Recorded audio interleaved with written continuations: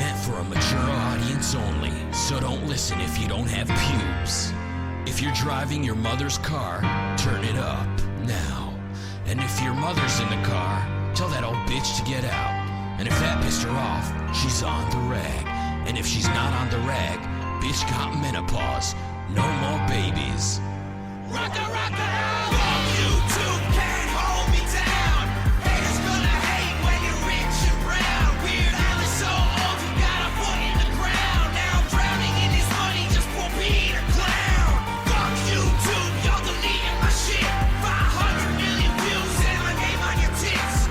Ruckus Knuckers made me the #1 hit. So if you ain't Ruckus Knuckers, you can suck on my dick. This the intro, bitch, before we come through your window. Fuck you with my fist while you playing Nintendo with your friends, yo. Send your money to me to get your refund when I bomb your country. I would be nice to you faggots saying that bit already. But DJ Not Nice got the media sweating. BBC reports racist videos are getting kids in trouble, but they won't mention my name in my obituary. Fuck you too, can't hold me down. Haters gonna hate when you're rich and brown. Weird Al is so old, you got a foot in the ground. Now I'm drowning in his money just for being a clown. Fuck you too, you're deleting my shit. 500 million views and my name on your tits. Ruckus Knuckers made me the #1 hit. So if you ain't Ruckus Knuckers, you can suck on my dick.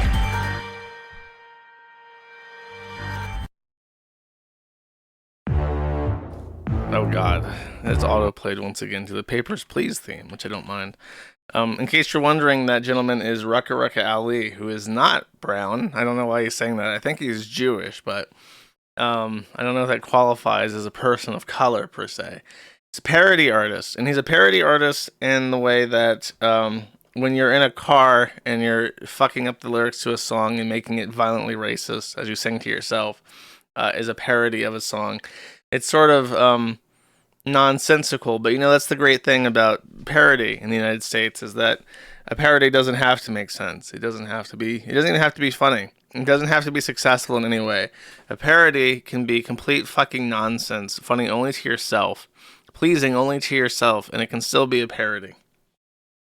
So his music has been a staple of the internet for like 20 plus years, I want to say. Maybe not quite 20 years, but I remember Rucka's videos, like literally, like the kids, when the teacher would walk out of the classroom, we'd all gather around the iMacs, the big old iMac computers that were like giant. They were like giant apple shapes with like a flat side that were like blue and had transparent plastic. And we'd gather around these and play Rucka Rucka Ali on it because it was funny, because he would say offensive words, and I just remember this very fondly because it was something that kids would share amongst themselves, as we did back in the day. Websites were made off word of mouth popularity in social situations, and now it's like the opposite. It's like social situations are made as a result of like the 3 websites that are allowed to exist. YouTube has always been kind of a pain in the ass to him because of his music, but recently his official media platform has been completely obliterated. So he had some kind of plug-in to like a central management thing. This is my interpretation. And what it does is it collects his tracks and it distributes them among streaming sites. So Spotify, Apple iTunes, and YouTube Music would automatically populate their list based off this company. And all at once, they were all taken down, which makes me assume that they were yanked by some kind of central authority that he had put his music into. And my suspicion is that last month, or maybe even 2 months ago, there was a guy called Shlomo Sheckelstein, I think is his name, which was the pseudonym of a German podcaster. And Shlomo wasn't actually like anti-Semitic.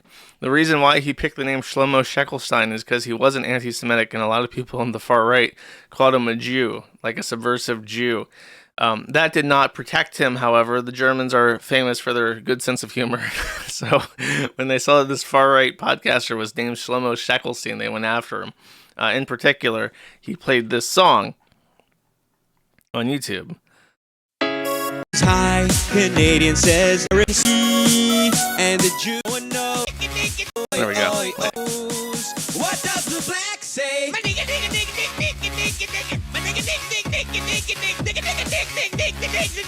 What the black say? Which is that's what I mean. It's just nonsense, but it's great.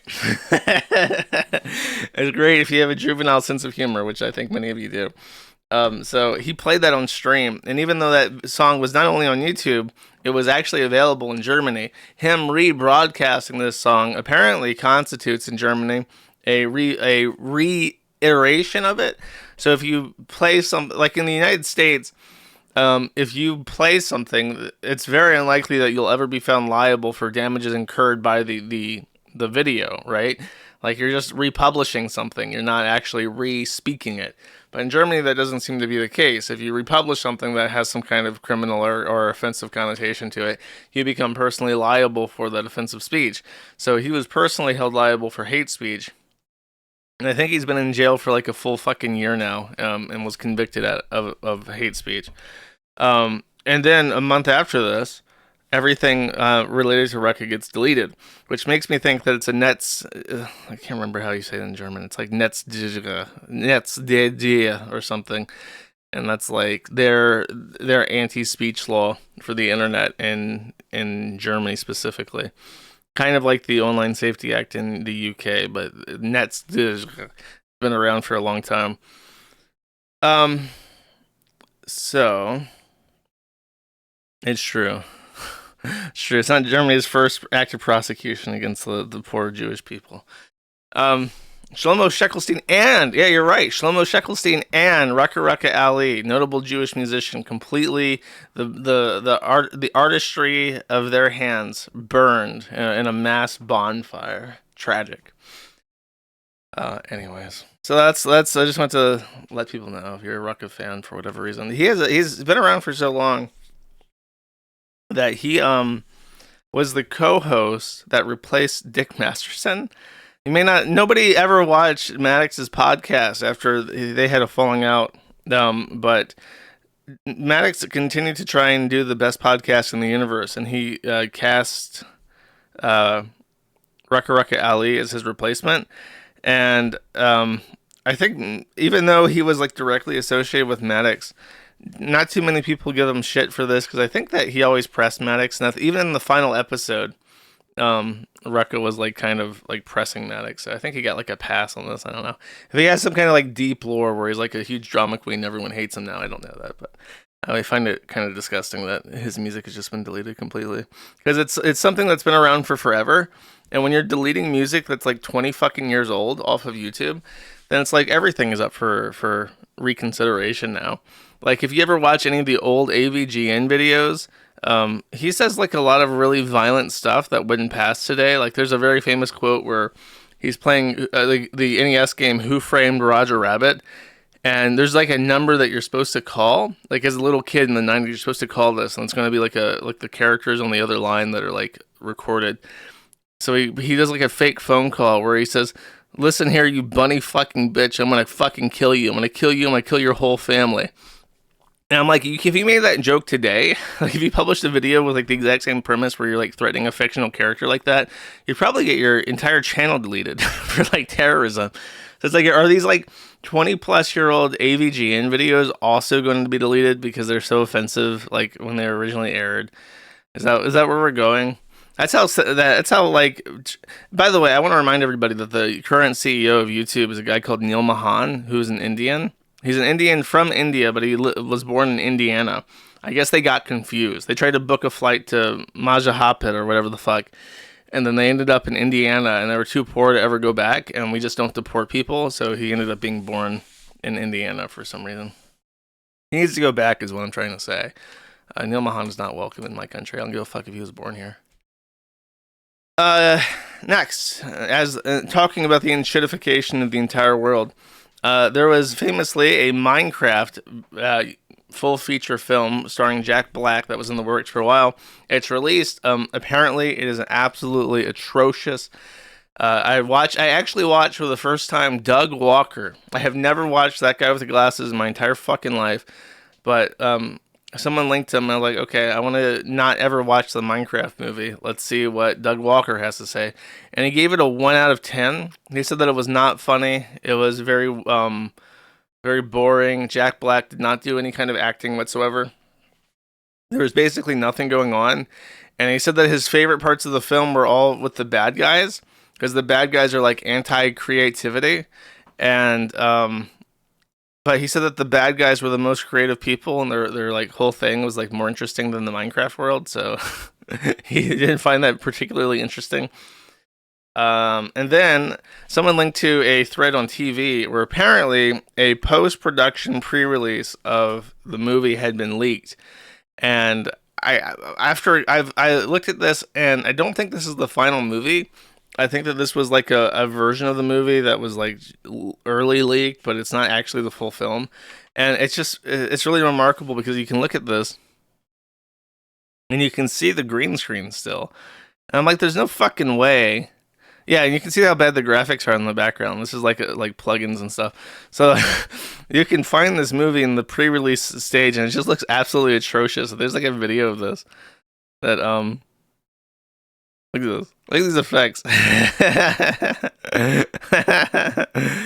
But I think this is like in the actual movie, so you get to see these scenes with the CGI fleshed out a little bit better. And it's pretty fucking tragic. So, and Jack Black couldn't even like lose weight for this. He just looks really fat. And it looks like Notch, actually. It looks like he, instead of playing Steve, he should be playing Notch. And then also the TV thread found this. This is the VFX crew. That what you just saw, these clips, courtesy of Amhijit Deepak Nawara, Abhishek Nitin Ladola, Aditya Agawa, Ajay Bishit, Akalesh G, Akshay Lil Adaha Pujare. Thank you, Mr. Pujare. Elaine Tay, Amarapatanch Ghosh, Ambalika Nandi, and Ambarish Ramanwar. And I think you get the fucking point. It goes on and on and on. So, big shout out to all of our listeners in India, none of you, for your contributions to American cinematography. We really appreciate it. Okay. And that's your slop update. Now we got to put on our serious pants chat. I have a very serious topic to discuss. A topic that I take very seriously every time. That, of course, is the English. You know how I am about the English and how important they are, near and dear to my soul. By the way, every time I talk about the English now, I get Angloids like, he's so traumatized by Vordrak that he'll never let it go. I literally cannot name a single good thing about England. And like, yeah, okay, Vordrak went after my entire extended family and called people I've never even met before a pedophile, and went after their jobs and got my mom fired from her company by trying to defame the CEO of the fucking real estate company. Like like a national level, massive chain, just found his personal number and threatened him over the phone. Like, yeah, that's a good reason to hate that entire fucking country. But there's more than just him. Like, right, here's the chief example I'll get to later in the stream, by the way. So here's Ofcom. Now I want to let you know I have never received a letter like this except from not even Germany. Like, this is so pretentious. Another reason I hate the English. And what I responded by just saying that I'm American, fuck off. However, I was solicited by a American attorney who has means in the United Kingdom to represent me in this specific issue, or more specifically represent the Kiwi Farms. So he wrote this long letter. It's on the Kiwi Farms if you would like to read it. I posted it on the Kiwi Farms Twitter if you don't use the site. And it's a very, very nice letter. People really liked it. It's a lot of like smug condescension, which effectively is the only thing that the British ever deserve to hear for any reason. But it's more legally grounded, and in particular, he asserts that the English should never contact me again, and that if they want to serve me, not service me. I was corrected. Someone left a comment that to serve somebody is to give them paperwork related to a lawsuit, and to service somebody is to get oral sex. So I'm not being serviced by the English, God forbid. I am being potentially served by the English. He instructs the English to not contact me except by something called MLATs. And MLATs is a Mutual Legal Assistance Treaty. Effectively, if the UK wants to try and enforce any kind of judgment against me in the United States, they have to communicate that decision to the Department of Justice, and then the Department of Justice will do whatever it's going to do. And in this government, the likelihood of the Department of Justice actually doing anything against an American citizen for speech-related offenses is none whatsoever. So that's why he's saying that. This guy, by the way, has contacts with the House Judiciary Committee, and he's actually received replies in regards to this because there is concern because our tech industry is very important. Like, it's not just the Kiwi farms. I'm now lumped in, very thankfully, in the same boat as Google, Microsoft, X, who is, of course, very important to the president at the moment, and other big tech companies. Nobody in the United States wants to deal with this fucking bullshit law. So the U.S. government is engineered towards telling the British to fuck off. This is not the first time. I might have mentioned this on my last stream, but I'll say it again. That in, I want to say 2009, there was a crisis where what would happen is the UK is so bad in terms of its speech that other people from other countries will go to the UK and sue for defamation in the United Kingdom and then try to bring in another foreign party. So this is a foreign party suing another foreign party in the United Kingdom for defamation or some other bullshit offense. And then they get a judgment because, of course, that person doesn't pay money to show up in English court because why the fuck would they? Then they take that judgment and they try to enforce it. And a lot of countries actually would enforce these judgments, including the United States. And after this happened a few times, it's called defamation tourism or something. It's like something tourism, legal tourism. So you had all these people, like you would have Russians suing Americans in the United Kingdom and enforcing foreign anti-speech verdicts in the United States. So after this happened to a big enough client, the government passed a law called the Speech Act, and the Speech Act effectively means that no foreign judgment related to speech that would not pass the muster of American courts cannot be enforced in the U.S. So if you, like for instance, another topic I'll be talking about was a defamation lawsuit, and that defamation lawsuit was so offensive that it might actually be applicable in the United States, but random bullshit like the Speech Act is not. So this is a criminal issue, so they might pass a criminal equivalent of the Speech Act in the United States now.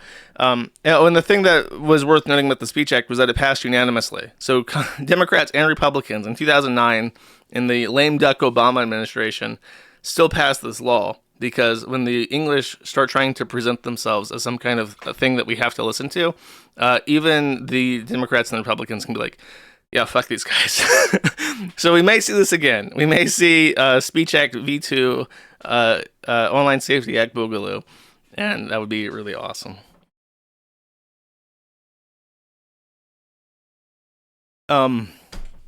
However, it may not even reach that point because apparently, allegedly, the Trump administration has made the Online Safety Act a part of their tariff negotiations. So Donald Trump has raised tariffs on the entire world. A lot of people got angry about this, but the tariffs that he raised are actually just mirrors of every other tariff.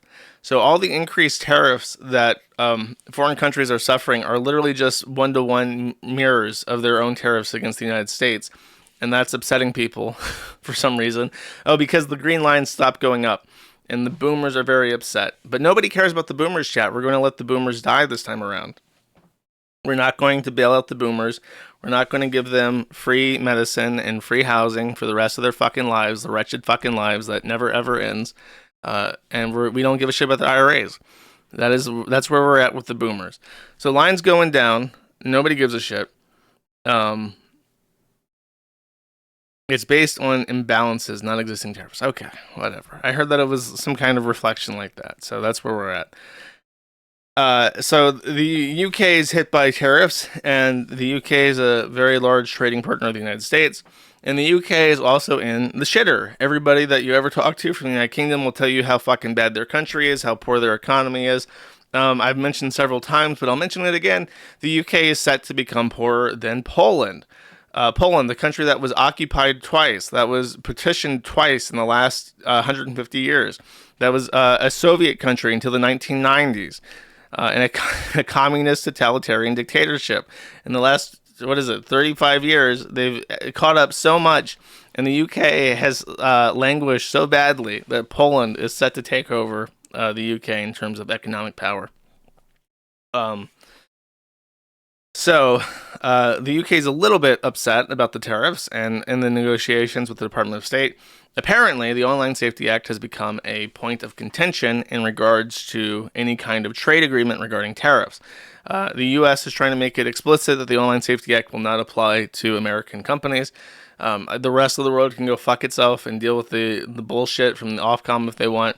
But the U.S. is being pretty explicit about this. We do not want to deal with your fucking garbage. Though I would like to see this in law because, like, I don't want this to be, like, overturned later. And then I have to deal with the British. That would suck. But this is upset the English. Don't weaken online safety laws for U.S. or UK trade deal. Campaigners urge. Child safety campaigners have warned the government. I can't even get a sentence into this because I'm just thinking, like, this is like the most retard fucking law ever made ever.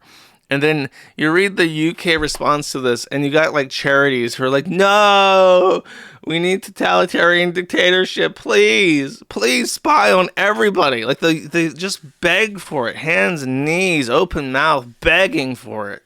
And it's like, what is wrong with you?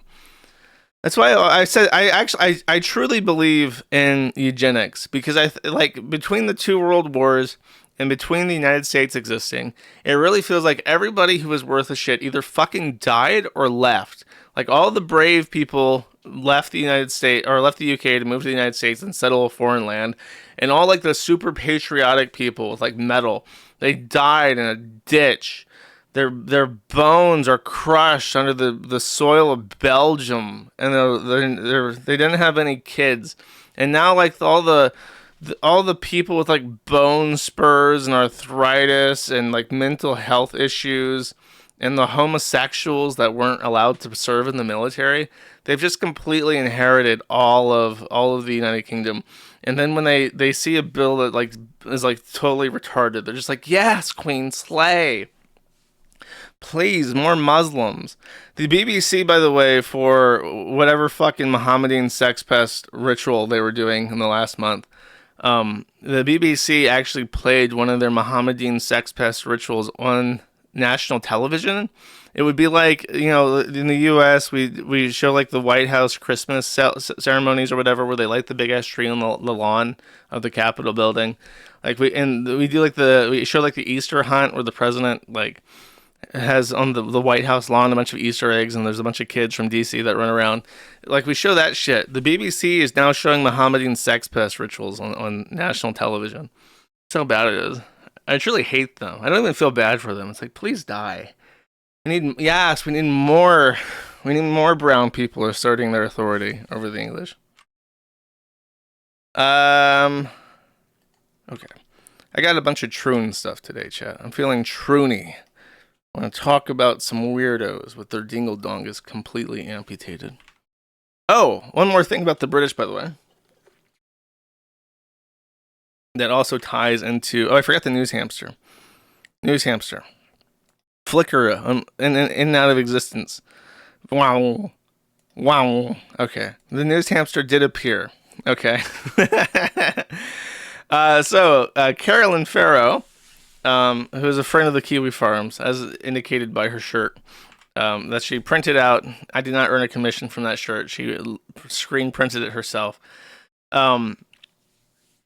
She posts on the Kiwi Farms under one account. The account is verified, has her name on it as her only account. And she posts about this fella named Adrian Harrop. Harrop is a weirdo sex pest tranny. He was convicted of trying to bugger young boys, if I remember correctly, in the 1990s. There's a newspaper article about his adventures and his exploits towards the young men of the United Kingdom. And when you say this, he gets very, very angry, and he sues you pro se. And the issue is that he actually is he's like another Vordrak. He's like a master's degree in law. He might even be a real solicitor. I'm not sure. So when he sues you, he has the capability to survive initial spell tests and get to the expensive part of a litigation. And in the United Kingdom, you basically never get pro bono representation because there is effectively unlimited downside to representing somebody in the United Kingdom for free, because you can't leave the case and you can't really recoup your costs, so you're just stuck. So the chances of getting pro bono representation are very, very limited, which is why someone named Sonia Poulton, I'm aware, is dealing with Vordrak in another defamation lawsuit. And Vordrak has been suing her for years over some bullshit. And he has a master's degree in law, but he's not a solicitor. He'll never be a solicitor because he's an insufferable faggot, and everybody who's ever met him hates him. So he'll never, because in the UK you have to intern as a solicitor, you have to apprentice as a solicitor before you can become one, and the spots for solicitors is very, very competitive, so only like the best of the best get an apprenticeship to become a solicitor in the UK, and Sammy is not the best of the best, so instead he spends his time suing random women for offending him and hurting his feelings, as he did. He once sued somebody for hurt feelings. That's a tort in the UK that can carry a multiple $1,000 civil penalty. So he's suing for hurt feelings, I think. And she's representing herself pro se because she doesn't have any money. And Vordrak is still losing this case, from my understanding. Anyways, so Carolyn Farrow and I think somebody named Legal Gengar, I don't really know who that is, but I think he has a farm account too, is being sued by the Sex Pest Tranny for defamation. In London, I think. I've been asked to assist with this by Legal Gengar because there's a post. Effectively, somebody posted Adrian Harrop's credit score, and it's really low. And Adrian Harrop is like alleging that this is like hacked or something. Someone like they are hacking him. It's fucking nonsense. Yeah, Matt. Like if you live in England, I pity you. It must suck. You can just, if you marry, you just have to marry an American. You have to get the fuck out of there. Come to the U.S., but only if you're white. Gengar the Pokemon, yes, that's their like they did like commentary, I think, and their handle was Legal Gengar because they like Gengar, and they talk about legal stuff. Okay, next. If any Americans want to marry crispy legs, they don't specify gender either way, so I guess it doesn't matter. If you're an X for X, hit up crispy legs. We are staying until the bitter end, never surrender, bro. You and your kids are gonna get stabbed, and the government won't even prosecute the offenders because their official sentencing guidelines is to punish white men more severely. Like, you have no weapons. You have no muster. You have no organizations that actually represent you. You have no political parties that are allowed to exist. You can't wear uniforms in public. It's like the only thing that could save you is an American D-Day on the shores of Cornwall and a very slow and aggressive push north until all the fucking mosques are burned down and all the fucking Jeets are deported and all the fucking Arabs are sent packing. Like, that's it. That's the only thing. We need a supervised satellite state of the United Kingdom, or nothing will ever get better for you. You have zero capacity to enact change in your country. No, I'm being real. I'm not seething. It's so weird how this is like, I don't care. Like, the British are just like the most insufferable people ever. It's like, I'm just explaining to you why your situation is hopeless and you're going to be fucking murdered by Arabs. And you're like, oh, you're seething. Why? Because I said the truth? I'm seething? Like, how do you even talk? Like, it's like, in code, when you have like an API is just like a way to communicate between two programs.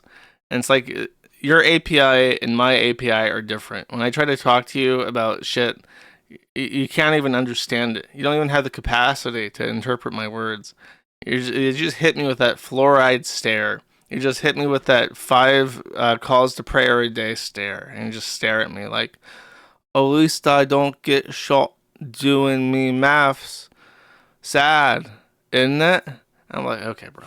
That is an unexpected response. You did not reply to my request correctly. I see that we have a failure to communicate, and I'm terminating my connection to it. Okay, let's talk about another tranny. This is Vivian. Ugh. I guess named after Vivian James. This is Elon Musk's oldest son, who trooned out due to a lack of paternal oversight. And this is a 2-hour-long conversation with Vivian and Hassan Abi, the Turk Roach. So Vivian has been doing a humiliation ritual on their father by talking to Teen Vogue and then to Hassan. Basically to say that Elon sucks. In particular, he says that Elon never worked in his presence. When he was a child, before he and his mother split, he never saw him work. And the only thing that he would do that was work-related was call people on the phone and then scream at them to the point where he would become scared. Elon would be screaming on the phone so angrily that Vivian would shake in their boots as a mere child. That's one of their allegations. Now, if you look at the background of Vivian's room, you may think that Zaire lives in a very shitty apartment. If it looks a little bit weird, it's because Vivian's in Japan, chat. He denies being a weeaboo. In fact, he says that he tries to desperately avoid the topic of anime while in Japan because he does not want to be seen as a weeaboo. And he says that in Japan, there is a what do you call it? It's like a widespread misconception, but it's not actually false. It's like there's a stereotype that anybody white in Japan is just a gross weeaboo. This is what he literally says. And he says he tries very hard not to ever talk about anime to anybody because he does not want to be maligned as one of these gross Westerners that only come to Japan because they love anime. He's there studying. He says that he likes the Japanese language and he really likes Japan as a place to live. So he's studying the language and he has to return to the United States in 2 weeks after this was posted. And he's really afraid of going back because he likes Japan's public transportation and he thinks that the United States is a depressing place to live. That's what he said. I think there's more. I have notes for this actually because I took notes. Believe it or not, chat.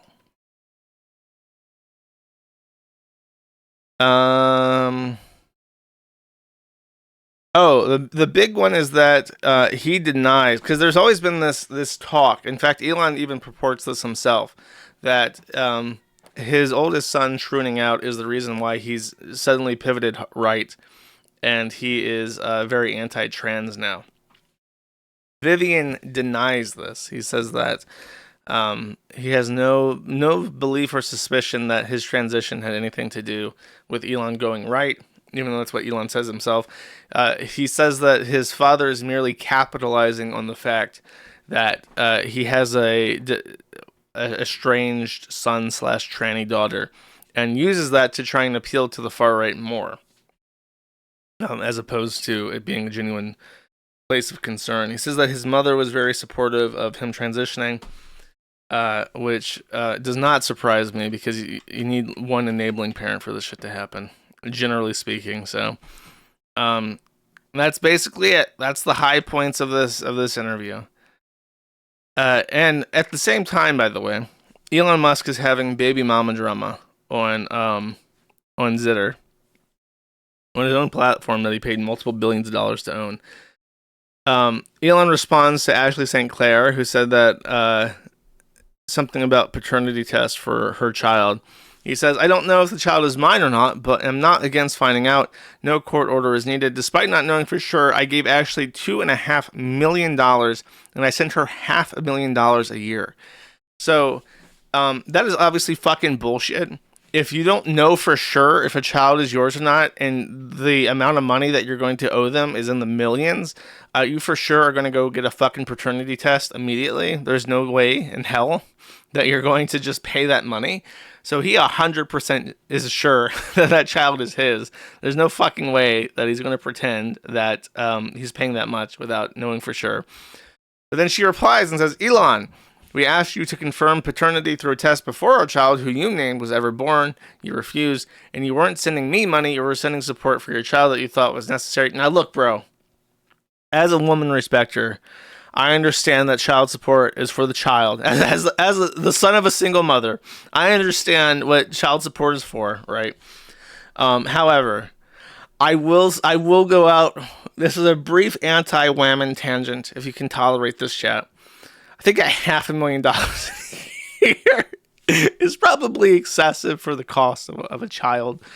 A little bit much. If I had to wager, I would wager that little X the second is not sleeping in a golden crib, sucking on a golden pacifier, and eating only milk from like wet nurses fed a diet of like the purest foods on the planet Earth. I have a feeling, an inclination that some of that money is being used to enrich oneself as well.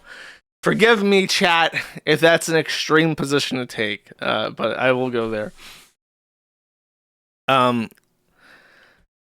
You were sending support for your child that you thought was necessary until you withdrew most of it to maintain control and punish me for disobedience, but you're really only punishing your son. It's ironic that your last effort in court was to try and gag me while you use your social media channel you literally own to distribute derogatory messages about me and my child to the entire world.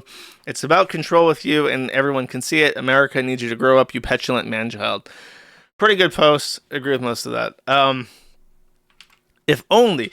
I just have this thought. This niggling little thought in the back of my mind, chat. That Elon Musk could avoid many of these issues that he's currently facing with various baby mamas and a strange woman with tranny sons. I feel like this could have been avoided if there was some kind of thing. I don't have a name for it, where it's like you just take like one dude and one chick, right?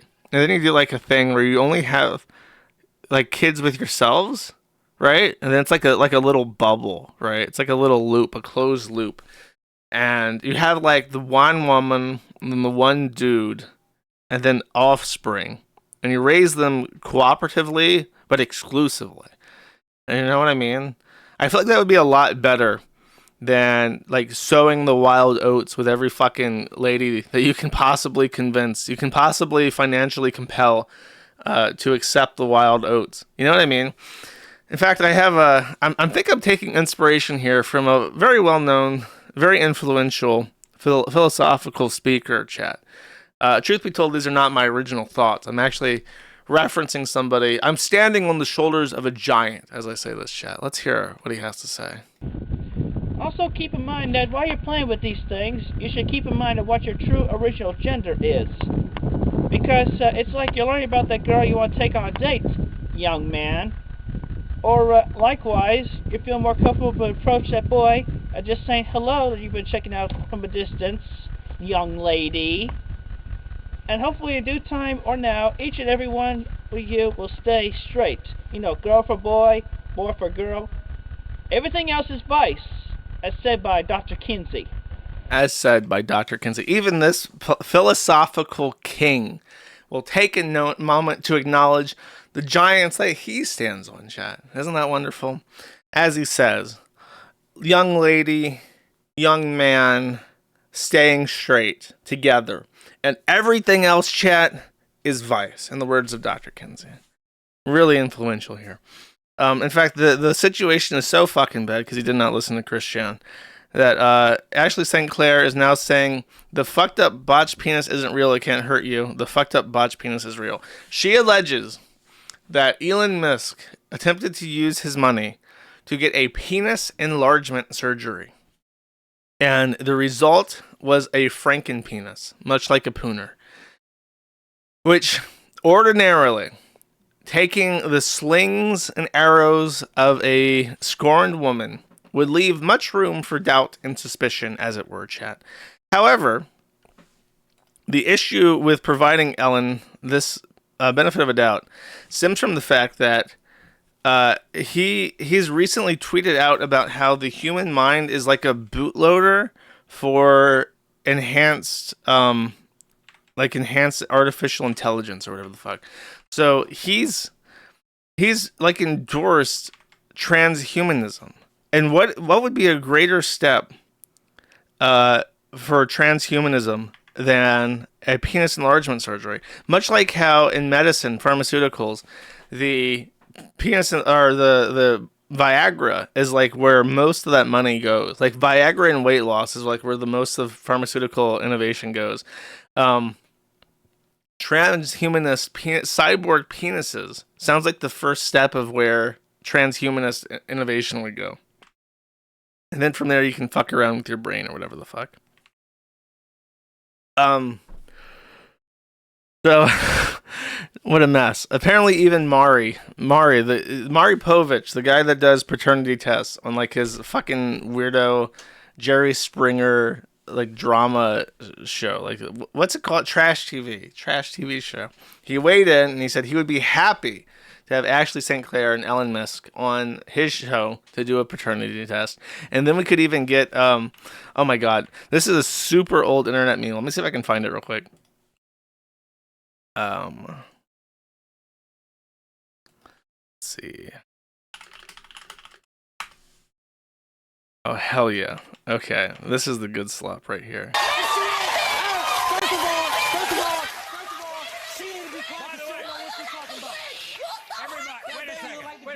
This has been a very serious drama, okay? And so this could be Elon Musk over here where the black man is sitting, and Ashley St. Clair could be over here where the white trash is sitting, and we could get a little bit of this. Is that right?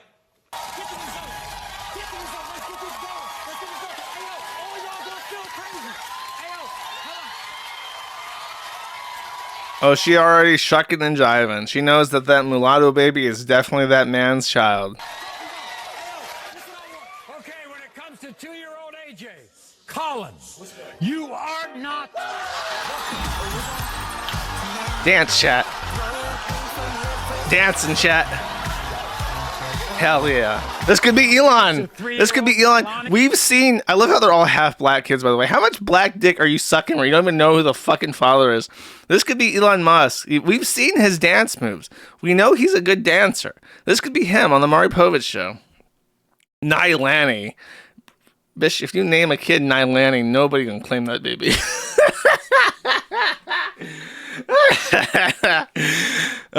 Good stuff. I feel alive again. I feel a little bit sluggish this morning, but now that I got to see some trash TV, I got blood pumping in my veins again.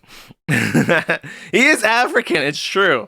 It's true. What more could you ask for? That is all you need. That's the chemical X for a Mari Povich episode. We just need an African American gentleman. Okay. Next. So I know that we love hearing about weirdo penises and trannies. I got just the stuff for you, chat. I got just the stuff for you. I trusted an endocrinologist that was a little bitch I should not have trusted. Okay. Is it okay if I get a little bit TMI? Just for a moment. Is it, chat? Part of your hormones and stuff is your energy levels and your libido, your drive, your drive for sex, the human inclination to procreate, your mating instinct, your whatever you want to call your how hard your cock gets, pretty much, right? How often? So I was talking to my doctor when he asked about that. I started to realize that, oh shit, mine's been low for a hot minute and I just didn't realize. And he said, oh, what you should do is come off of some of your testosterone blocker. I went, oh, that makes a lot of sense. Higher testosterone, higher libido, higher energy levels. What a great move. Also, doctor says, you probably don't actually need to be on progesterone. You could probably come off that. You probably don't need it at this point in your thing. Also, your levels are fine, but you don't need to be on this amount of estrogen. You could bring it down a bit. Maybe try a little less patches, right? Also, chat is immediately reacting to this. I didn't know. Oh man. So, dude, someone in chat said tricked by an endocrinologist, but wants to sell hormones to children. That's so funny, and you're right. This guy, in case you don't remember, he's also English. Speaking of the English and my endless admiration for them, and he's starting up a nonprofit to try and help young trans youth get access to hormone replacement therapy as inexpensively as possible. So he's so bad with his own hormone replacement therapy. And he's basically just winging it and like fucking with his dosages and shit. But he thinks that he has the necessary experience and expertise to start up a foundation for the sole explicit purpose of getting hormones to kids. Isn't that funny? He said, up testosterone, lower estrogen, off of progesterone. And I went, okay, that sounds good. Let's do it. Holy mother of fuck, that was a bad idea. That ruined a month for me. Holy shit. Did not raise my libido at all. Dude, I was watching NSFW content one day. I only thought about this like days later that it was strange. I didn't even think about it at the time. I was watching some NSFW content, not on the phone stand, just in my head. Shut up. Anyway, I was... and I got bored and did something else. I started fucking with my camera. Imagine your jock in your penis. And, you know, you just go, I'd rather work. I'd rather fuck around with this thing. I'm gonna take this apart and put it back together again. So if you don't know, this guy does OnlyFans, and he also does OnlyFans with like a poly relationship. So he's complaining at the beginning that his dick doesn't get hard anymore. He's got a floppy dongus. He can achieve half chub tops. So he went to an endocrinologist to talk about his libido, and then he went off of his hormones, his testosterone blocker, and his hormone therapy, like his estrogen implants, and it didn't raise his libido at all, and probably would cause him to have like a fucking nightmare existence because his hormones are in flux like that. So then he goes back onto it, and like in his day-to-day life, he's just such a passive gooner. He just opens up the porn and just starts like touching himself like at random, to the point where he does it when he's not horny, which is kind of strange. Like, okay, a guy gets horny and then he masturbates, but for this guy, he like starts masturbating before he's horny. Like it's such a part of his. It's like when I have time to kill and I'll watch like a YouTube video about like guys playing Hearts of Iron 4. By the way, one day I'm gonna sneak into a Bakongan stream. I'm gonna sneak in, and he's gonna have to take down that stream when he realizes that I'm in it. I've snuck into one of his streams. But it's like I like doing that. But for this guy, like instead of watching like YouTube slop about like whatever the fuck, he just like watches porn, and then he realizes like, wait a second, I can't even get hard anymore. So that's funny. That's funny to me that he's sterilized. But now you know why they go insane. Like he has no erection, but he must goon. So he's like in the state of suffering where he's lived this goon existence where he is like in a permanent state of gooning. And now he can't goon anymore. I bet you in the next like 3 years he's gonna start filing defamation lawsuits in the United Kingdom. I think that's how it goes. It's the goon to troon to litigation pipeline, and he's already halfway down that slide. There's no stopping it now. The momentum's already behind him. One day he'll be working on software and suing somebody for defamation pro se. I think that's how it goes. Sucks to suck, I guess. Suffer. Speaking of suffering, okay, this is Bo Blacks, and I want to be brief because I guarantee he does the I'm a stupid faggot. Here's some embarrassing information about me. Please don't make fun of me. Crying Wojak thing, where it's just like he constantly reveals information about himself that's completely unnecessary for people to know, and then cries about when people make fun of him. So I think he does this on purpose at this point. But this is pretty funny. I'll play like a second of this. You ready? And with Nintendo Switch Online Plus expansion pack, Yes, new shit. you GameCube. can enjoy a new membership GameCube. benefit exclusively GameCube. on Switch 2. GameCube. Please take a look at this. Finally, after years. Dude,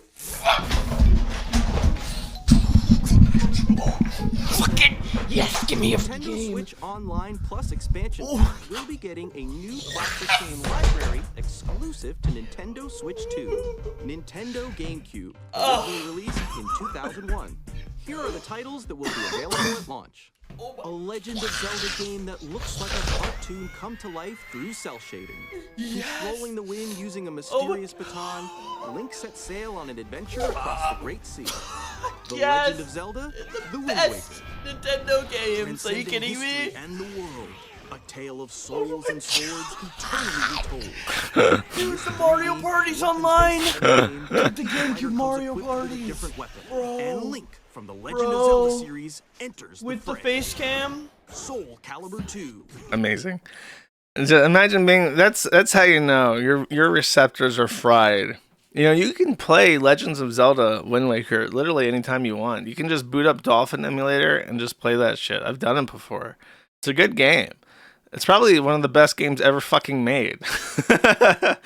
Like, I think of all the console, especially console games. I think like the games, the two games I remember the most fondly from my childhood are Legend of Zelda Wind Waker and San Andreas. Like, I really enjoy those games. And then that's not including RuneScape, which I found after. And then I never played console games ever again because I was on a computer. But those are the two best games ever. No, Wind Waker is cell shaded like a Western cartoon, bro. Come on. Cool. San Andreas is great. I think San Andreas is more fun than GTA 5. I'm gonna be real with you. And then there's another update in regards to poor Blow Blacks. I think. Who is this? Oh yeah, I see. I'm tweeting out. I see that. Oh, this is like a. I don't know who this guy is, But I but feel retarded for messaging him. his tip goal is $0 out of 100. Yeah. Okay. So everyone knows the saying. Yeah. Everyone knows there are core documents. Yeah. The bank's foreclosing on Bolex's house. They're taking court services online. It's a certificate of pending litigation. It's little Josh. Okay. I don't know who this guy is. I guess it's Lumpy Willie. And he tweeted this at Nick the Oreo. The gist of this was, I thought he would show something, but he did not. The gist of this was that Bo Blacks is in foreclosure. He's losing his house. And I think that the party foreclosing on him is his own parents. So I think what's happened is that he is now so destitute because he does nothing but goon, and he lost his entire YouTube career. But he had his parents fork him out a house and like sign their name on it. And now that he's not paying them, they're foreclosing on it so that their green line continues to go up. As a boomer does. He trusted these fucking boomers, and now they're going to stab him in the fucking neck and take all his shit. That's what he gets for trusting the boomers, to be quite honest with you. I'm happy that his attention-seeking habits have resulted in material consequences for him. That is funny to me. Speaking of material consequences for bad people, I'm just like, I feel like I'm just stepping on absolutely everybody I hate right now. I just got like a bunch of troons lined up, and I'm going stomp, stomp, stomp. Oh, that guy sucks. Stomp, stomp, stomp. Yeah, fuck you too, buddy. And now I got Keffels. So bam, bam, bam. Time to eat shit. So Keffels has returned to streaming to my delight, because now I get to watch him suffer. He announced his stream, and then he did 2 streams. And then it posted this. He says, "No stream today. I need to decompress. I'm going to be a lot more honest with you all going forward about where I'm at, what is happening, and where this community is heading. I just started a new antidepressant 2 days ago, and I'm going to need some time to adjust. I'm currently dusting off OBS, reorganizing the moderator chats in case we ever have to deal with hate raids or harassment again, and making sure both myself and this community stays a safe and positive place to be. I plan to stream at least 5 days a week. 5 days of Keffels content a week. I can't fucking wait. Number 1 Keffels fan here. Eager for the Keffels content. Spelled with a K. a lot of chatting, gaming, and reacts when it's stuff that's genuinely fun and not just live coverage of the world burning. We all know how much the world is fucked. We could all do with a break from that. While I was gone, I was working on my mentals. I've been seeing a psychiatrist. I just started therapy with a psychologist. And see, that's like when you don't know the difference between a psychologist and a psychiatrist, so you just like multi-track drift that shit. Like, yeah, I'll take one of each, I guess. Sure, it's the British taxpayer paying for it, right? Right? Okay, yeah, it is. Okay, great. I'll take one of each.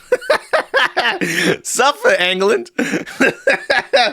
Pay your taxes so that this Canadian tranny living in Northern Ireland can get a psychiatrist and a psychologist. Suffer. Let's see. In my absence, I went through a diagnostic test for post-traumatic stress disorder. The test was about 90 out of a diagnostic cutoff of 30. I scored an 88.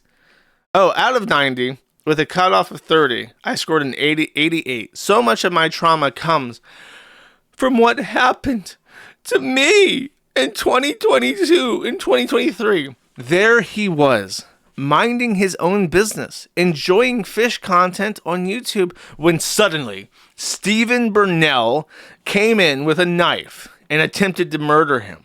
Thankfully, in an act of valiant self-defense, he managed to deplatform Destiny before he could strike that fatal blow into his neck. However, he had an accomplice. The Kiwi Farms rolled up, to which Queen Kefals valiantly poured out a Sturmgewehr and just opened fire in self-defense through a crowd of people. Absolutely necessary to protect his own life. That is the realistic timeline. Unfortunately, the weapon was so loud, and the screams of all those evil people trying to kill him for no reason were just so traumatizing that he now has a 1,000-yard stare, chat. I still have nightmares about it. He just has nightmares about how Stephen Burnell broke into his house. It's time to stream, chat. That scared the fuck out of me.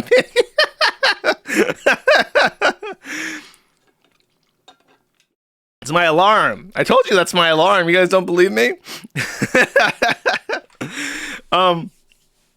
Let's see. Okay, so he has nightmares about Steve Burnell, right? And a lot of things that are relatively benign give me flashbacks and send me into panic, feeling like cops are going to arrest me at gunpoint again. Dude, I like to imagine that this guy... What's the name of that big chain that's in Ireland? I've been there. I should remember this. It's not Lidl or Aldi. Grocery. Is it Greg's chain in Ireland? Super Value. That sounds right. So he goes to the Super Value. Oh, Tesco. That's what I was thinking of. He goes to Tesco and he's shopping around, right, for the fruits and veggies. And he sees a kiwi. The kiwis stand, fresh kiwis from New Zealand. And he's like, ah! Ah! LaGuardia. Sorry, LaGuardia is the regular Ireland, not shitty Ireland. Whatever the equivalent, the constables could be coming. The constables could be here, he thought. Constables could be anywhere. Just the sight of the fruit sends him into fucking hives. He could die at any moment. It's tragic, really. Because of that, I am not on social media. I delegated running my socials to someone in the community who will not be named to protect their identity and safety. I told them to forward messages of support to me and respond positively to those who still care about me and want the best for me.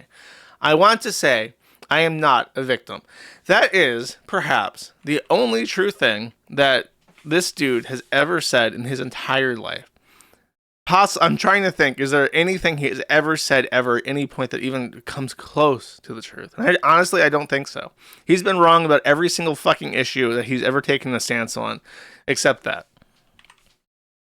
Many of the problems that happened before I quit were self-inflicted. That is true. When I get triggered, I go into fight or flight. He sees the kiwi and just starts smashing it. Die! Not this time. He's like, he grabs a broom and he's holding it like his Sturmgewehr. He's like, he's like clutching it like it's his gun, like it's his last stand against the kiwi fruits. When I get triggered, I go into fight or flight this, and I don't know what the next part is. blah blah blah. Yeah, this guy clipped this, got to this paragraph, cut it off, and was like, I cannot fucking be bothered to scroll down a little bit and archive the second half of this post, because who gives a shit? It's not like this is ever going to be right on a stream or something. Kevin says, so I opened Twitter, saw a tweet with 1 like being mean to me, had a flashback, heart rate spikes to like 150. Love it, sis. If I could have ordained a future for Queen Kafals, I think getting triggered over a tweet that nobody even fucking saw is perhaps exactly what I would have selected for you. And the British taxpayer.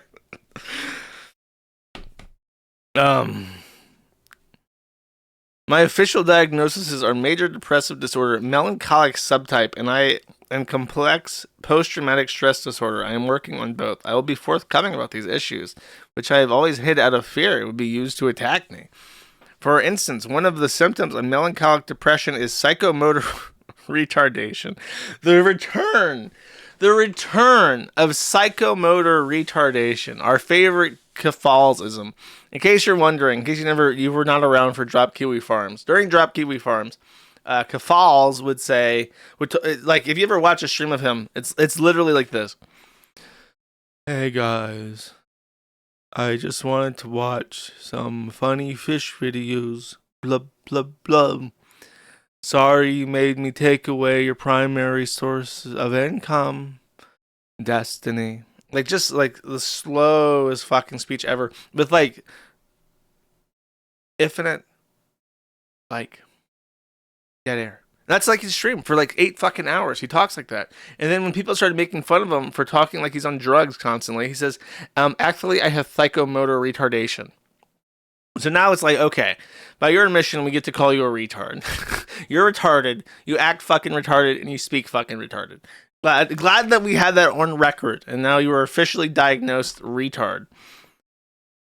Which I was ridiculed for, and which Mutahar mocked me on Twitter for. Yeah, because it's funny. Which is why I will never watch his video or pretend he's a good actor trying to expose the truth. I talked about a serious problem I deal with. Depression runs in my family. My grandmother killed herself. My great-grandfather killed himself. My cousins have attempted suicide. If you mock me for talking about this, fuck you. Is that really the appropriate action to take? Like, there are many depressed people in the world who don't get made fun of. The issue is that you go online and you cause problems and then you talk about it and you plead for sympathy. This is the Catholic cycle. He did this continuously after Drop Kiwi Farms. He would act real fucking smug, real fucking tough, go online, fuck with people, start problems, act like it's the end of you. And in fact, if you go to his fucking YouTube channel, and you search Keffels for some godforsaken fucking reason, I think you only have to scroll just a little bit to see the Drop Kiwi Farms stuff. Let's see. 2 years ago. Let's see if it's there.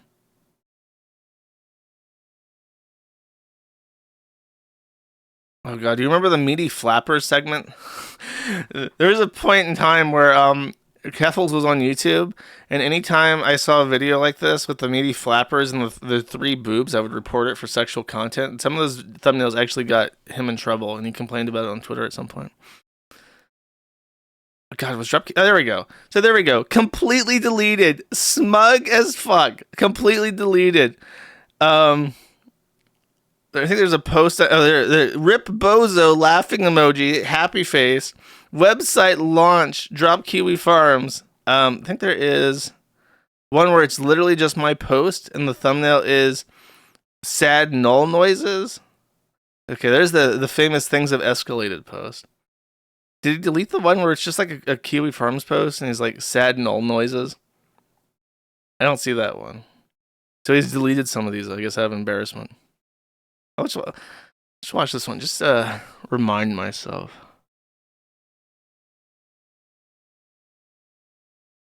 Oh, there's Ricada. I think this is it. This is the one. Kiwi Farms is dead. We won. Let's see.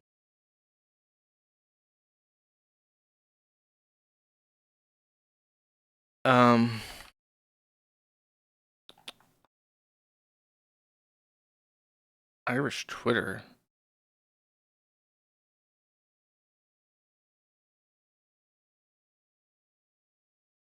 It's like this. Let's just go to a random point. I hear them smugly preen about this. This is my post. Yeah. Josh Moon watches his empire crumble. That's the name. Keffels wrote this. Keffels wrote this as a manual chapter title. Shall we take a look? Oh, I need to read this. I've saved all of this for the stream.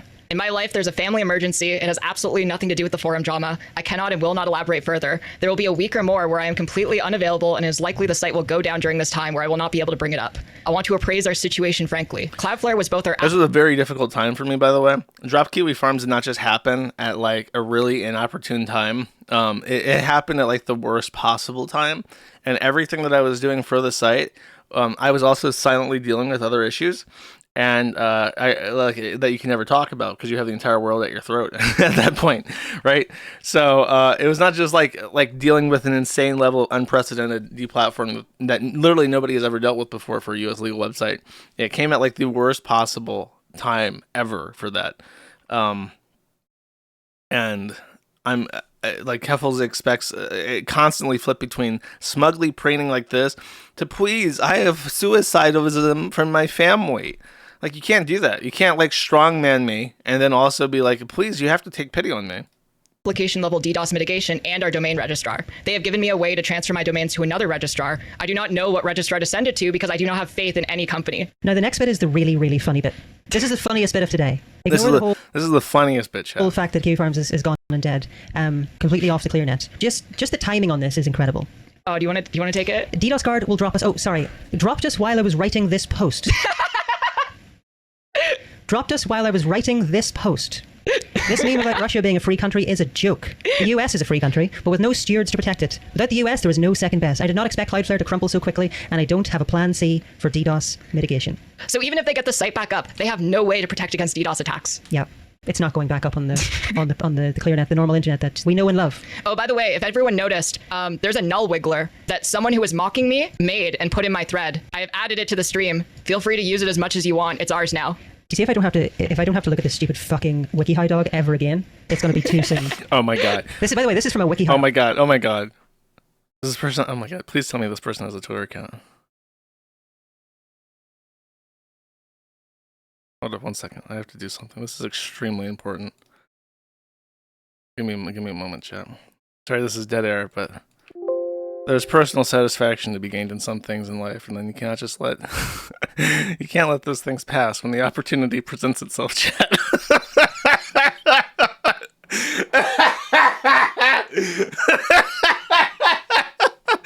Suffer, Bull Dyke. Oh, he blocked me. He already had me blocked. You'll never see it. Wait, hold up. There's got to be some way to do this. Okay, he's like 3 sites. Hold up. Oh my god, his website's spewing out fucking PHP. His website's just spewing out fucking HTTP errors. It's like in Japanese or some shit. What the fuck is this? Is this like a... What the fuck? Snail van at snail.gay. How do I... Is there no contact for this? I want to send this person an email. How does this person not have a fucking email address on their own site? So he like streams in this like snail van throughout the UK? Is that like his whole shtick? This person knows that I'm going to send them this fucking dog as soon as I can find a way to do so. Oh my god, there's so much shit. This guy's like obsessed with this fucking cat. Okay. Why does he not have an email address? Okay, he has a Dictor, a TikTok, and a Discord. Or does he have like a business email address? Hold up, let's see this. There's like usually a business inquiry. Oh, I have to sign it. Okay, give me a second, chat.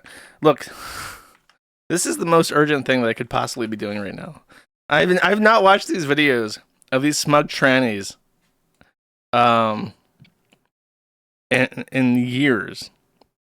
I was just reminded, because I want to remind people that he presents himself as the most sympathetic person ever. Like, oh no, I have psycho mode. I'm retarded. I'm literally fucking retarded. I'm just fucking retarded, and I'm like sad. And you know, if you're bullying me, I'm gonna commit suicide and blame you for it. And it's like, I want to remind people that at some point in time, when the trannies had the upper hand, they were very, very not gracious about it. Hello everyone and happy trucking. Okay, this stream started playing. It literally scared the fuck out of me because I just heard a sudden cat meow sound. And that was traumatic. I now score 88 out of 90 on the PTSD score.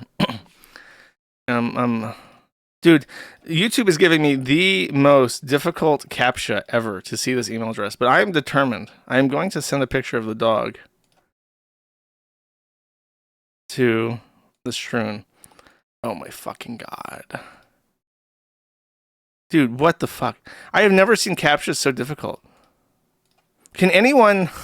Look, go to Ellen from now on and tell me what the email address is in chat.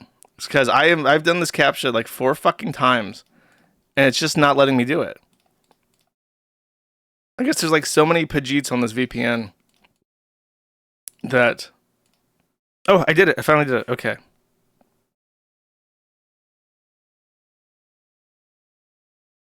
When I submit it, I don't get the email address. Can anyone give me this fucking email address? Like, it's just not letting me do it. I'm not doing your job. Fuck you. Chat.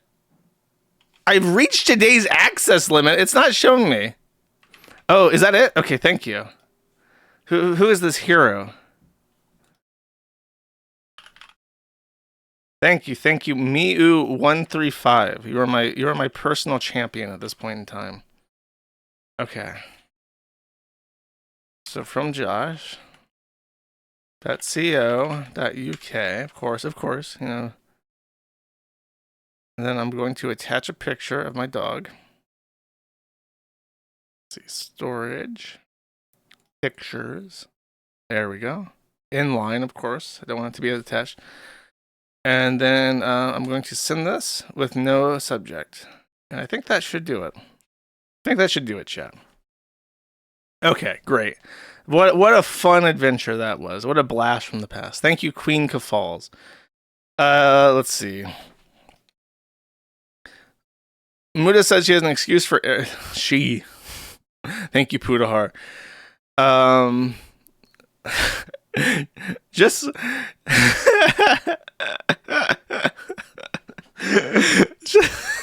just why are you coping about this still? Why are you in your Discord surrounded by maybe 20 people tops talking about how you got made fun of because you called yourself a retard in the middle of like international internet drama, and like you're like, it's been 3 fucking years. Why haven't you gotten over this? Why are you how have you been traumatized by Pudahar calling you a retard? I don't understand. Sorry, I just got mad. It happened to me too once. This isn't a joke. This is my life. These things are not mutually exclusive these days. This is what I have to deal with. You old cowards don't even smoke crack. What's up with that? As someone who has smoked crack, I agree, but I only smoked crack once because I lost my crack rock. Hank, my Roomba ate it. This isn't even a joke. Bossman Jack is even in the art of smoking crackarooski crack rocks. You're not even good at that. Even at smoking crack, Keffel sucks. I have heard of Bossman Jack losing weed nuggies in his carpet, but he has never lost a crack rock in his carpet, chat. So even when it comes to smoking crack, he is subpar and insufficient. Awesome. We watched that. Oh, there's the screenshot of that. Sad null noises. Yeah, very sad. It was a hard time.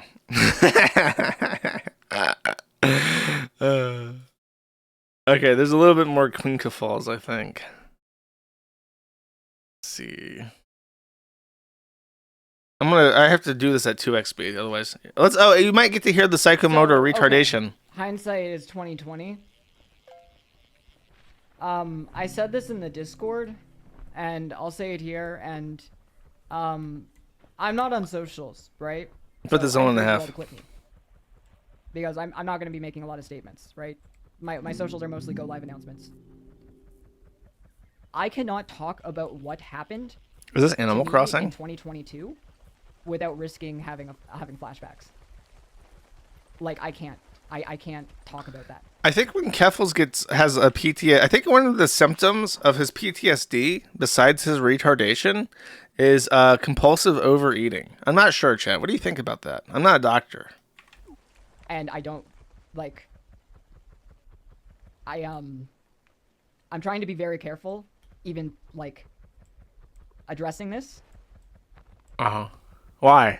What are you afraid because, of? Like I don't want to have to like end the stream. Mm. It's very raw. Dude, the tranny that made this fucking Animal Crossing fishing game does not know what the fuck you in Unity. You can drop in shaders that create outlines, and you can create outlines around characters so that when a brown fur character walks on a bridge, it does not consume their entire soul and entity completely. Like you can literally just download these shaders and drop them into the game engine, and it will automatically make your game look better. You can just do that for free. I still have nightmares about everything. It's very hard. It's why I have to see a psychologist every week. Like I'm very India simulation. Yeah, Chat's not a therapist. I have a therapist. Like it's just like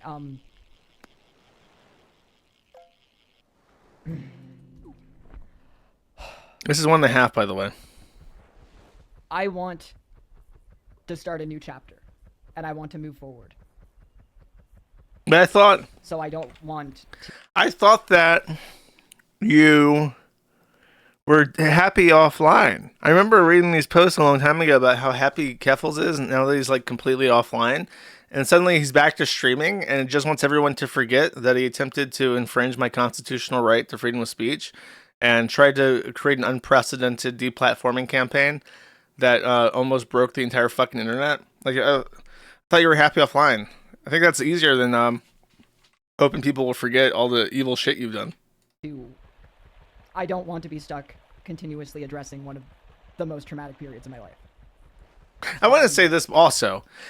Keffel's father died when he was quite young, relatively. He just went off on a tangent about how his great-grandfather died, how his grandmother committed suicide, how his cousins have attempted or committed suicide. And yet, when he ranks the trauma that he's suffered, dealing with the consequences of his own actions is at the top of that. Like, really, out of all the shit you've dealt with that you purport has caused you PTSD and that people should take note of before they talk about you, like, that is what ranks the list? When I was in rehab, I wrote 90 pages of a rough draft of a book, and I plan to eventually find... Oh my god. Oh my god. Oh my god. I promise you, chat. I promise you, I will buy that fucking book hardcover. I will put that on my shelf. I will read it. You subscribe to the Locals right now. Don't miss. That's madtheinternет.locals.com, or if you're on Rumble, just click the join button. Subscribe today. Do not miss my review of the Keffel's memoirs of Keffel's equivalent of Mein Kampf. We're reading that shit together, chat. It's gonna be a blast. And put out a book about everything that happened. Because I think one thing is that there was so much that happened that people called me a liar, saying I constantly contradicted myself, but it's so much happened in such a short time, and it was very traumatic and very hard to deal with. But why? I'm struggling to even like get the words out. But why? I dealt with it. I dealt with far worse. Where's... It's like being me and listening to this is like such a insurmountable like mental mountain to climb. Like, where the fuck do you even have the audacity to act like this? When you did nothing that was not in your own control. You suffered nothing that wasn't in your own control. I just don't understand. I was arrested under a false police report before. Someone literally used my name to send in a shooting threat to my high school that resulted in me being put in the back of a fucking police car, and I was interrogated over the origin of the emails. And then I had to provide an alibi. I had like they search for guns and shit. And it's like, I don't even consider this in the top 10 things list of things that I like are traumatizing to me. I just dealt with it. I know it was a false police report. I just dealt with it. I got my attorney. I told my attorney I didn't do anything wrong. They asked for some information. I gave them the information. I said, sorry, all the IPs from this email are on Tor. There's nothing I can give you. And they were like, well, that sucks. And then guess what? It happened again. Almost the exact same fucking way. And nothing happened. The news didn't report on it. The school did not cancel that day. I did not get apprehended again. They did another door knock, and I gave them the same information. I said, sorry, it's Tor again. But because they ignored it, and I ignored it, I never talked about this within like 5 years of it happening, it stopped. That's how you deal with it. It's not hard. It's just incredible. It's just like, it's like completely mind-boggling to me that he has so much room for self-pity, and he's gonna act like this is like the worst thing that anybody's ever had to fucking deal with. And it's like, you did worse to people. You did fucking worse compared to what it was like in during Drop Kiwi Farms, where I was literally just plugging in new service providers like as fast as they were burning out. And I was doing this until early morning hours, trying to figure out how to optimize services to handle more DDoS attack bandwidth and stuff, and to spit out requests. Having to write up Kiwiflare on my own, like having to study how that works, learn completely new types of languages in order to accommodate my own DDoS mitigation stuff. Like, that was hundreds of hours of my life that I spent doing that I'll never get back, that I could have spent doing anything else. I could have spent improving my podcast, improving my site. Who knows how big the Kiwi Farms would have been if I didn't have a year of downtime.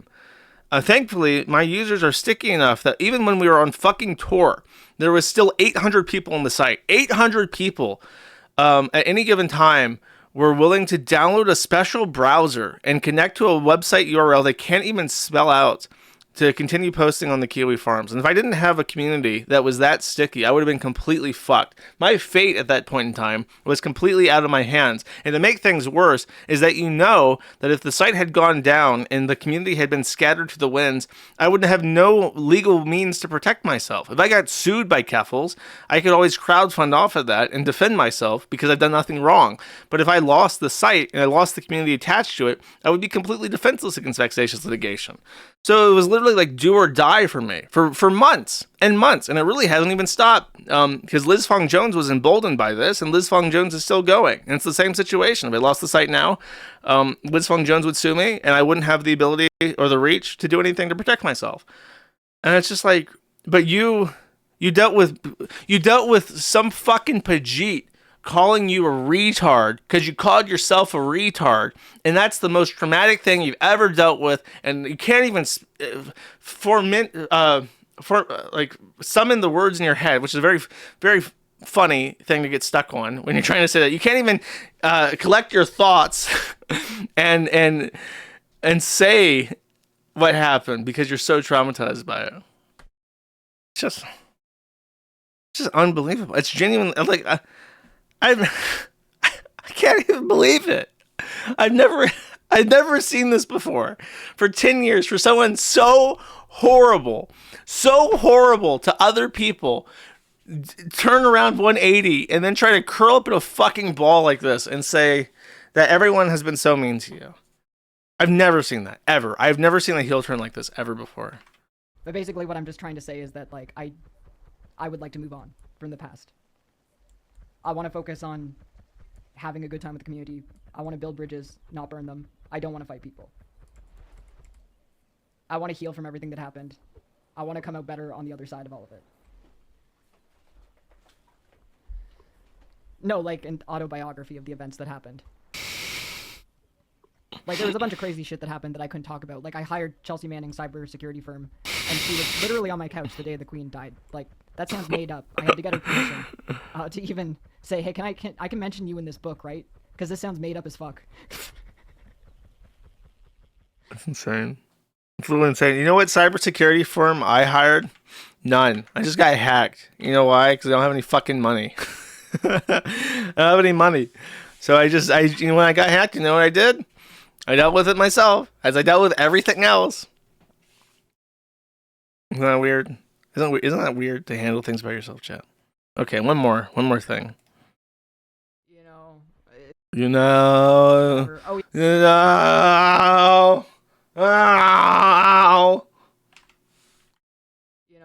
It's whatever. Oh yeah, also, with the Discord changes, I changed it to discord.gg/keffels, and I just changed it to WigglerCord.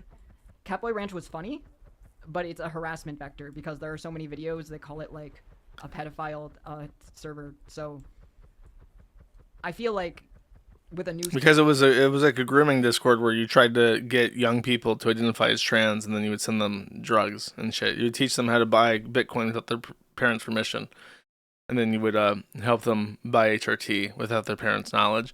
That's generally considered morally reprehensible by ordinary society. I know in your bubble that's like normal and cool, and pink pilling is cool and sexy and shit. But normal people, I think if you ask somebody, hey, what would you do if someone on Discord convinced your 13-year-old son to buy cryptocurrency without your permission so that he could purchase online from Brazil in a tranny's bathtub HRT contaminated by human or cat hair so they could inject that into the carotid artery to impact their puberty and become effeminate? What do you think should happen to that person that did that to your son? I think you would get what's called a draconian or Byzantine response to this, which is that you should be drawn and quartered or hanged. I think that's most people's reaction to that. So I guess he hasn't internalized that either, that fucking with people's kids is a bad thing. He's learned nothing. Effectively, he's learned nothing. Look, oh my god, there's Tipster in the chat. Hello, friend. You are making us all yawn. Wiggler. Oh my god, there's Tipster. Just the tip, chat. To this community, we should make that change. You know? It makes the mod's life like 10 times harder just having that name. The joke ran its course. It's just over. It's done. It's over. Fascinating. Glad to see we're on the right path. Okay. Okay, last thing before we move on to the proper schmeat of the segment. We have an announcement. I did this very methodically, very calculated. I decided that on April 1st, I would launch a board on the Kiwi Farms for VTubers. And so I did. And everyone immediately assumed, haha, no, very funny, great joke. Everybody knows that this board is going to be deleted as soon as April 2nd hits. But chat, you see, the joke was actually scheduled to have a punchline on midnight, April 2nd, chat. Because the joke was, it's not a joke, the board is staying. The VTuber thread is one of the largest and busiest on the entire forum. I regret to inform you that if you were to sort the Kiwi Farms by views, the VTuber thread at 26 million views is competing directly against the first DSP thread, the Amber Lynn thread, the Chantal thread, and the U.S. Politics General thread and Articles and Happenings, which is effectively just a giant chat room that people are constantly posting in. So I was in a very strange mood. I don't even know why. I just wanted to see what would happen. Because the Kiwi Farms, since Drop Kiwi Farms, has been pretty stagnant. So it's kind of a pejorative word to use, but I would say it's appropriate. Our growth is not really as high as I would like it to be. I would like to get more users. But more importantly than that, I just haven't changed anything. We're using the same theme. The boards are kind of organized in the exact same way. The same locales are, I think, the only major... I mean, like, we've had more content and stuff, but things have just been very samey. And every so often, I have a psychotic mental break, and I just decide I want to change shit for no reason. And then people get very angry at me because they're autistic and they don't like change. But this time, see, this is my cunning strategy. Instead of doing something, changing something that the autistics would see about, I change something that the autistics actually want. So now they have no reason to be angry. So I just launched it. I didn't even launch it like, what's the word, haphazardly. I really thought this through, and I thought, what can I do for this to protect both the integrity of the site, to accommodate this discussion area, and also make the forum different than existing VTuber spaces.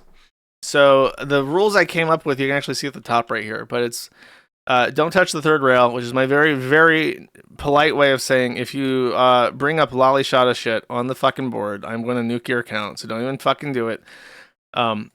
Stay safe for work, which is a big departure from like VT. Like if you ever look at VT, God forbid, it is effectively just softcore pornography. So it's not, if you are like not a gooner and you want to talk about like your streams, you can't use VT for that. No thirst, that's a big thing as well. They all thirst and simp on the fucking VT. No tribalism, that's another VT thing, but I think we had problems on the forum too, where certain people would be like, no, you can't like Niji Sanji because Phase Connect is the best. And it's like, okay, you gotta stop. That's gay. That's gay. We are all adults. It is 2025. The shit where we say, no, dude, PlayStation does what Nintendo don't. Like that shit is for children.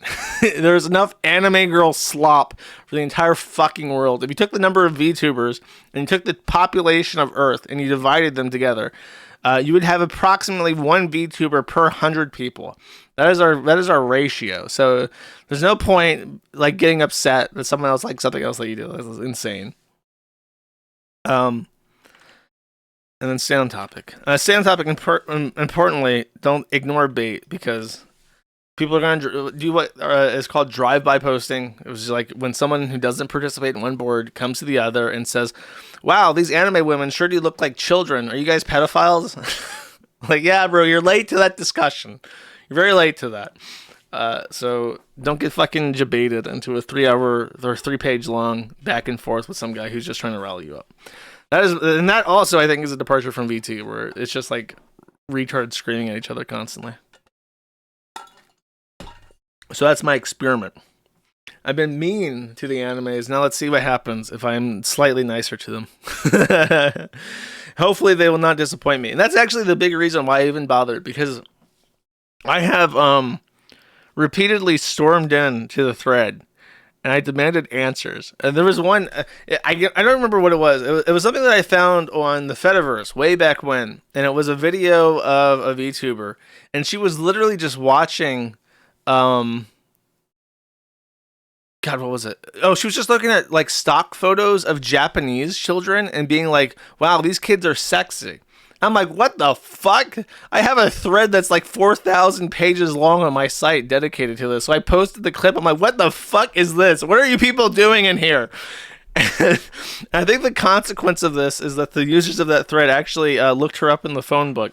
And then she retired from streaming abruptly afterwards. I'm not sure if those two events are related, but that's my memory of this, which is actually a fond memory. I actually appreciate that. And then there was a second thing that I was really upset about, where I was just like, this is creepy. I forgot. They didn't forget. The VTuber people have cataloged my sins against them in a book of grudges, but so does everybody. Everybody, this is if you anybody listening to this, if you ever find yourself in a position of, I'm trying to use the right words, I don't want to say notoriety or influence or leadership, because I feel like saying that I'm a notorious influential leader is like a bit of a JO. You know what I mean? It's a bit of a tooting my own horn. It's like, not really. But I don't know. If you ever find yourself in a public position, that's a good word for it. If you're in a position where people are looking at what you're saying, keep in mind that when you interact with tens of thousands of people and you do stuff, your your experience with those people is very, very small. Like, you don't remember everything that you say. You don't remember everything that you do. But to those people, when they interact with somebody who has a large audience of whatever means, they do remember that. They remember that forever. There are people that I interacted with on 8chan, like over 10 years ago, who to this fucking day despise me. And I just said, like, I called them autistic because they were upset about like how the Infinity Next looked slightly different, or like lacked like a horizontal rule in between posts. And I just said, like, bro, it looks fucking retarded to have those lines there. And they remember that. That's written deep into their soul that I called them a retard because I said I don't want to put a fucking line on that page. Just keep that in mind. If you ever find yourself exposed to a number of people, and keep in mind that what you say to them, they will always, always, always remember, because that is a very one-sided interaction, and it means a lot more to them than it does to you. So that's it. I think there's another thing. Oh, okay. So Pipkin is like the resident artist, I think. And he drew this. And I just want to say, obviously, with such great fan art, I feel so rewarded for opening my doors to this community. I have a very flattering picture of me that kind of looks like a mashup between like that picture of me and like Godwinson for whatever reason. I think it's the eyes. I'm not sure. So then a anime jumps through my window and bites me, and then I become a tranny with a hamster between my tits. That is the first fan art that I've received as my position of head warden for this asylum. I like the art style though. I like this kind of like scritchy pin art. Very funny. By the way, I also, in response, I kept thinking about this clip because as I was like preparing for this board, and it took me literally hours and hours and hours, and I had to enlist the help of like half a dozen people to find this clip. But this is the best. This is the peak of Godwinson. Godwinson never peaked any higher than this clip. I don't know what that anime thing is, but to me that looks very suspicious. There's not a single day in my life where I don't think of this clip, because eventually I always see some weird fucking anime shit on the site or on the internet. I'm just like, yeah, I don't know what that is, but to me that's very suspicious. The eyes of the visionary. That's exactly right. Okay.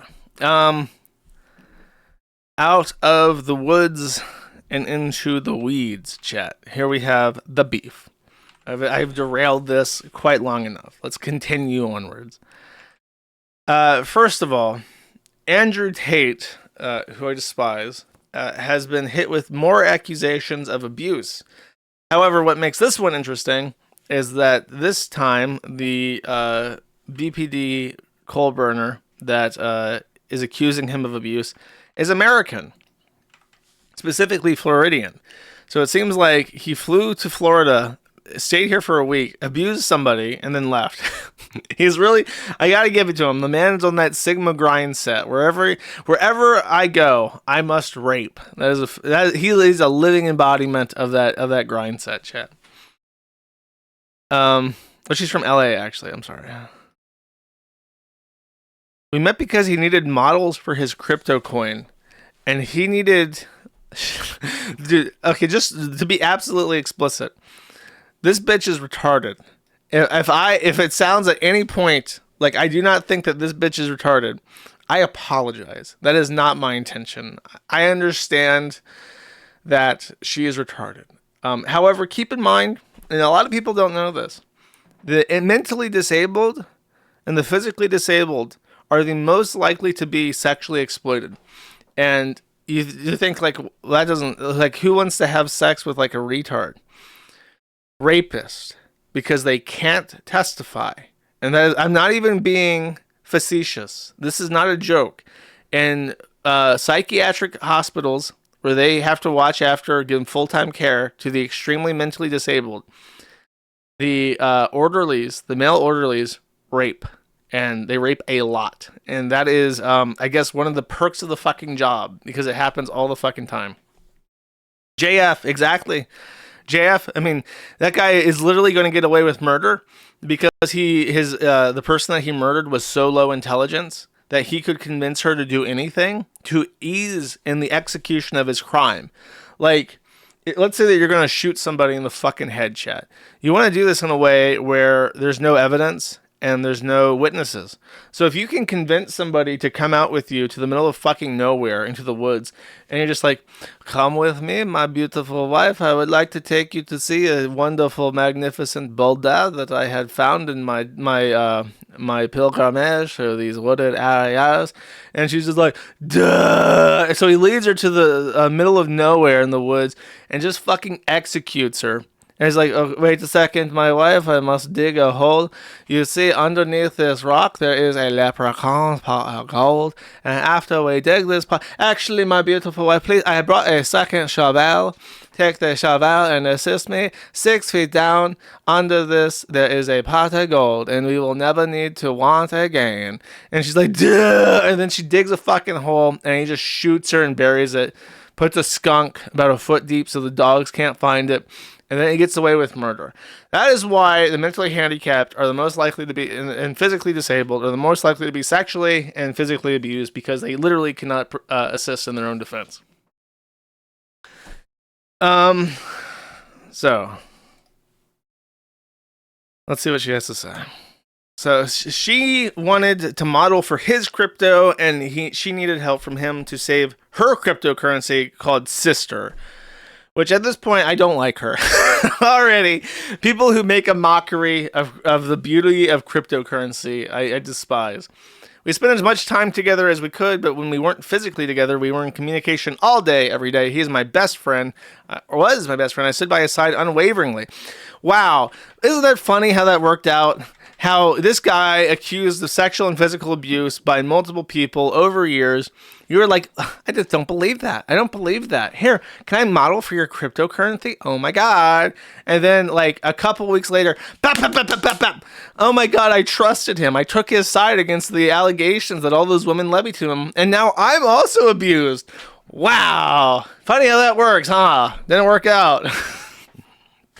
Many such cases, especially with, I don't know what it is, but when I look at this in particular, I think many such cases, many such cases, and yet they don't learn. The low intelligence do not learn, chat.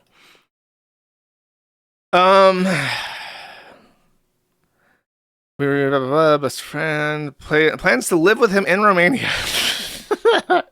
Oh my God. I heard that you have this like big castle with like a rape dungeon in Romania. I have always wanted to see China. And he's like, bitch, that shit's in fucking Europe. And he's like, oh my God, I love Africa. I don't know. My joke has dissolved in my hands. I almost nailed it. He wanted to have children and would always be together forever. He told the other women the same shit. Every single person in that rape dungeon was told the exact same fucking line, and he's still fucking doing it in the US. Incredible. He loved me every day. He told him I was in love with him. Despite the fact he has hurt me so badly, I still love him. Maybe it's Stockholm syndrome. She does know where Europe is, chat. Beverly Hills Hotel.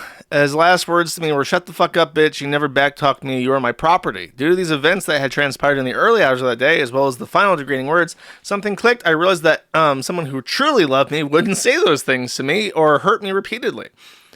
I realized the gravity of the situation, that it wasn't a joke or a lowercase I internet facade. Can spell facade correctly with the French, or I think French. See, I don't know what you call that letter, but cannot spell internet correctly, which is a proper noun, chat. This was the reality of my boyfriend in my life, and I needed to take back control. You are my property echoed in my mind. I knew that was not the future I wanted for myself or my future children. I gathered my things. I was terrified. I blocked his number. I went to a doctor. I went to the police. Last week has been very difficult and scary for me. I'm an emotional wreck, looking over my shoulder. Andrew texted me recently and let me know, if you ever betray me, you will regret it. He has told me on many occasions that before, if I cross him, he would ruin my life, rape me, and kill me. Very traumatic and difficult. I don't want to stay silent. I have to make my voice heard. I will not go publicly over the details of my relationship with Andrew Tate. I was going to say, well, you know, you're kind of losing your leverage to get money from him if you're going to go public, but I guess she's tantalizing. Look, I know more. I will speak more unless I am recompensed. I want to beat the fuck out of you. You will give me a child this year, bitch. He says, why do you want to beat me? It's 12:30 a.m. I'm in the room. I sleep soon. What's the point in having you? If I don't beat you and impregnate you, you should be thankful. You need to be hit. You deserve it. I really love hitting you. It's very good for me and you. It's relaxing, don't you think? And then she says, Pookie, no, I cry. I cannot fucking believe that there are people like this alive and walking around. I guess they are in LA. I guess that makes more sense. If you ever betray me, you'll regret it. No, I am serious. Okay. Rack him up. Stacking those body counts higher. And now he can't come back to the U.S., hopefully, ever. Women are dogs. Yeah. Oh my god. This is another thing where I get to, like, go down memory lane and talk about somebody I fucking hate. So let's do that. The United States Department of Justice has announced that the United States unsealed charges for the theft of Texas Republican Party data against a Canadian national named Aubrey Caudill, 37. Does anyone recognize the name Aubrey Caudill? It may be familiar to some old internet users. In fact, I got a lot of people sending me messages about this because we have a little bit of a familiarity. His name is Kirtaner, and he was the admin of 420chan. These were his last messages as the FBI were... sorry, not the FBI. I think the Canadians are extraditing him. But as the Canadian Mounties were banging down his door, he posted on his alt account, I'm being arrested for hacking right now. Help. And that was his final message to the internet. What's really funny, though, about this is that some years ago, this was in the end of 2020, Kirtaner was actively threatening me. And I don't even remember what for, but he was very angry at us, and he tweeted this out. By the way, I do intend on the destruction of Kiwi Farms and Josh Moon seeing a prison cell. And then someone replies, says, OG Kurt is what happens when anger festers in dangerous ways and methods. New era Kurt is that, but with an active brain telling him what he can and cannot do. Well, much like Queen Kafal is being traumatized by Kiwis and trying to move on, Aubrey Caudill has indeed met a prison cell before Josh Moon for hacking, in his words. What's really funny about how this guy says that he has an active brain telling him what he can and cannot do. Longtime viewers of the Man at the Internet show will know that at some point in time, I featured a video of him. I think it was even around this time that he was threatening me. I got spooked by this, by the way, because I know who he is. He ran the Twitter account Real OG Anonymous, which had like 1 million followers. He claimed to be the founder of Anonymous. He ran 420chan. He actually sold 420chan to Frederick Brennan at some point, if I remember correctly. So it's like, I knew this guy. He had a reputation. And it's like, I took him seriously. I consulted some people. I even reached out to people that I wasn't really friendly with. And I'm just like, hey, you know this guy. What is like his actual seriousness in this threat? And they said, don't worry about it. And one guy linked me to his Twitch channel. Because at the time, he relied on 420chan as his sole source of income. And to promote his streams, which he couldn't monetize directly, so to promote his streams, which do make money, he would embed his streams on the site, which annoyed the fuck out of a lot of people on 420chan. But what did he stream? He streamed himself in agony. And because he is an opioid addict, and he has like gout or something in his foot, so he's like in pain constantly. And I want to listen to him scream a little bit. You ready? I played this on stream before. I'll play it again. It's really good content, chat. Let me let it preload a bit. There we go. I've been working on getting the site working better, so things actually load a little bit faster these days. I understand. Ah!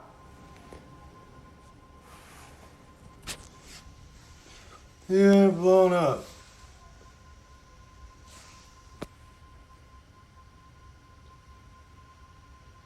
One fight is compared to the other. Hey. It's like a fucking balloon. Go away!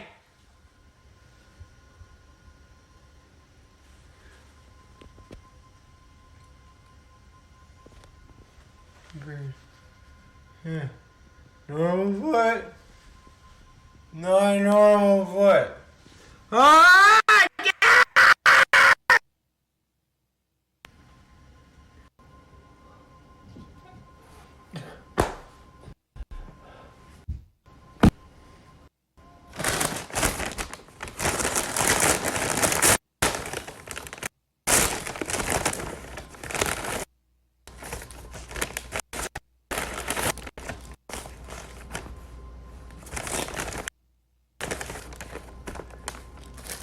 No.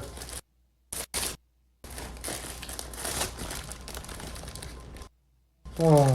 Oh. Hmm.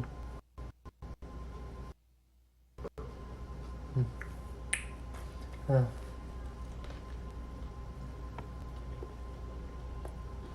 Hmm.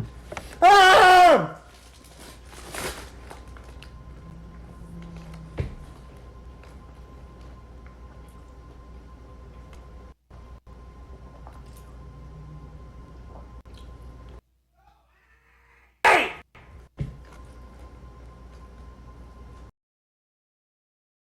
So that is Kirtaner, and in retrospect, it's very funny that he spooked me. But in at the time, it was kind of alarming. There's actually another montage of this. I never understood why he was screaming during the video, because I just thought, like, is he just like writhing in pain constantly? However, I found this video as well, which I've never seen before, and it's like a 33-minute long by sprayed That's funny. So I guess he put this together. He put it on YouTube as well. I didn't see it on the forum, but it's a 30-minute long compilation of him, including that one clip that I showed you of him just like screaming in pain.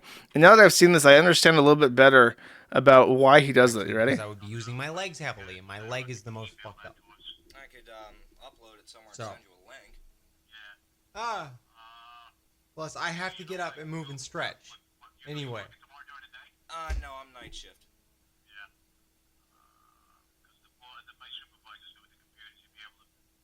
Oh.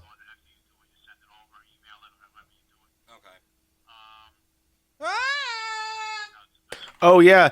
In case you feel any pity for him, he was the one who hacked GiveSendGo and leaked the information of everybody who donated to the Canadian truckers during the trucker protest that almost made Canada a freer place, and had all of them rounded up into fucking Canadian gulags and had their bank accounts frozen and their jobs ruined and their CDLs taken back. He's the guy responsible for that. So let's enjoy this for a second.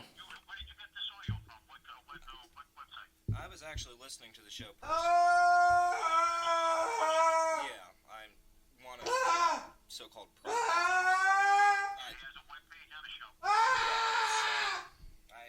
haven't uploaded the audio feed yet, but yeah. This is constant with him. It just doesn't stop. It's a never. Yeah. Constantly provoking these problems over the phone and over the air and on the website. We constantly going over there to curtail the problems before they happen. Why is there in front of me? We haven't really had it. You fucking step! We usually know about it. We go there. We address it. Fuck! Yeah. So far, I've heard that no permits been issued. Usually, the FBI usually keep it.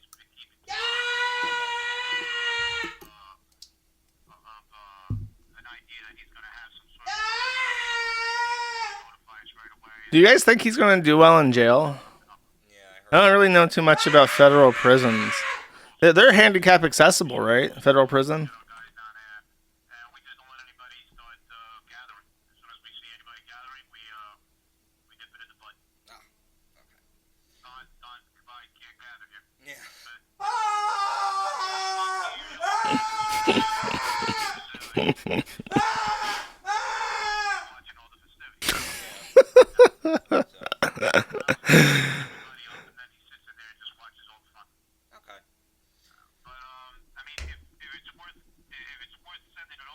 Good stuff. I don't know how much of that is even real. Part of me thinks that he's like a shameless opioid addict, so he's just like screaming for like, oh my god, I have to give this guy money because he's in pain. He needs help. He needs like quality of life improvements. I'm sure he's in pain. Because the thing is with opioid addicts, I posited this as my theory on stream once, and someone told me that it's correct. When you take painkillers for too long or too much at once, it basically starts to reduce your threshold for pain. Like if you are somebody who has been exposed to a lot of pain, like I knew somebody who said that they were set on fire at some point when they were in the military, and as a result they have like extraordinary pain tolerance to the point where it's like detrimental because they don't react to pain correctly. And I feel like opioids are like the opposite of that. Like you start taking opioids and then you don't feel any pain, and then you become so unaccustomed to discomfort that even mild pain is like excruciating and annoying and debilitating. And that's why opioid addicts are like, number one, it's so hard to get them off of opioids, but then they're always so fucking whiny. Have you ever met when they whine all the fucking time about their pains and aches and how hard it is for them to go shit because, you know, it's just like my existence is suffering and it's so hard for me. And they're just like really open about this, about how hard their life is and how they're in pain. They got medical issues. And I'm just like, yeah, that sucks. I feel like Kirtaner's like this, where he's an opioid addict, and now his pain tolerance is so low that like whatever's wrong with him, it's like it's painful, but it's not like It's not like this. Hold up.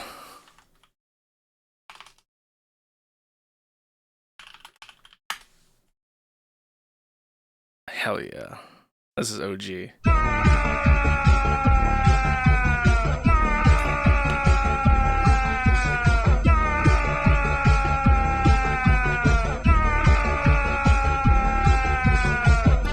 This is what we watched when I was a kid, chat. I don't know about your fucking Minecraft videos. This was what we watched on Newgrounds when I was a little kid.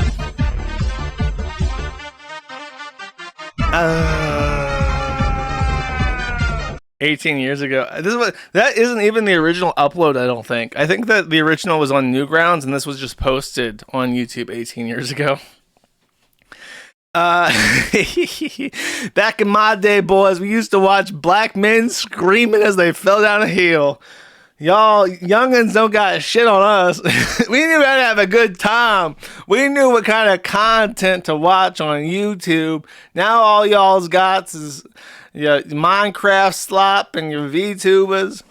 Your fucking tubers. You got fake tubers. You got real tubers. You got flesh tubers. You got Hassan Piker talking about fucking communism and shit. Back in my day, we did it right. We did it right and we were normal. Okay. This is the filet mignon cut of the beef segment, chat. This is the... probably the most interesting drama that's happened in a very long time, because even I knew about this before it happened, and even I fell for it.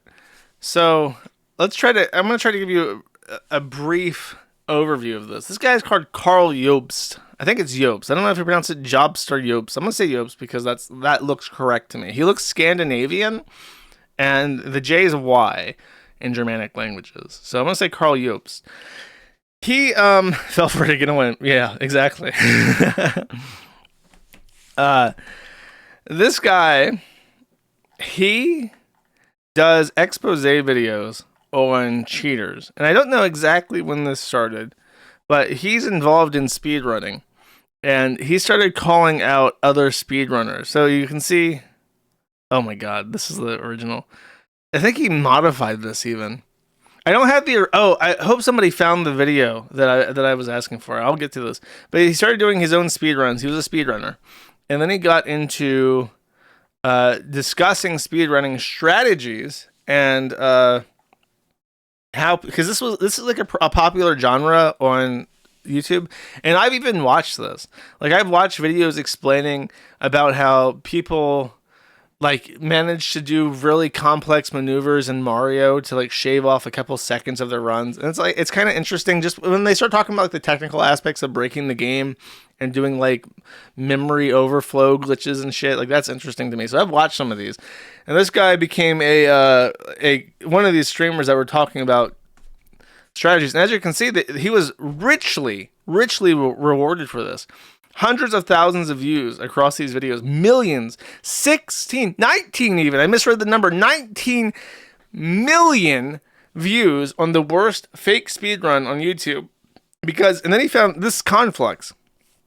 People were already interested in like speedrunning as like a medium, like taking hundreds of hours of people wasting their lives trying to shave 2 seconds off of Super Mario Bros.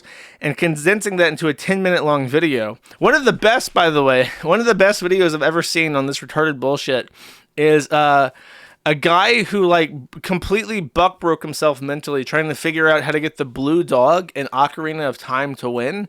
Because it's basically impossible for that blue dog to win, but they buck broke the fucking game hard enough that he can win. That video is very funny. I like that, or interesting. I like that video. So he found this weird conflicts of like super weird niche, like speedrunner shit. And then he found that internet drama is also very profitable. And if you combine these two things, you get 20 million fucking views on this video. This video alone has made him tens of thousands of dollars. Like easy, probably hundreds of thousands of dollars. A 17-minute, yeah, this is like ad slop premium right there. So he went into this, and then eventually he made a video, a 15-minute long video on Billy Mitchell. Everyone knows who Billy Mitchell is at this point in time. If you don't know, if you're listening in the future, and these things no longer exist, YouTube is gone, Neil Mahan's dead. What happened is Billy Mitchell, years ago, like over 10 years ago, I want to say. And I saw this when it was brand new because we watched it on a Kiwi Farms movie night. Back when the Kiwi Farms was still called the Quickie Farms, I'm pretty sure. We did a movie night. And I still participated in movie nights at this time. And they played the King of Kong documentary. And this documentary follows this guy who has a Donkey Kong arcade cabinet in his home. And he bled and sweat, blood and tears, for a long time trying to get the high score. And he actually pulled off a high score in public, in an arcade, in front of both a live viewing audience, the documentary crew, and the referees from like Guinness. So like they saw this in person. He got the top Donkey Kong score ever recorded in person over 8 hours in one sitting, surrounded by people and also the referees. It was a very impressive feat. Like true human dedication to a thing that nobody should ever fucking care about. Billy Mitchell sends in a VHS tape to Guinness, or to Twin Galaxies even. Sorry, I think it was Guinness and Twin Galaxies or something, but they watched in person. Then Billy Mitchell sends to Twin Galaxies a VHS tape that does not comport basically to the rules of how a score is supposed to be submitted to the system, because it doesn't show certain things that are required to prove that it's not fake. They accept Billy Mitchell's... Am I wrong? If I'm wrong, correct me in chat. Let's not remember. He sent in the tape, and then they accepted that score, and it was just like heartbreaking because this Billy Mitchell guy had been in the documentary, and he's just like smug. The best way to describe him is like as a heel. He is somebody who almost seems to want to be despised. He relishes that. He dresses comically. He has like this super weird look with like these feathered bangs and like this mullet, and it's just like he looks evil and he talks really smug and condescending, and it's just like what is wrong with this guy? So they accepted that score, and then there has been perpetual, because this was a documentary, and it wasn't just a documentary, it was a real story about this guy who pulled off this fucking stunt, and they got immediately usurped in this very suspicious way, and it was heartbreaking because it was a good documentary and it was a good story, and you liked the guy that the documentary followed, and you didn't like Billy Mitchell. He was like the villain of the story, kind of like in the show about the God, Joe Exotic and the Tigers and shit. You had that lady, and that lady was kind of like the heel for a long time. Like she's like the enemy in the documentary, and they made like the enemy be Billy Mitchell. And I think Karl Jobst watched this documentary, and he was inspired by the emotionality of the guy losing. That he then decided, I'm going to join in this crusade to prove that this guy's a fake. So he published this video. It got 2 million views, and this started like his obsession. And it really was like an obsession where he really desperately wanted to epically own Billy Mitchell and take away that King of Kong title that he felt was not deserved. And Billy Mitchell, outside of the documentary, is also really difficult to like because he is a serial litigant. He has sued like half a dozen people and companies to try and hold on to his Donkey Kong title.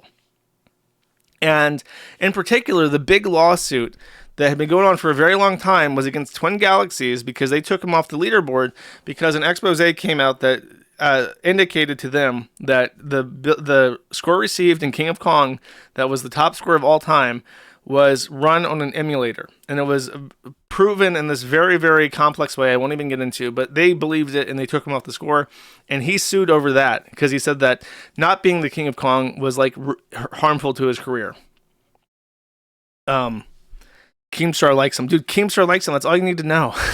So, very, very hard to like person. He's a fucking serial litigant. The worst kind of person, basically. The worst kind of person besides a liar, which allegedly he was also. So Karl Jobst gets in on this, and as you can see, his video about this guy gets 2 million views, and it's right in his thing of like conflicts of speedrunning and high score tables and video game shit and e-drama. And then he starts doing, 3 years ago, more and more videos on Billy Mitchell to the point where it becomes like every couple of months he puts out another video. Here's where I fell for this. I have watched all of these videos. I have watched every single Karl Jobst video on Billy Mitchell. And even I was duped. Now, before I do that, let me scroll all the way down. You'll see that his first video was the GoldenEye N64 Damn Agent 52 seconds. This is the time to take one map in GoldenEye 64. There's a dam, and it's a very short map. And it was widely speculated that 53 seconds was the absolute minimum that a human could achieve on dam. And he played this map thousands and thousands and thousands of times over hundreds of fucking hours, so that during one of his runs, he got 52 seconds on this map. To the point where if you watch this video, he is brought to tears over it because he is so happy. 15,300 times. That sounds right. I remember that number. So that's how many times he played. You can take it even. You take 15,300 and times it by 52 and divide by 60. Divide by 60 again. Divide by 24. That is 9 days of continuously playing the same fucking GoldenEye map over and over and over again, so that one of those thousands of plays would have a number 1 second lower than any other screen, any other person playing that map had ever seen before. And it brought him to fucking tears when he was done with it. But this video, when it was published 7 years ago, I think that was exactly right even. The podcast was quite young. When actually it was probably a couple years after this video was published, but we were still on Discord. And there was a guy called Overpaid, and his name is a pun because it's his full name would be Overpaid. I forget the full name of it. Overpaid 5 Cent Army, and that's like the name of the Chinese influencers. He's very pro-China, even though he wasn't Chinese. I think he was Filipino, and this guy was like a troll. He was like a kind of weird subversive personality in the Steed Court, but I really liked him, so I tolerated him and protected him from other people. And one of the things he randomly published was this video of GoldenEye, and I watched this just in the Steed Court, and there's a part of it where it's so sad that I laughed out loud and showed it on stream. Now here's the thing. Here's the issue. I've now led you up to this point. Oh, yeah. Okay. Someone found it. So an anime avatar even. Anime avatars are scoring wins right now. So I'm going to give him a big thumbs up. This absolute legend found my clip. So now I'm going to get to show you this. Be warned. This is going to be a Maddieception, okay? So I think this sounds right. China. Okay, let's see.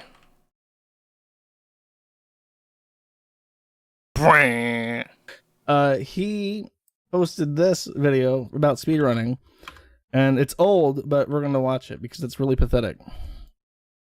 I'm gonna skip this part because he's playing fucking GoldenEye or some shit, and he's on this damn mission, and I was told that it's like a super weird thing where you can get, it was 53 seconds was like the maximum possible, and people thought it was impossible to get lower than 53 seconds on this map, and they've been trying for 15 years, and only with the exact precise random occurrences could you get lower than 53 seconds, and then he beats it, and it's 52 seconds, and what does he say? What? Why is it not playing? Oh my god. I got tripped out by my own VOD not working correct. I got tripped out by my own technical issues like 5 years later, chat. My computer stroking out again. I did all that wonderful build up, and I got cucked out of my video. I can't even play anymore tonight after that. I'm so excited. It's ending. The cutscene's playing. What's gonna happen? I don't know. What's the score gonna be, chat? Oh! It's 52 seconds. He did the impossible. He's Kuman. He's Kuman. He's so happy. He didn't think it was possible. He's like legit spazzing out, right? And I've been told, okay, it's like, as I said, you need like a specific set of events to get 52 seconds on this map. And someone said that he has attempted this 135,000 times over 110 live stream for years, trying to get 52 seconds on this map so that he would hold the high score for James Bond GoldenEye N64. Damn, 52 seconds like that. That's been his life for fucking years. And then it's like minutes of this shit where he's just going like ooh ooh ooh ee ooh ooh ooh ooh, I did it, ooh ooh. And then at some point, oh, I guess he goes into the back room and tells her, like, I thought she heard him going ee ooh ooh, and then she comes out, but no, he actually goes up and tells her the good news that he was finally to bust a nut. And where is she? Here comes the Asian wife with the smallest boobs I've ever seen, the chest of an 8-year-old boy to watch. Watch what she does. She pets his head like he's a dog, like he's a small autistic child. And he's so happy. He's elated. I can't believe it. I did the 52 seconds on the GoldenEye N64. Damn. And she's like, pet, good puppy. Shit. And I don't know. I saw this and I thought, someone actually posted on the forum saying that he saw this clip when it happened, and he was really interested in speedrunning. And then after he saw this clip and how this Asian ironing board had to come and comfort him after his biggest coom, he said, "Fuck this! I actually don't care about speedrunning anymore," and just completely lost interest in it as a concept. So I really don't have any sympathy for speedrunners in general, because this is like retarded shit. Someone actually overpaid when he posted this. He brought up a good point, which is that in a real sport, you can, at any time when you've achieved a level of skill, manifest that skill. Like, that's what the Olympics are. You can go to the Olympics after you've been training and you do the same thing over and over. Like, you're getting good, but at the same time you're also getting consistently good. It becomes a skill that you have, and not just like a thing that you can occasionally do. It took him 135,000 tries to get this one world record, and it required a bunch of things to go right in order to even get that, and things that which ordinarily don't happen. So it's not really a sport. You know what I mean? Like, sure, he's really good at beating this game, I guess, but Can he go to the speedrun Olympics and pull off a 52-second time that nobody else in the world can do? Like, no, they can't, because he requires a certain set of events to happen in order to get that kind of time. So it's not really like a sport. It's just something that it would be like if instead of having the Olympics where everyone comes to... I complain about speedrunning more. You get the point. So that's what I said about him. Now, let's go back to this, and let's go back to this video. Actually, let's see right here. If you maximize this again, you will see that this video appears, it's hard to see. Let's see if I scan. Actually, no, I can't scan. It said 7 minutes wrong. Long, not wrong. Sorry, I'm turning Chinese just by watching this video. So if we look at this, you'll see that it's 5 minutes and 45 seconds long. Why do you think that is, chat? Let's mute this. He leaves in a lot of his ooking, right? But then he leaves his room and comes back in, and there's no Asian wife. He removed, directly as a consequence of my video, the part where his wife comes in, because it was like an actual one shot, and it really upset him. He actually privated this video, his crowning achievement. He privated it while he was trying to figure out how to remove his Asian wife from the video. And you might think, Josh, you really overestimate your influence on people. Time and time again, you look at you saying that you managed to persuade the government to bully the British into removing their law. Now you think you made this guy remove his wife. He probably just realized it was a bad idea at some point. Wrong! You're wrong! And I know you're wrong because I remember that after I did my reaction, he went on his fucking community page, or on Twitter, I think on both even, and he posted a tweet saying, I need your help to mass report Mad at the Internet off of YouTube, because he says, I need your help, you absolute legends. There is a YouTube channel that has uploaded a video saying disgusting things about my wife. I would appreciate it if you could report the video for me. The entire video and channel is filled with racist and transphobic content. Bum, bum, bum. Now we get to the part where before any of this shit happened, I already did not fucking like him. And this is what I was thinking of right here. He posted this video. Let's just take a listen to this for a second. He did a regular slop video about a speedrunner, but there's a little caveat with this one. Hello, you absolute legends. Anyone who knows me knows I'm a huge fan of Todd Rogers, one of the biggest con artists in video game history. I've even made several videos about him, covering his impossible dragster record, and also his childish lawsuits that he's filed against Twin Galaxies and Guinness World Records after he was banned for lying about many of his scores. Naturally, because I'm such a fan of Todd Rogers, I always try to catch any new videos from other creators that want to cover his story. In March of 2022, the YouTuber Storster released a video about Todd called The Biggest Liar in Speedrunning History, and it's a pretty good video. I liked the video because it covered some fake scores and some history that I've never covered myself, and I could tell that Storster really tried to make the video original and add something new. However, there was a section near the end that was a bit too Get to the point! It was talking about one of Todd's failed lawsuits, and it was basically a condensed version of one of my videos. Not only are all of the screenshots taken directly from my video— Wait, is this the wrong video?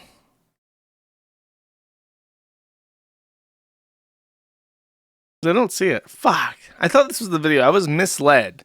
I might have been misled. Oh, Storster. Okay, I can't find it. Basically, this person right here who did on the left that he's talking about called Storster, that's a tranny. And there were a lot of people who pointed out the fact that he uses feminine pronouns while talking about Storster in this video. If I remember correctly. And I think that, and the reason why I bring this up is because there is a point where,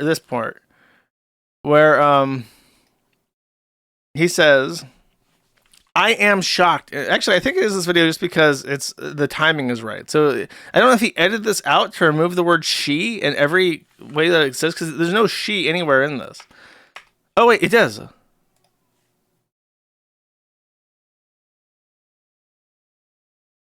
Which is a shame. but I didn't really care too much because, as I said before, at least she did try to make the video somewhat original and add her own elements. So that was the issue. And then a bunch of people said she, her, because this is obviously a fucking dude right here. And it's preposterous, completely fucking preposterous to pretend otherwise. And then his reaction to this was, I am shocked and upset by the amount of transphobic comments on my recent video. I genuinely did not expect that. I am ignorant and should have known better. Even though everyone should be open for some criticism, in this case, it wasn't worth it. So he did the whole she, her prostate ordeal, talking about his slop. A bunch of people called him out. I don't know if this is like cleaned up now, but just I was always right. I know these things, right? I know these things. I see people like this. I'm like, okay, I know that you're a fucking huckster, right? So that was my point. I was right. Then, as his Billy Mitchell stuff was wrapping up, and keep in mind, I watched all of his videos about Billy Mitchell, all of them, because I found it fascinating. Billy Mitchell is really contemptible. He just is not. He's very hard to like him. Look at how he fucking dresses, bro. Look at how he presents himself, and it's hard to like him. And he's a serial litigant. So the entire time, a lot of his video essays are about the Twin Galaxies lawsuit, where I think, if I remember correctly, he is actually suing about the Donkey Kong score they took down. And they settled.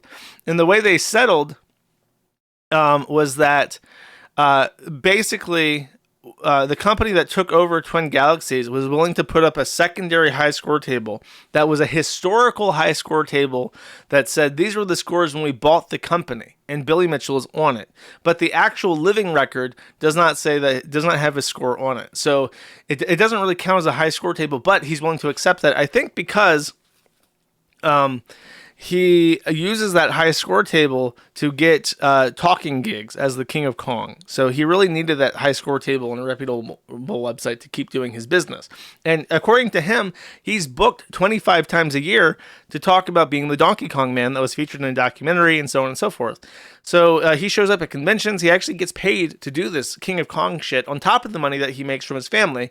And if you don't know, he owns a restaurant. His family owns a restaurant chain and hot sauce chain out of Fort Lauderdale, Florida. So, no, which I don't know. Someone said he should go there, and like, I don't know. I don't want to get sued. So, not really tempted. But he has money to play games like this with lawsuits, which is, I don't know. I don't like it. But as his Twin Galaxy lawsuit settled down, Karl Jobst said this to capstone one of his last videos on Billy Mitchell. In fact, if Billy had his way, he would never comment on this again, and everyone would simply forget it ever happened. That's what Billy wants. But I'm sorry, I just can't let that happen. On a more positive note, it really seems like Billy's legal crusade is coming to an end. All of his lawsuits have either been dismissed or settled. Note that Billy has never ever actually won. The only lawsuit Billy has remaining is the one against me. Am I really going to be the only person Billy wins against? Oh boy, wouldn't that just be hilarious. Thank you so much for watching, you legends. I hope you're having a fantastic day, and I will see you in the next video. So, that was a little bit of foreshadowing, chat. Never speak into existence words of power like that. However, let's take a second. Let's take a look at what's actually going on in this video. Just real quick. I'm going to actually set this to a slow speed so we can enjoy it slowly.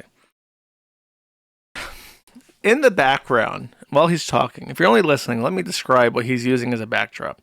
There's a game about WWE.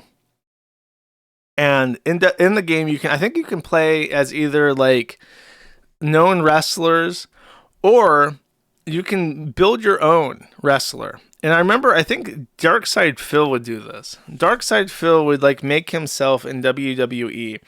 And I swear to God, there was another lolcow, it might have even been DSP, who would make enemies, like his trolls, into people in this game. And then he would play himself in the game, beating up people. I don't know who it was that did this, but I remember it very distinctly that this was Beardson? Was Beardson the one that would do this? DSP Detractors did that. Yeah, dude, there's so many lolcows that would make like these shitty fucking like, haha, I'm gonna epically own my trolls and haters by like beating them up in this fucking video game. Even Chris Chan, by the way. he would remake his trolls in this, I think it was Soul Calibur. I don't know. It was like a fighting game that you could customize, and he would do this. Yeah, Chris did in Soul Calibur. I was right. I've never even played Soul Calibur. I have no idea what it's about, but I know that he would do that in Soul Calibur. And it's funny. But Karl Jobst has done this. He has put in a Billy Mitchell character and himself in this game, and he is beating up the Billy Mitchell substitute in this game and using it as a background. And what's funny is that he's using the background of him beating up Billy Mitchell as he says this. Wait, that's ear rape if I do that. Be the only person Billy wins against? Oh boy, wouldn't that just be hilarious? That is the words that he says as he's beating up the fake Billy Mitchell in this video game. And it's just like one of the most pathetic fucking childish things I've ever seen from a guy who I only know of because he played because of the GoldenEye 64 shit. So that's where we're at with this. Now the actual outcome of his lawsuit. I have downloaded this. So we can actually scan through it.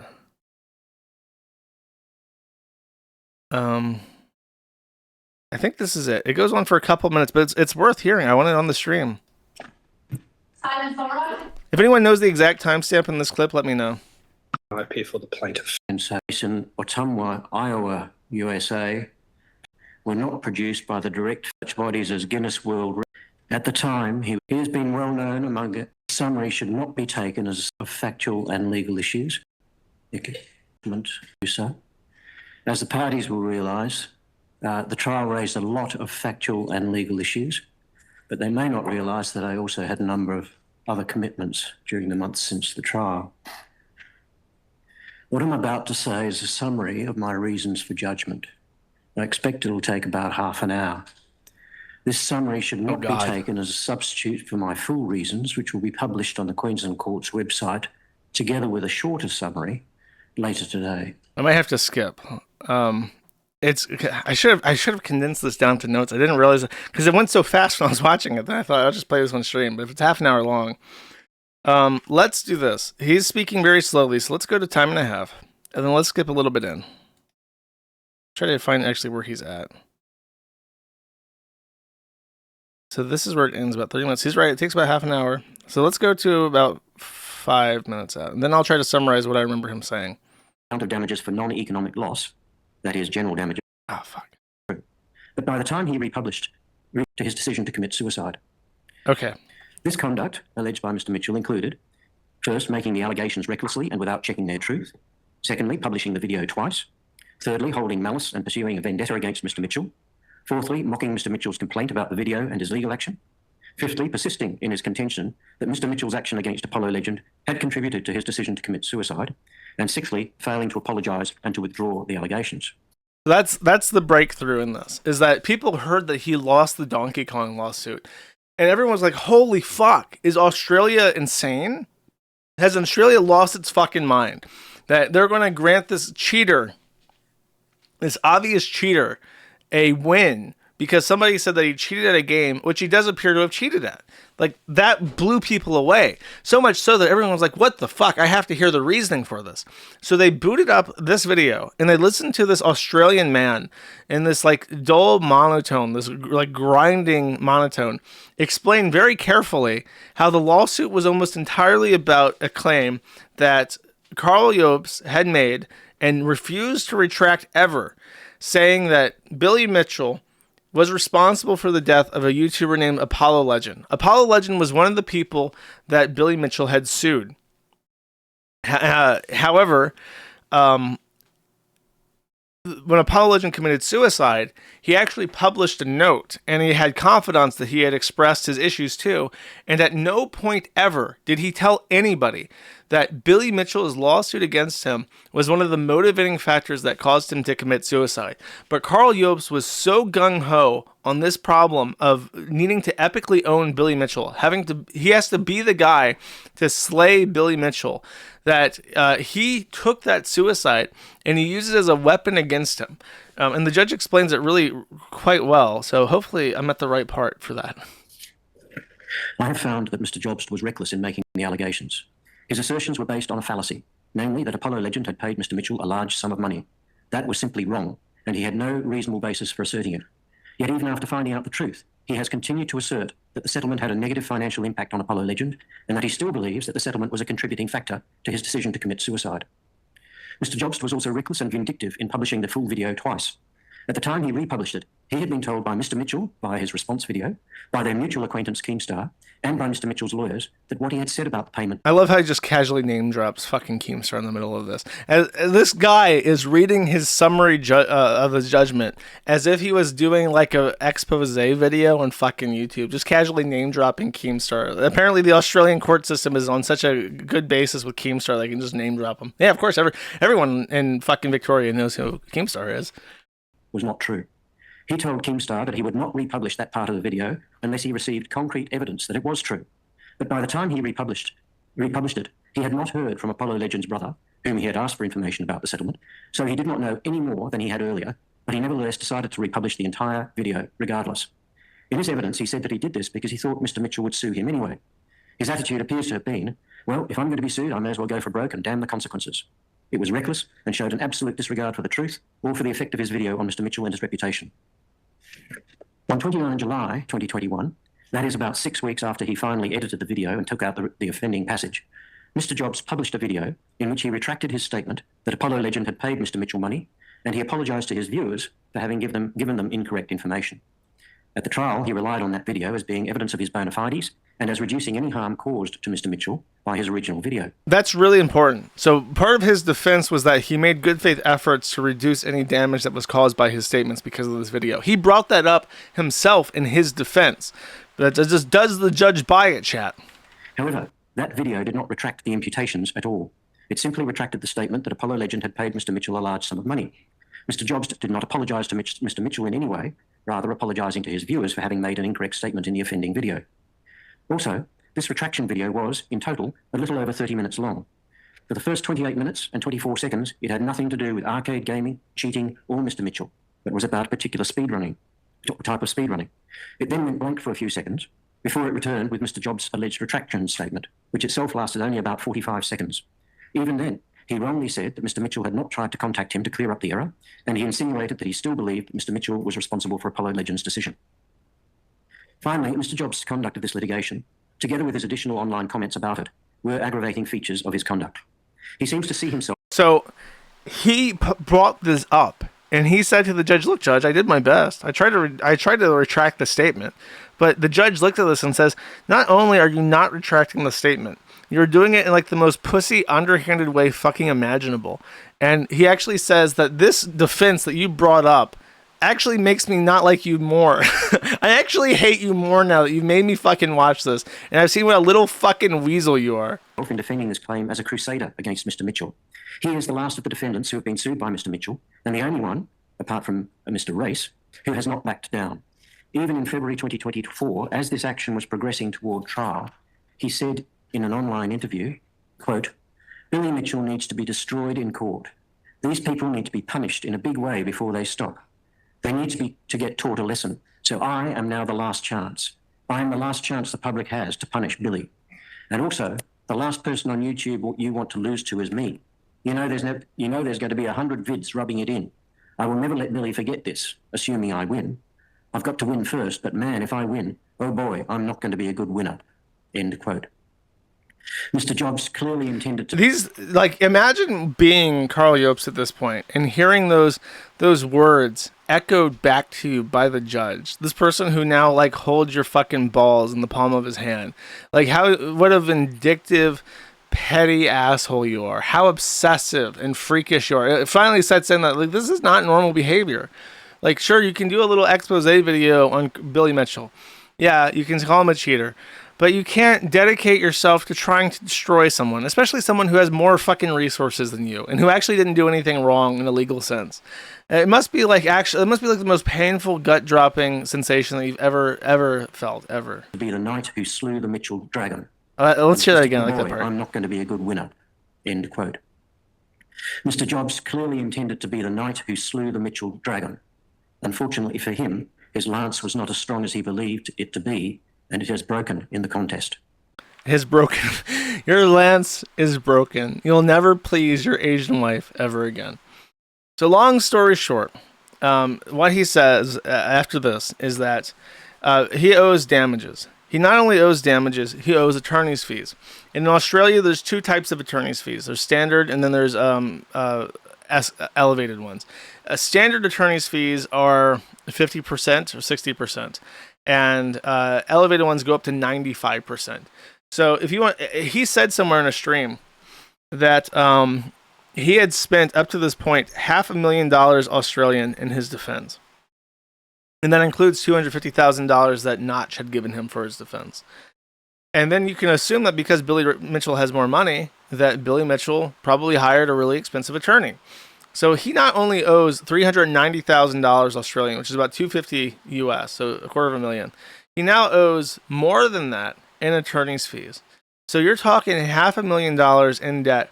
And then the real damaging thing is, okay, he's like a big YouTuber. He's cranking out million view videos constantly, and those probably get like $100,000 a video, like for real.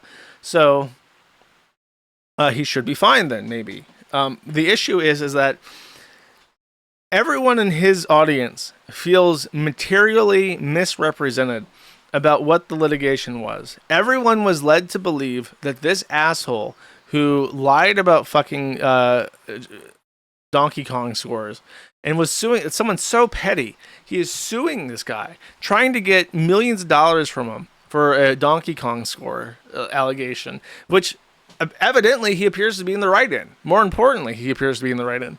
And he just completely glossed over the fact that the actual issue, the real reason for the lawsuit, was that he had incorrectly, by all accounts, incorrectly stated and refused to retract an allegation that Billy Mitchell literally killed somebody, which is not a very sympathetic case to be on. So now he's at the end of this. He owes at least $500,000 US, probably $750,000, maybe even a full million, because you don't know how much money that Billy Mitchell was spending. And I can tell you pretty confidently, Australian lawyers are even more expensive than American lawyers. So in this lawsuit went on for multiple years and years. So he's fucked.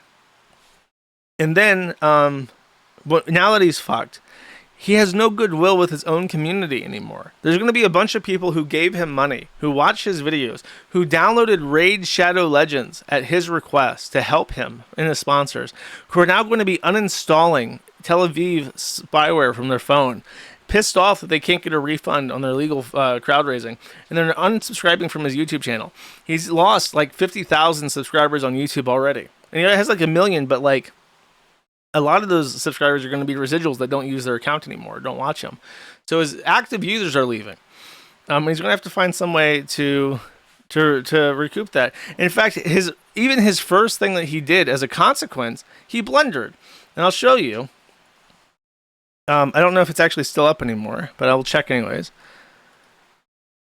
Yeah, he deleted it. So he published a video on April 1st after the lawsuit.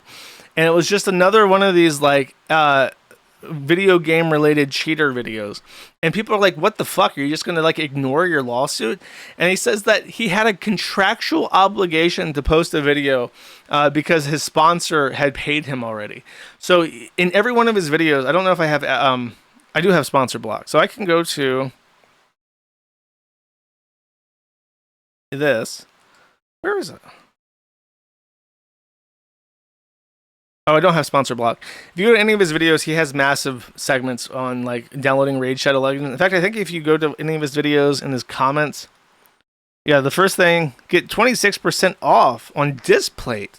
There's his referral link. And then look, another one. Go to private internet access. Waiting for the decision to my trial is stressful. I've just been chilling. Hope you guys have a great 2025. Then there's PIA.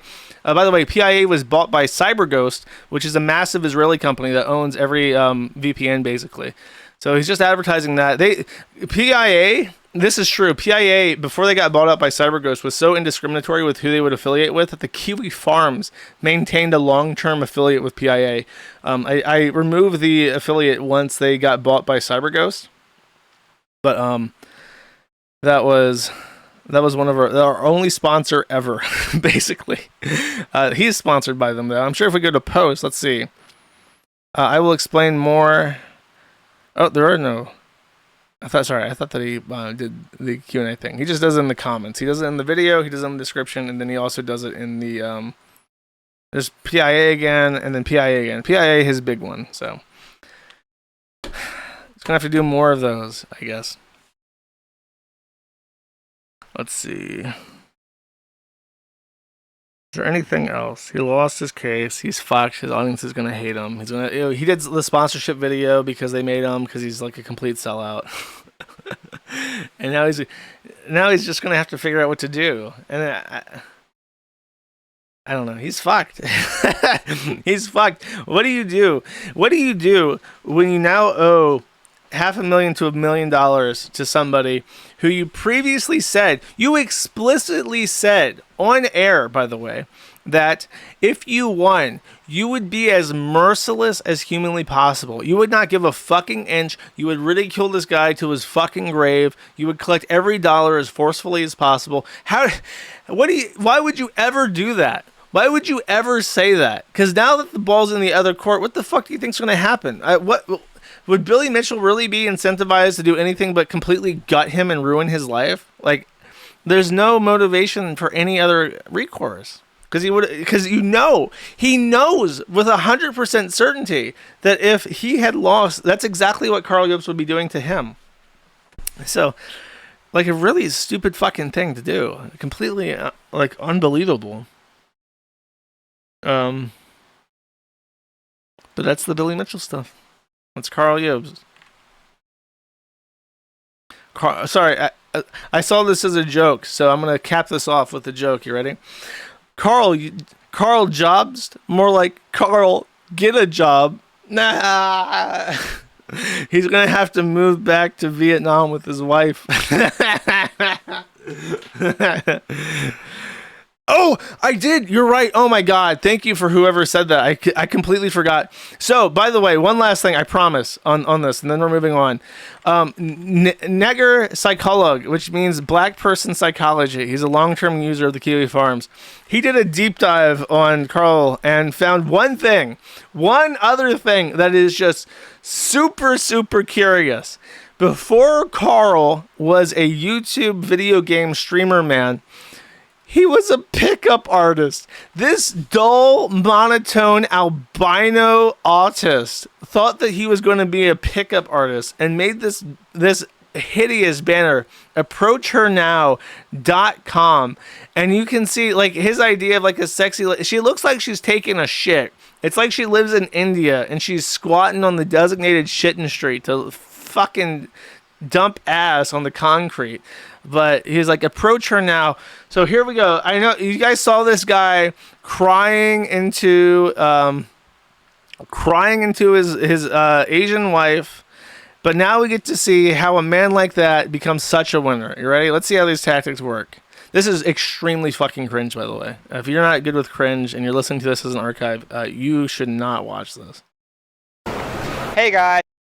Just in a fucking mall. It's Karl here. In this video, I'm going to demonstrate a simple and easy approach you can do if you're looking to overcome your fear of approaching women. Prep! Oh, you even put out a book! What the fuck? The ultimate guide for building confidence. Approach her now? Does anyone have this book? I need to know what this king of sex has to say. Alright guys, now I'm going to show you a few approaches, and then afterwards I'm going to break down exactly what happened. Let's go. Hey, sorry, I don't want to bother you guys. I just want to say I think you are really, really cute. Oh, thank you. Have a good night. Adorable, isn't she? Yes, very adorable. She's loves crust. It's just so awkward. Because what's weird is that the girl on the left even reciprocates this, or on his right. Like, even tries to chat him up, like, oh, well, he approached us. I don't know. Maybe she's kind of chubby. Maybe she's into him. Look at this albino guy. He doesn't smell like curry. Maybe. And then he, like, walks away. She's still talking to him. Like, they're engaged. They're actually responding to this shit. And he's just like, sorry, cool guys don't look at explosions. And he just like turns away and walks back to his fucking camera. It's like, it's like he had no expectation that anyone would respond to this in any way. And he just like immediately runs, is like, hi, you're really sexy. Ah! He just flees the scene of the crime. No clue of what to do next. Like, he never got that far before. He never hit 52 on GoldenEye before. He had no concept of what would happen after that. Hey guys, I don't mean to bother you. I just want to say I think you are. Oh, dude, look at her face. Look at her face. Hey guys. Look at her face. Look at the fear and apprehension. It's like a Metal Gear Solid. It's like that exclamation point. Doink. High alert. High alert. Person has approached me from behind. My back is exposed to this man. He could just be like, hi guys, and then stab me in the fucking spine. I don't mean to bother you. I just want to say. Look, she's cringing. She literally physically recoils from him. I don't mean Watch. to bother you. I just want to say I think you are really, really. She like as he like puts up his arms, she like leans backwards a bit, like she's expecting to get punched or something. Like she doesn't want to touch him, and he's getting too close for comfort. Look, dude. Cute. And then she like looks away. After he says that, they look away. They look at their fucking phones and look away together. Oh my god, bro! What the fuck? Why would you post this on the internet? Have a good night. And they say thank you, thank you. Just like, oh my god, it makes my skin crawl. And then they turn away and walk away, and you can see the girl on the right is smiling like, holy shit, how fucking awkward, bro. Hey guys, I don't mean to. Dude, every single time he does this, it's like you can see that they're on high alert. I don't know. You can just see like the defensiveness in their posture. Like, they become tense. They freeze up like an animal in headlights. Like we are being stalked. Bother you. I'm just going to say that I think you're really, really cute. Oh, thank you. That's all right. Have a good night. Okay, one more, and then I can't do this anymore. Hey guys. Guys. They're ignoring him. They're ignoring him. They're not even. Oh my god! They don't even look at him. Yeah. Try to ignore him and hope he goes away.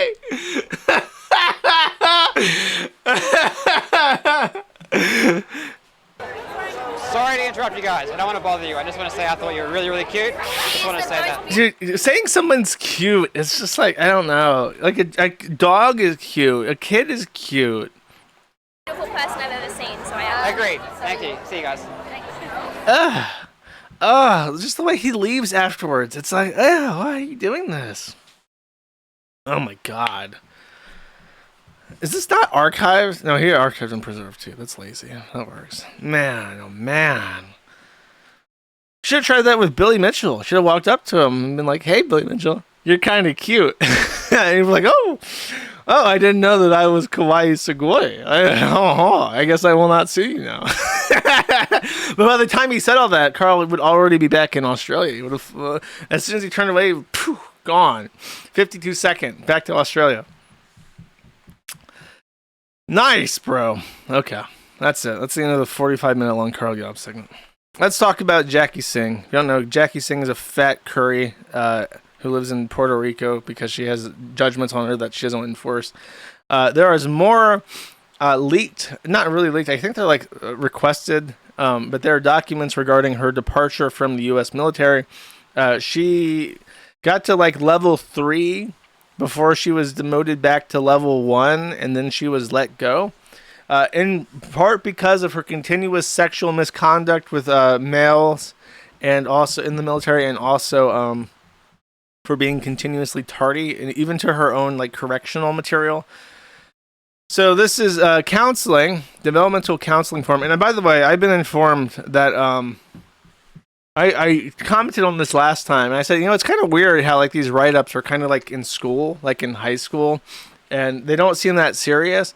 But someone told me that the reason why they're written like this is that it is very serious, and like there's definitely a guy screaming at her, and like they're super, super fucking pissed when they have to do this. And these write-ups, even though they seem kind of like a high school write-up, they're written that way because it facilitates getting them kicked out of the military as much as possible. So That's what someone said. It said that this is actually really serious, even though it sounds like a counseling form.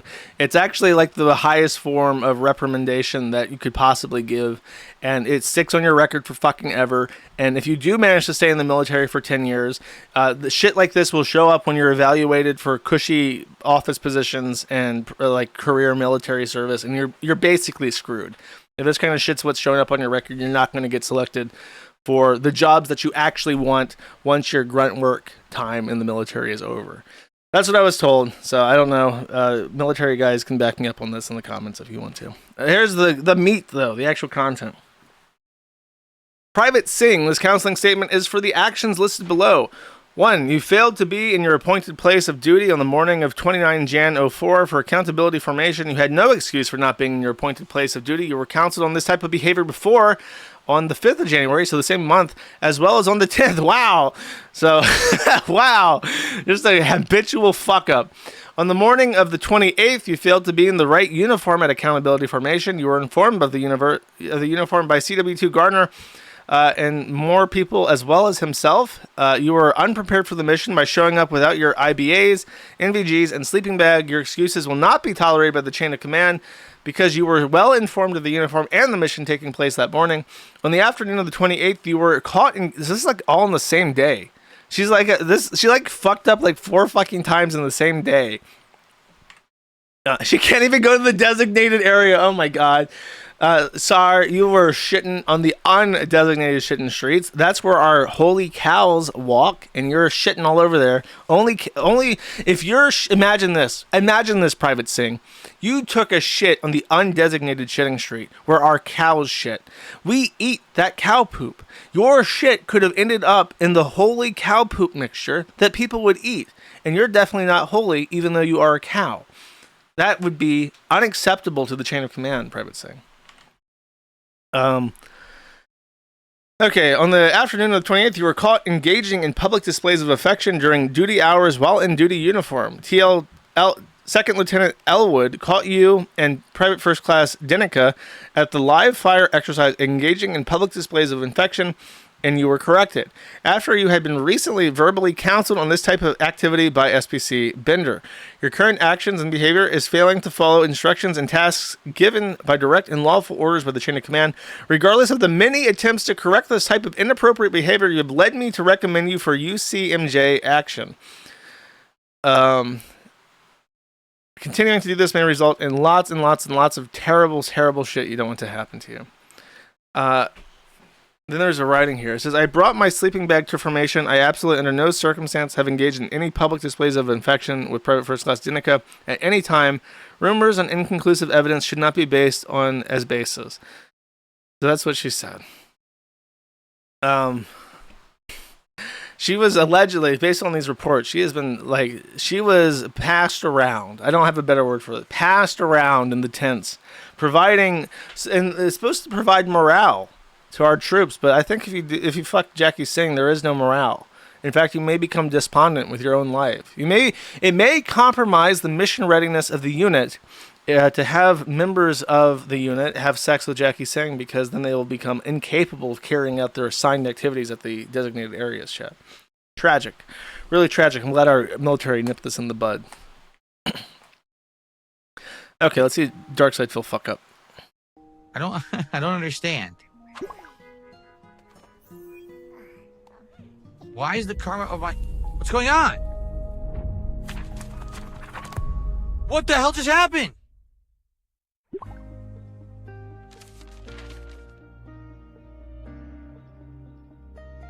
DSP outlives another. What the hell just happened? What?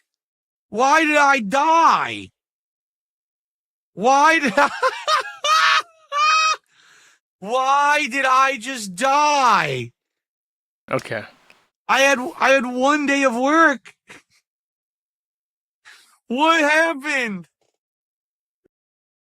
So Darkseid Phil. There's a game called Envoy, which apparently is like the hot and coming like Sims game. And from my understanding, Envoy has been so successful because it's just so much better than The Sims, that The Sims is now desperately pumping out LGBTQIP plus slop, and their next Sims game is going to be like a tablet game that is just completely fucking paused. So EA is like shitting itself because this envoy is eating their lunch and they don't know what to do about it. And even Darkside Phil is playing this game. Now apparently Darkside Phil decided that he was going to do a virtual reality game where he could live any kind of life that he wanted to. So naturally he makes himself completely alone with no wife and children. Then he goes to work for one day and virtual Phil dies immediately. My understanding is that because it is a Korean-made game, it has a karma, unlike The Sims. So unlike The Sims has no concept of karma because it's a Western game. The Koreans, they make a Sims game, you're like, well, you got to manage your fucking Confucian level. So there is karma. And if your karma gets too low, you just fucking die. So somehow, Philip Brunel, in playing this game, reduced his karma so low that he just stroked out and died. And from my understanding, it's because he did not read any of the instructions warning him desperately that he had very low karma and was going to die. In fact, I think even... Oh, sorry. That's actually the wrong thread. I think if I scroll down a little bit. There's a guy that posted the warning. Oh, here it is. The karma status of the Zoys in a risky state, meow. If you don't properly manage the karma of the residing Zoys, you may soon have an interview with the CEO, meow. And then there's a tutorial link that says, manage your karma properly, meow. And then you can click that to read how to manage your karma. Darkside Phil, in classic Darkside Phil fashion, did not manage his karma, and he did in fact meet the CEO, meow.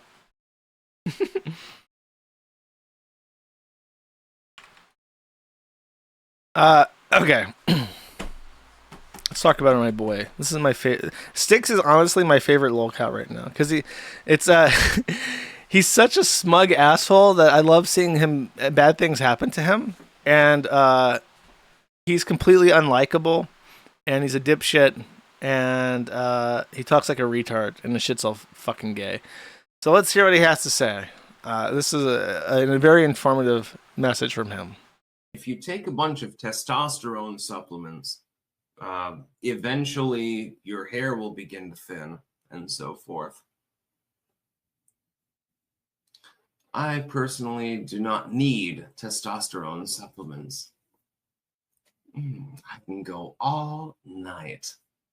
Yes. Why is he like this? What has happened to him? Take a bunch of to make him like this. Does anyone know? Does anyone know what made him like this? Why is he dressed up like this? You know, I said that part of the reason why I was losing weight is that when I got to my baseline weight, I wanted to like get nice clothes. And one of the clothes that I wanted to buy was like a leather jacket. And now I see, like, whenever I see people with leather jackets, they look like this. And I'm just like, maybe like a navy pea coat instead, chat. I've been turned off. I've been turned off my decision, chat. Was he like this before? I think he's developed alcoholism or something. While he was invited onto Jeremy Hambley's show, the quartering, and he literally fell asleep on air. Let's take a look. That's the kind of dichotomy here that's also at play here because leftists are in the local issues. They're not. You can see he's just like chilling. Look, his head's nodding down. His head's, and they're more active. His head's drifting away. The left is way more active. And by the way, I've been reading chat, and there's a lot of brain dead takes, like false dichotomies. By the way, Jeremy Hambley is in a fight with a lot of people right now because he said Wisconsin had like a Democratic sweep in their state, and he said that was entirely because of the abortion issue. And he said that Republicans should lighten up on the abortion issue if they want to win, which is an opinion that I've given before and I actually agree with. And everyone's mad at him for that. Even if you really, really, really, really despise abortion and you think every single aborted baby, even the black ones, is a loss to all mankind, keep in mind that you'll save no babies from abortion if you lose all your elections. This is real politics. This is the way the world works. You have to win. If you don't win, you lose. Does that make sense? That's literally my point. If you don't win, you lose. Whatever your ideals are, if you don't win, your ideals don't matter because you lose. So I agree with Hambly on this point. That's what he's arguing about. But that's not why we're talking, okay? He's talking to Luke, who I believe is the guy. Yeah, we are changed. He's the only guy on Tim Pool's show that's worth a shit. And then you have Styx. Now Styx is the hero of this segment. He is sleeping. Let's watch him sleep a little bit more. People are saying, "Oh, Jeremy says we can't win, so we should just allow abortion." That's not what I said. I said we have to figure out a way. We have to find we have to change perception. We have to drive the conversation away from abortion, or we're going to lose. You're like not listening to me if you think that I said. He's so deep in contemplation. Jeremy Hambly is striking such a great point that Styx is actually needing to dedicate 100% of his mental resources to computing what he's talking about. We should allow abortion so we could win elections. That's not what I'm saying. I'm saying you're an idiot if you don't see that in purple states, that's why we're losing. And you want to say voter fraud? It wasn't voter fraud. Now, did George Soros spend an assload more money? Yes, and that hurt. But I can tell you for a fact that when the data comes out after the fact, there will be tens of thousands of women that voted for Trump and voted for Susan Crawford. Why the fuck do you think that is? It's because of abortion. And it's not a guess. I live here. You know what I mean? Like, yeah. Let's go. No, I thought at this point he woke up, but he didn't actually. He like leaned backwards and got super comfy in his chair, a little bit more comfy. It's By the way, you can see that Luke from Tim Pool's show is like aware of the situation. They're both now aware because they were willing to ignore him for a while until his head dripped back. Because they thought, because this guy's been here for like 20 minutes, like, oh, is he finally going to talk? Because he's moving. And they both notice. Look at how they're looking. And then he just goes right back to sleep. And it's so obvious he's asleep. And they both become extremely uncomfortable. Like Luke seems very disrespected, and Quartering seems really pissed off. It's just the truth of it. Yeah, but Elon also came in kind of late in the game. He came in late, and he's like super angry. He's like looking at his screen, seething, like biting his lip. What? Look at too late. He can't even conceal it. Only because of Elon and these other guys. I mean, they were in the shadows. I was hearing about the shadow funding of this Democrat Supreme Court. No, the We Are Change guy is from Tim Pool's show. He shows up on it, doesn't he? Who is? I'm like 99% certain that Luke guy is like a libertarian who's like on Tim Pool's show all the fucking time. Appointee now, not appointee. This candidate now for weeks and weeks on end now. So clearly, the whole Republican Party machine. Then he gets booted. Dude, look, he's like actual furrowed brow. Like seething anger, like boiling over fucking contempt. Look at that look. That is not a look you want to get from somebody that you consider your friend. Hambly, by the way, if you forgot, Hambly, when Styx was arrested on domestic violence charges in New Orleans, Hambly was the one that bailed him out. Hambly footed a $7,000 cash bond to get Styx out of jail. And then Hambly says, hey, why don't you come on my stream so we can have a talk? And this is how he pays that. He owes this guy $7,000. And this is the level of respect that's showed upon him as gratitude. Isn't activated, isn't. I just want to see him. Look at that fucking face. He's even, now he's like leaned over talking to him like, bro, what the fuck are you doing? Actually kind of admitting that it's okay for Soros to do this because he, quote, hides in the shaking his head in fucking anger. Literally, look at that it's okay for Soros to do this because he, quote, hides in the shadows. Which visibly shaking his head in frustration. That is awesome. Opposite of what I think is important to do here. Yeah, well, because it doesn't give it. Good recovery. If he didn't look so pissed off, it wouldn't be so obvious. Here's his excuse, by the way. Is this not going to work? The Nick Adams Show. Are you still part of the Quartering? Yes. Quartering has run into some debt, it appears. And so I'm doing it for free, basically. But I have no problem with this. Don't ever say those words. He knows the meme. He's referencing the meme, but he's saying them and then he's like, yes, I'm quite proud that I do it for free, actually. So yeah, I believe that I will be on the quartering at 2 p.m. I'll probably keep this. So this a was little bit before. on the shorter end, and then I'll go on with him. But I don't have any problem with it because I figure I'm gonna. He had my back at my darkest hour, so I'm gonna have his back, and I love it. He loves it. He loves it. Jeremy Hambley says, "Pachoo, pachoo." You gonna be on my show, boy. I've given you all that money. And he's like, oh boy, yes, master. I love it so much. I love working for you for free, Mr. Hambley. I'm a part of you, Mr. Hambley. I'm a part of you, Mr. Hambley. I love doing it for free. But unfortunately, you see, from the actual parents, you do get what you pay for, chat. Dad, yeah, he I think he took out 300 grand to make a coffee company. But I believe in the long term, because of his business acumen. Business that would pay acumen. off. That's like a drunk slur. This man's fucking toasty. And so, I'm willing to have his back.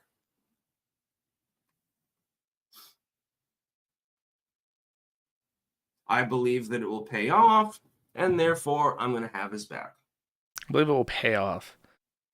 It's an interesting way to reference, like, I'm friends with this guy. I like it. If someone asked me, like, if I was still doing appearances on Rucka, or if I, like, streamed frequently with, like, PPP, I would be like, I wouldn't say that. I would be like, I like being on his show. That's what I said with showing up on the Dick Show. I like it. I like being on the show. I like talking to him about stuff. I like sharing locales with, like, a different audience, It's fun. If you're doing streaming right, your guest appearances should be fun. But he's like, no, actually, I think it will pay off. I think once I sow my oats in his audience, I will accrue some of my own fans from them. Yes, indeed.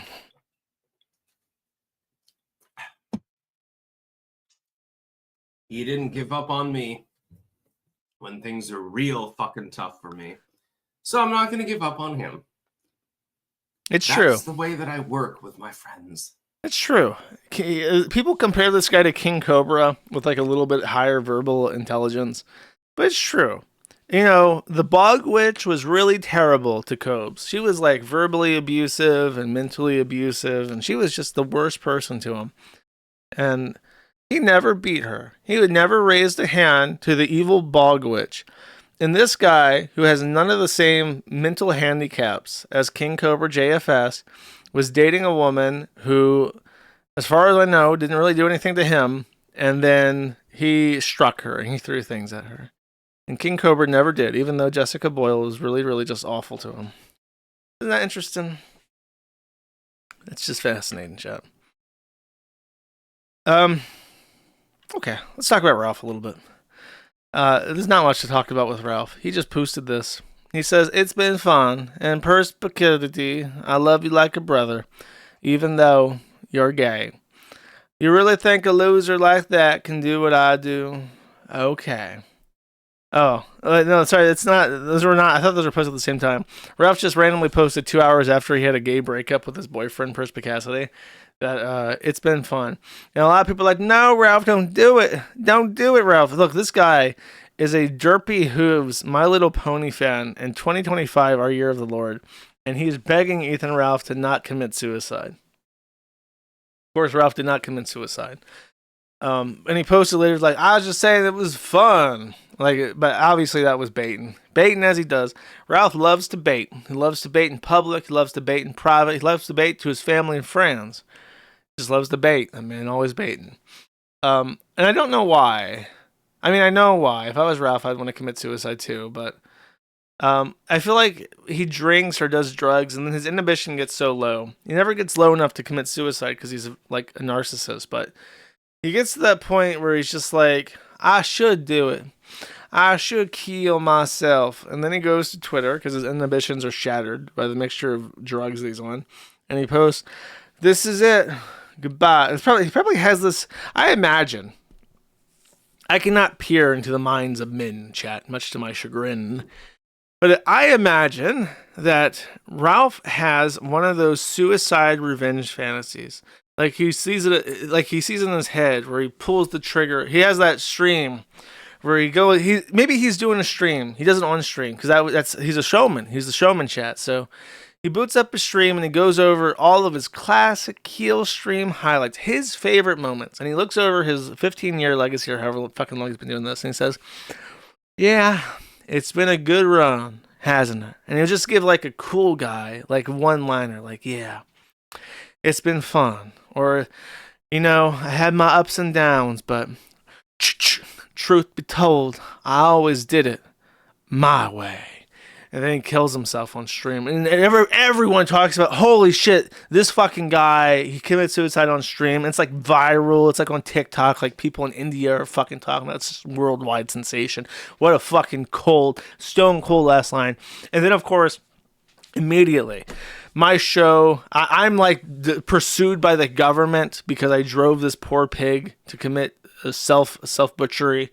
PPP and Andy Worski, they go bankrupt. They don't got any fucking content anymore because, you know, no Ralph, no Kino Casino. It's just gone, flushed away. All the A-logs realize, actually, as a matter of fact, I really like the Keel stream. I never realized until it was gone that I enjoyed my time that I spent with Ethan Ralph, and now I'll never get that because of how I wronged him and how I was mean to him on the internet. I caused this. And then his May would be like, "I'll never find a man as good as Ethan again. Oh, the father of my daughter, I miss him so much." And then Faith and Matthew Vickers are like, "Oh my God, I can't believe it. Now Xander will never see his father. And what will he do without Ethan Ralph?" Like, this just goes on and on. There's like a 40-minute long montage of like everyone who's ever wronged him crying or being prosecuted as a result of his suicide. Because obviously the virality of his suicide clip being streamed everywhere would like drum up all this fanatic support. Like, what the fuck? How did this super cool guy with this awesome podcast that everyone just somehow missed get brought to this? We need to find the people responsible and bring them down. I think that's what he does in his head. When he's like super pilled up and drunk, he just like fantasizes and masturbates mentally to this long drawn suicide fantasy about everyone getting their comeuppance once he's dead, and everyone thinks he's the coolest fucking guy ever. But unfortunately, for Ralph, he knows he's just baiting. And if he did kill himself, nobody would care. I would care. I'll take that back. I care. I do enjoy my Ralph Amel segment. I enjoy Ralph, the character of Ralph, the living tragedy that is Ralph. But everybody else, probably not. Much the same way as at one point I was the person who cares the most about Chris Chan. I'm probably the person that cares the most about Ethan Ralph. Such drama and tribulations that these things bring me. Haru would care, that's true. Haru, his anime wife. Haru Okamoro, the anime wife of Ethan Ralph. Widowed. The anime widow of Ethan Ralph in this scenario. Tragic. Next. Okay, oh my god. I have like 40 more tabs open. It's all about this. Okay, let me hype myself up. You ready? Clear my throat. Let's get some water. Okay. Deep breath. Stretch a bit, chat. Stretch a bit. Arms up. Turn to the side. Feeling my spine crack, chat. Turn to the other side. Spine crack. We're getting my ribs in place. Back and forth with the neck. Rolling around, chat. Okay. Blood pumping. Blood pumping. Grummz. Thousands of years ago, Gamergate 1 raged on, and one of the heroes of the gamers was a man who went by Grummz, a former Blizzard employee, just like that other fucking cockroach guy, who rode on his laurels and his work history, crowdfunding a game to the tune of, I've heard millions of dollars for this fucking game called like Firefly or some shit. The game is completely unimportant because it has never been completed. Grummz is like 60. He's an old man, and he's on Twitter, and he's like a culture warrior. You see him constantly. I think Elon Musk even replies to him. But he's one of the fucking cool guys on Twitter that has this huge following. And this, of course, inspires a lot of ire towards him. So this guy called MLVP, who Joe's face. What's the fucking load? Because they. This guy sucks. This video sucks. This guy is a smug. Like, I don't know why he's in this fucking green room. It's like he's waiting for a surgery or something, like a British NHS hospital. He just had this green, desaturated look. He looks like he's trying to look like Hassan Piker. He looks like a faggot. He talks like a faggot. And he's like a smug, preening leftist. So this video, to warn you, is absolutely insufferable. But it is an expose on Grummz, and it has receipts, and it broke the story. In general, what they did, this guy or people around him that he knew, took known information about Grummz, and this is an important cybersecurity lesson for all of you. Took important information, new information about Grummz, and they looked up on public leaked databases that information. And this is a fun story that I can actually have a personal anecdote to. His password never changed, even though his email addresses and usernames would.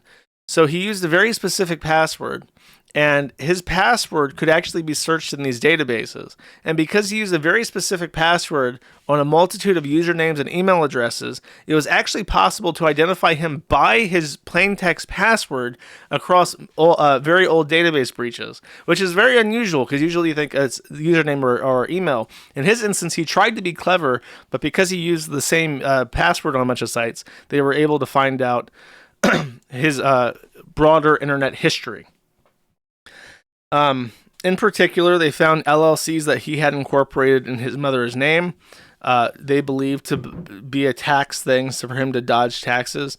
It is my understanding that he either had or has $250,000 back taxes owed to the IRS, despite making hundreds of thousands of dollars crowdfunding for his game and being big famous internet man. But the real thing that they found that was surprising was that Grummz had a pornography empire and a alter ego. He owned a website that was a repository for his own fan fiction. And let me get my notes up. I have these because there's a lot to cover. That's not because it's quotes from the video. So it was $1.6 million I wrote for his actual crowdfunding for his games. He was involved in World of Warcraft. He claims to be a developer for World of Warcraft, but that is disputed. A lot of people have said that he worked in middle management. So even when World of Warcraft was at its peak, everyone in Blizzard hated their middle managers. And they said in particular he was very difficult to work with. But what he did is he has a website for catfight fanfics where he goes by Little Debbie and purports to be a woman. These fanfictions are sexually violent, and I don't use that term lightly. The themes of this are that two women are having a fight. Now, I can imagine that there would be a niche market for like naked lesbian wrestling, where in the traditional sense of wrestling, they're trying to pin each other on the ground, like the actual sport, but they just do it naked. Grummz does not write that. He writes sexually violent fan fiction that involves cries of pain, injury, pussy stomping is a thing where a woman will just stomp on another woman's vagina in the fan fiction. So at no point ever in any of these fan fictions is there like ecstasy, orgasm, like love, compassion. It's all like two women get into a big fight and then they stomp each other in the pussy and they kick each other and they pinch each other's tits. And it's just like this obviously like sadistic approach to lesbianism that is very bizarre, especially when you know that he's an old man. Around the time, by the way, that this fan fiction site was taking off, he got a divorce. So, in my opinion, he became a bit of a gooner, started indulging his gooning a little bit too fervishly. It became known to his wife that he was gooning, and then she left him. And then after she left him, he went full on out pussy stomping sadism. That became his fetish. The world wonders why. Then, that's not all. The allegation from this guy is that one of the companies that Grummz owned after the crowdfunding for his video game was an outright pornography studio where he would film women wrestling. And to do this, to accomplish this, he went out and bought 5 different red cameras. If you do not know what a red camera is, that is a $50,000 4K film company ready camera. It's something that records at a level that is ready for the big screen. And he bought multiple of these because when you do a production, you want if something happens, instead of shooting it 3 times with one camera, you film it from 3 different angles with 3 cameras one time. So you get the women to wrestle. He spent, I think $150,000 is what they said. And I don't know if that's each or if that's all together. I think that might even be, I think the cameras were like $30,000, they said. So it would be $150,000 for all 5. And then he filmed his lesbian wrestling pornography on those cameras that the money could have only come from the crowdfunding money from the allegation.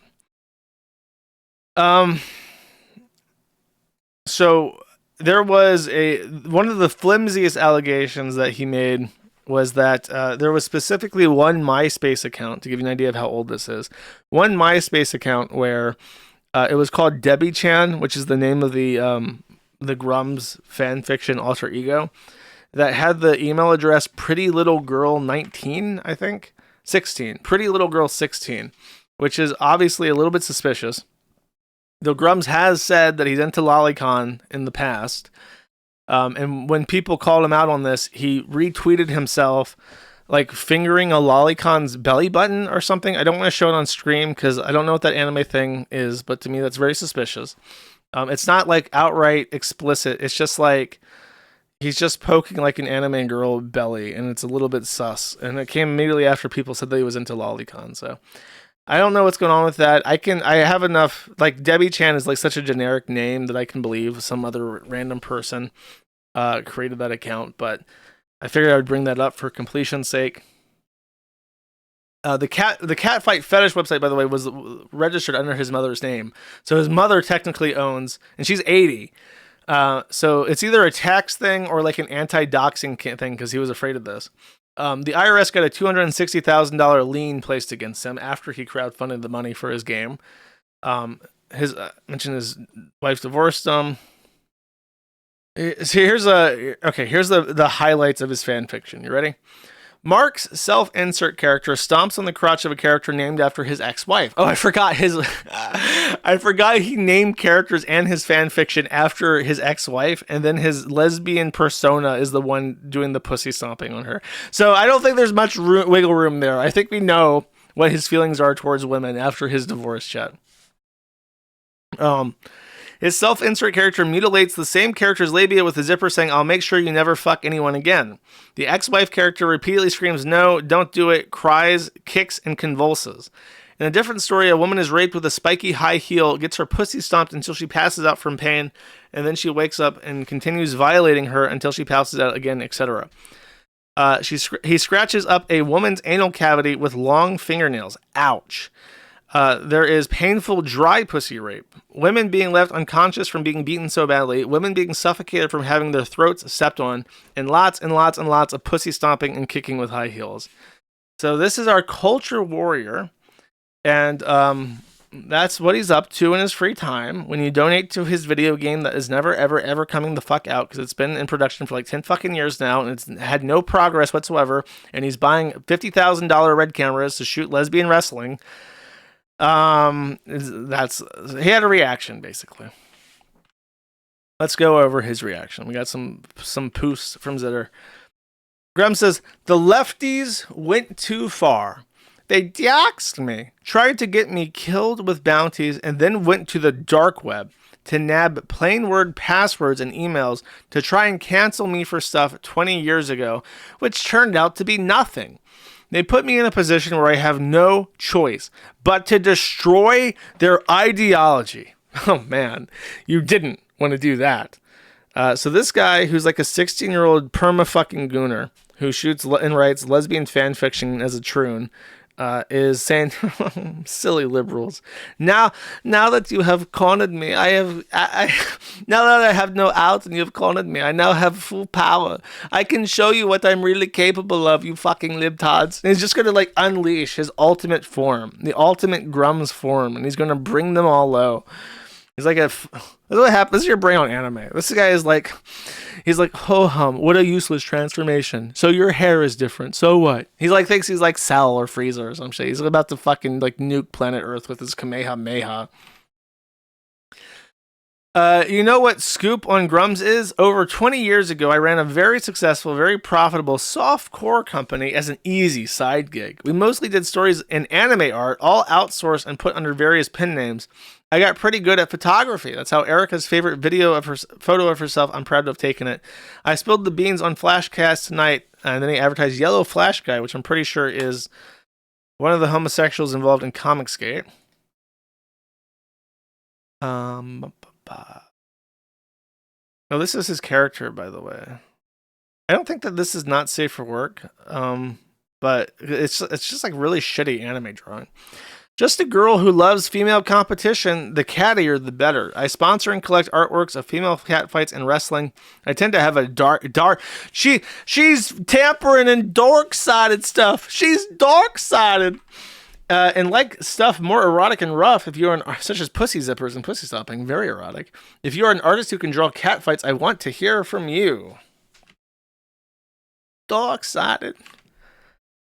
Shoutouts to anyone who understands my dork-sided reference. It's one of my favorite in-jokes. I don't know if I've ever talked about that on stream before. It'll be our secret, chat. It'll be our secret if you know that reference. Do I want to watch this? 2 minutes? Okay, I can take a sip of water. Fascinating, huh? We also found this one.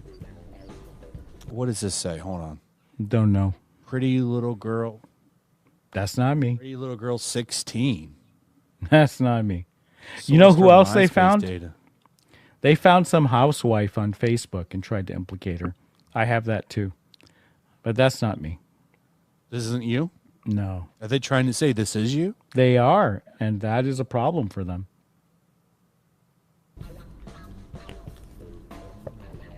Wait, where is the evidence that this is you? Their Foxy Fighter addresses, the same password as Mark Kern's email. Searching a Pwn database, which is a database of dumped They passwords did and not email search addresses. Pwn We found database. a Foxy Fighter email.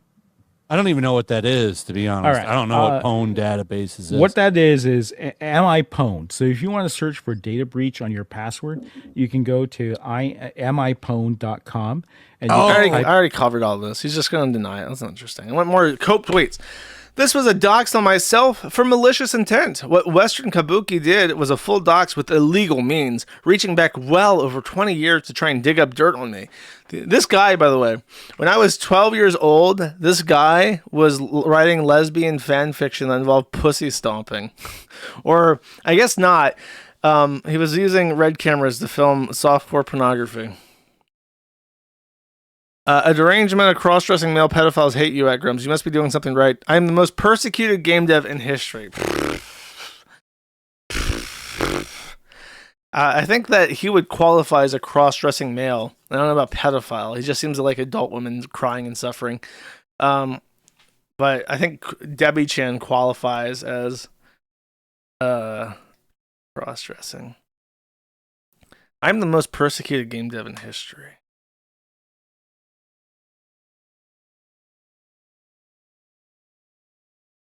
Hold up 1 second.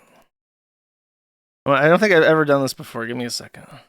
I'm in a weird mood right now. I have an inclination to do something that I've not done before.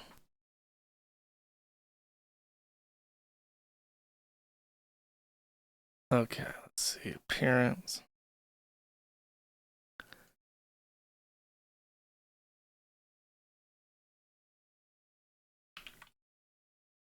All right. Oh, I can show people. Okay. Let's see. I like that one a lot. Except he typed it wrong. He typed in all caps. I am the most persecuted game dev in history. The most persecuted game in history. Author Grummz. And then that. All right. Oh. Now that will be in the random quote rotation chat. I feel so inspired. I've never done this on stream before. Just show you a day in the life. A day in the life. Can we watch Foxy Fighter? I don't know, man. That sounds like a bad idea. Another one of his reactions. They tried so many times and failed so many times. They have nothing left. They know they will swat next. That's what they do. Evil scumbags. I'm trans, by the way. Which I guess is supposed to be a joke. Like, you can't make fun of him if he's trans or some shit. Wokie's losing it. He's like morphing into Patrick Tomlinson in my brain. I'm winning too much, getting too loud. Their latest kill shot, doxing, lies, botted reply spam, and fake community notes. They coordinate all this behind locked Discord servers. I've got the receipts, and they are freaked, ejecting people. This is a massive coordinated harassment machine. Hundreds or thousands of replies per day. But they won't stop me. Louder every day, and in this to fight to the finish. Replies are verified for now to let them waste their bot money and filter their crap. Ubisoft is locking replies. It's a comparison because Ubisoft lock replies. No, this is contemporary. Wokies, oh my guys, Grummz is so owned. Think about it. Ubisoft now replies directly to me. Oh, he got made fun of by Ubisoft, like an official account. I think that's in the lineup. Is that in the lineup? I don't know. Just people react. I post about video games, and together we are winning. For that, they turn to illegal dark web means, death threats, and doxing to target Smash, Giga, and myself and others over video games. Pathetic and evil. The lefties. Oh, did I read this one? Yeah, I did.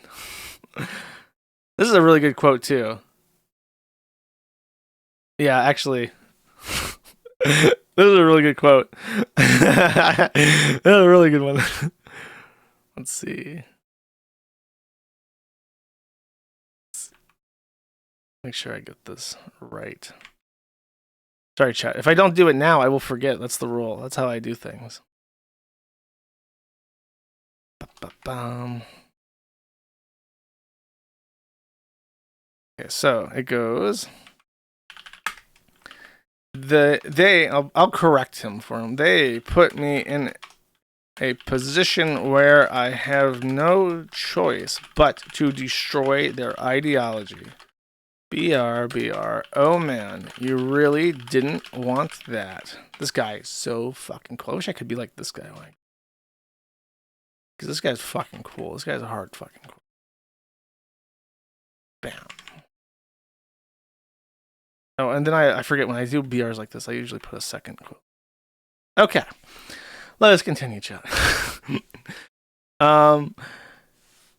I think everyone can see how standing up for gamers against DEI has cost me on a personal as well as financial level. I knew full well back in March when I started what they would do, as I watched them for over 10 years dox, harass, cancel, and try to destroy others. Anyone who says I do this for a grift is lying. I willingly pay the price for freedom against the woke mind virus. That's like the Elon alarm.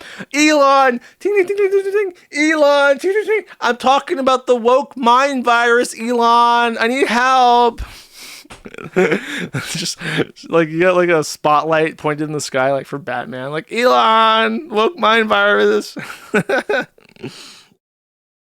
I did it because I felt like it was now or never, and thank goodness. Sorry, there is no God to this man, only goodness. Thank goodness we are winning. Opera GX took the second to hit the dab and say, we are currently developing a feature that will remove any trace of Grummz from the web. 100,000 likes. Really? I didn't realize that this. Oh my god, 176,000 likes on 8.2 million views for a dead ass fucking browser nobody uses. Okay, I'll like it. That's funny. I didn't realize this was such big news because I didn't pay much attention to it. So I just thought, oh, this is like a silly internet thing. No, apparently this is 8 million views worth of attention. That's just Opera being silly, doing their marketing. Okay, Grummz actually replied to Opera. Let's see. You know you are getting too effective when an entire browser company is trying to erase you from the internet. Opera GX fully triggered winning. He thought it was for real. He thought that Opera GX was going to market itself as being the company that has the browser that completely obliterates any mention of Grummz from your fucking screen. That's really funny. This is like this is what happens when you have too big of a fucking ego, or are retarded, or autistic, and or all three. Because it's like, how do you read this? Especially like on April Fool's Day. You think like, yeah, this is it. Especially from Opera GX, because they're known to do like silly stuff in their tweets and get like a lot of attention. So, madness. There's a full-scale assault happening, not just against me, ever since Elon's Hassan post. Use Brave instead. He doesn't realize that being against pussy stomping and anal cavity scratching is not like a left and right issue. And if it was a left and right issue, it sure as fuck would not be the conservatives who are like, yeah, bro, me and my wife do pussy stomping, anal scratching all the time, bro. Like, that's not... It would be like a sexual, like, you know, it'd be the left. That's like for sexual liberty and self-determination and shit, as opposed to having any kind of societal commitment. That's insane. I can't believe he took... What an idiot. They just make a really good product. I actually, no cap, for real, on God, I have switched from Brave to LibreWolf because I was writing code. I've actually been writing code again the last week, excitingly. And while I was running stuff, and I was on Arch, my Brave browser took out so much fucking, I almost said mana instead of memory, because in Arch or Linux in general, when you're out of memory, it says OOM, and OOM is an acronym in video games for when you're out of mana and can't cast any more spells. So when I read it, I thought, oh, I ran out of mana. No, I ran out of memory, and Brave took all my fucking mana, took all my mayonnaise, and and crashed my entire desktop. And I was like, it closed everything out because the killer came in and just slaughtered my fucking desktop application. I'm like, oh fuck. So I switched from Brave to LibreWolf. And I've actually been quite happy with LibreWolf. There's a couple of things that annoy me about it, but it's doing okay. Okay, that's funny. That's the image I don't want to show you where he's like poking the belly. You can find this in the thread if you really want to. It's not sexual, but it's just like the immortal words of Godwinson. I don't know what that anime thing is, but to me that's very suspicious. Okay. We've been streaming for a while, chat. Now is your moment of your Reddit segment. Oh, I did. Sorry, I was looking at my notes. I forgot one other thing.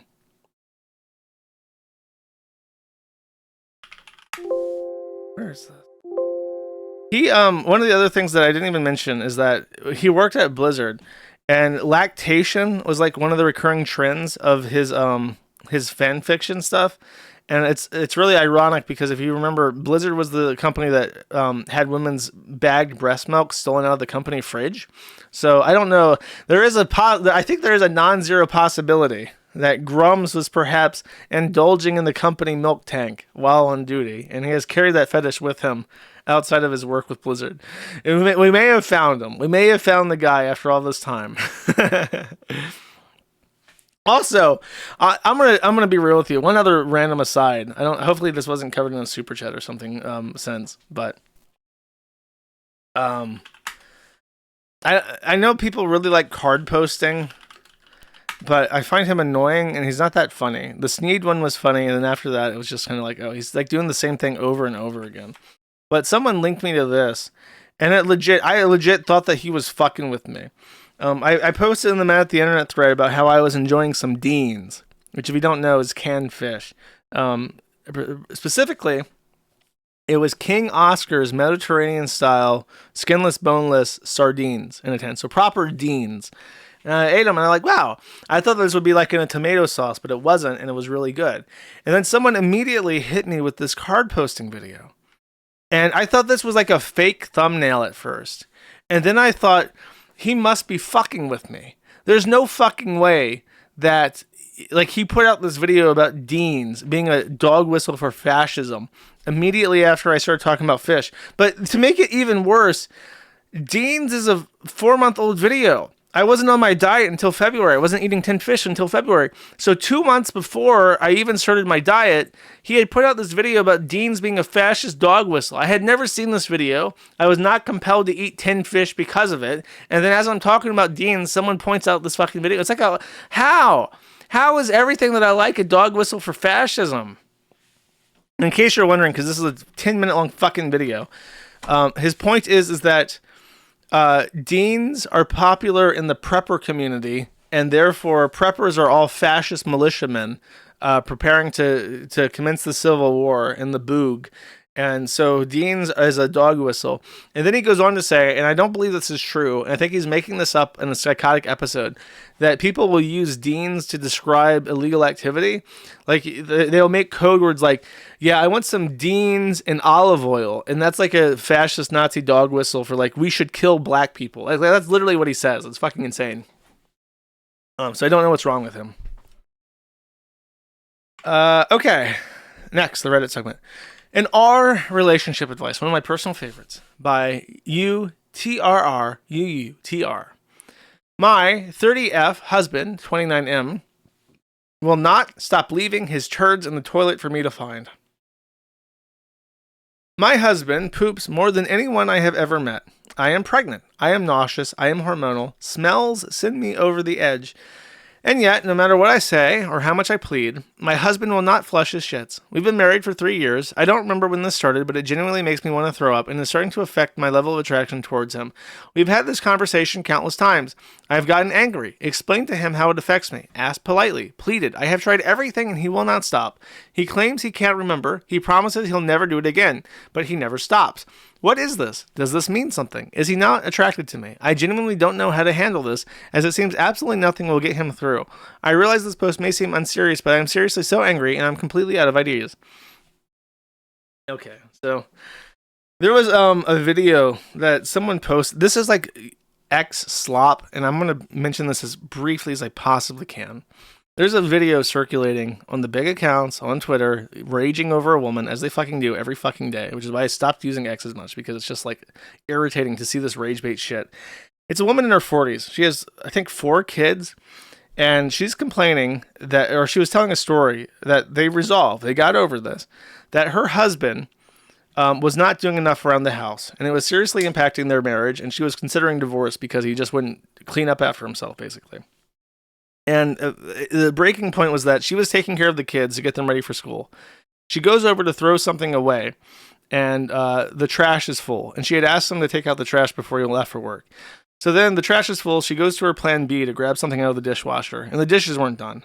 So she was unable to do what she needed to do at that instant moment to get the kids ready for school because her husband did not do enough chores like they had agreed on, or she had asked him to do prior to that. And she said, you know what, I do so much work by myself, I might as well just be by myself. And they did work through it. But the reaction to this from the slop channels was that this is why the divorce rate is so high, because women are unreasonable. And I'm just thinking, like, when I was a kid, my mom got me to take out the trash. My mom told me how to tie a bunny knot in a trash bag and take it out.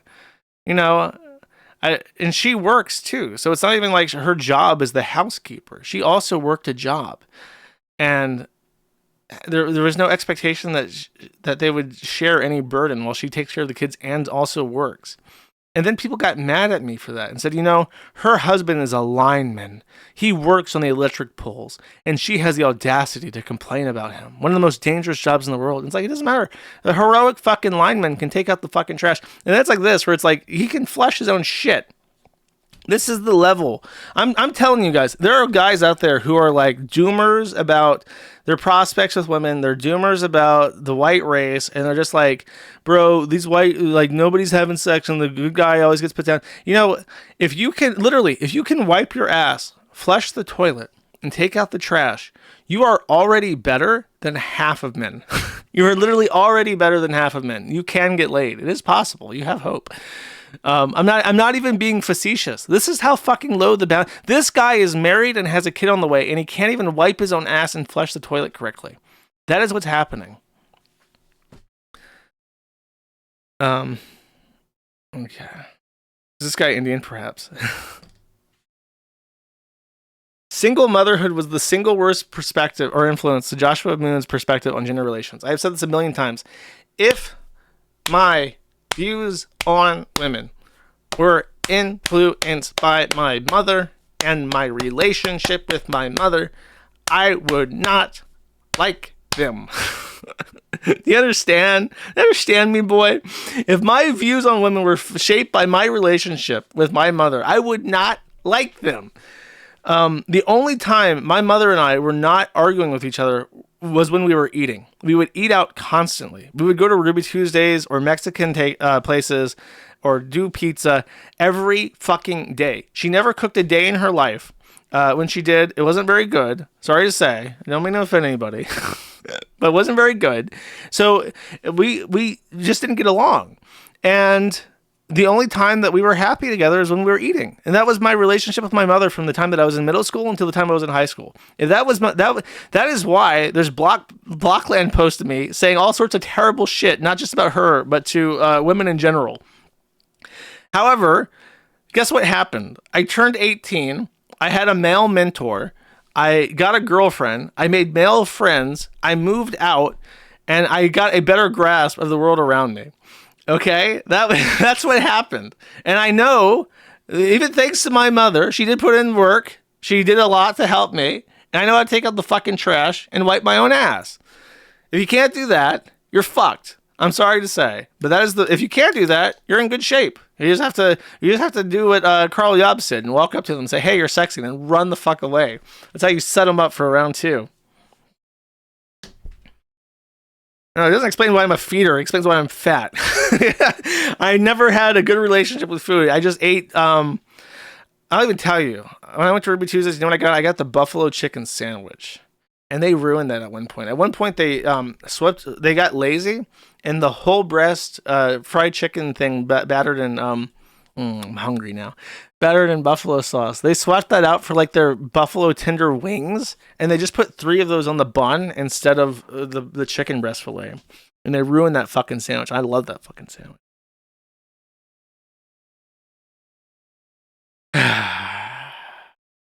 That's actually sad. Nah, that's fine. I'm not haunted by the ghosts in my past. In my mind, there is a patrician of my history. There is everything before Whataburger, and there's everything after. And everything before Whataburger, I don't remember very fondly. And everything after, I've done quite well. And it's just like, it doesn't impact me. At all. In terms of even like perspectives on women and shit. It's just like there was a clear divide in my life's history where there was a point where I languished and I just did code. And I was angry at video. I was angry at everything before I got a job. And everything switched. It was like day and night. There was probably like a three-year adjustment period between the ages of 18 and 21 where I became an adult. And the difference between, like, I would not recognize myself as a teenager. Yeah, I don't think you understand how completely different I was. I don't even look like myself. But that's what it is.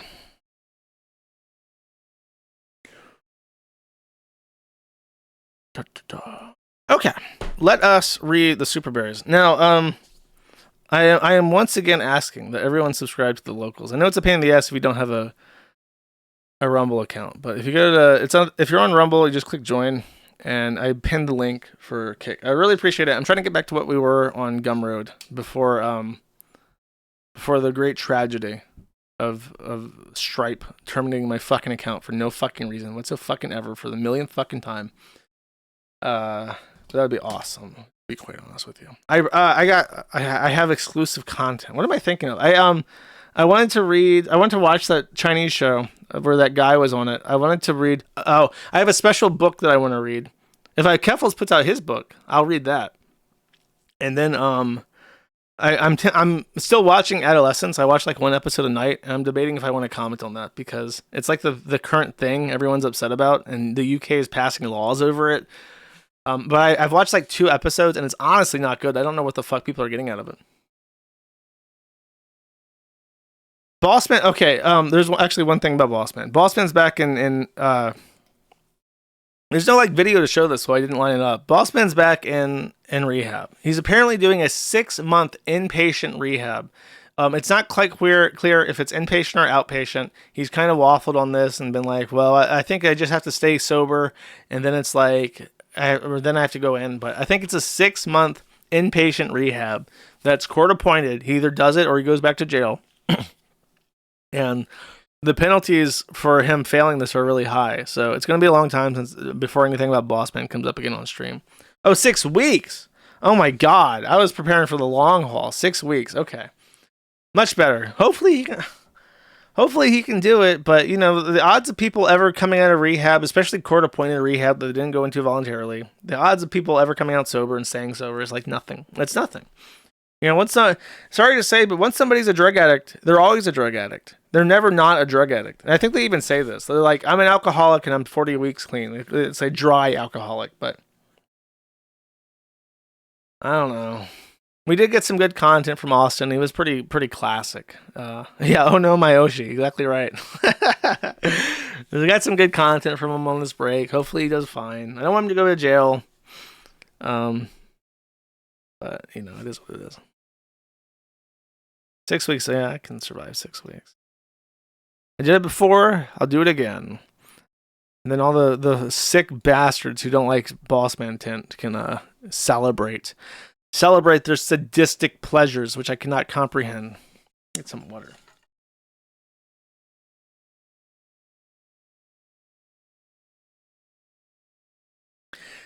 Stoicism arpeggio. Oh, okay. I know how he wants me to pronounce this. Stoicism arpeggio, for one, says, I like that you get small details wrong on every topic. It makes me feel like I'm listening to a podcast from an alternate reality where things are mostly the same, but not exactly, never change. As far as you know, I don't actually exist, and that's exactly what's happening. Taxes are optional, for one. For one says, I have a very young son. How do I make sure he does not become autistic? This is a serious question. The possibility of him turning autistic is terrifying, and you're the closest thing I know to an expert on the subject of autistic fucks. Please help. I don't know. Nobody knows what causes it, bro. People say vaccines. I don't know if that's the case. It's probably just a matter of like socializing them. But if they come out like really weird and autistic, there's not much you can do about that. Sorry to say. Just don't worry about it. Don't think about it. Don't speak evil into existence, and it won't happen. Kurt Eichenwald, anime masturbator for 5, says, glorious Kiwi Emperor. I see why you choose a Kiwi as your mascot to strike fear in the hearts of your enemies. And then even though it's a $10 amount for a YouTube video, maybe I'll look at this. Let me see. Bro, I have been sent this video literally a million. It's just the fucking video of the Kiwi crying.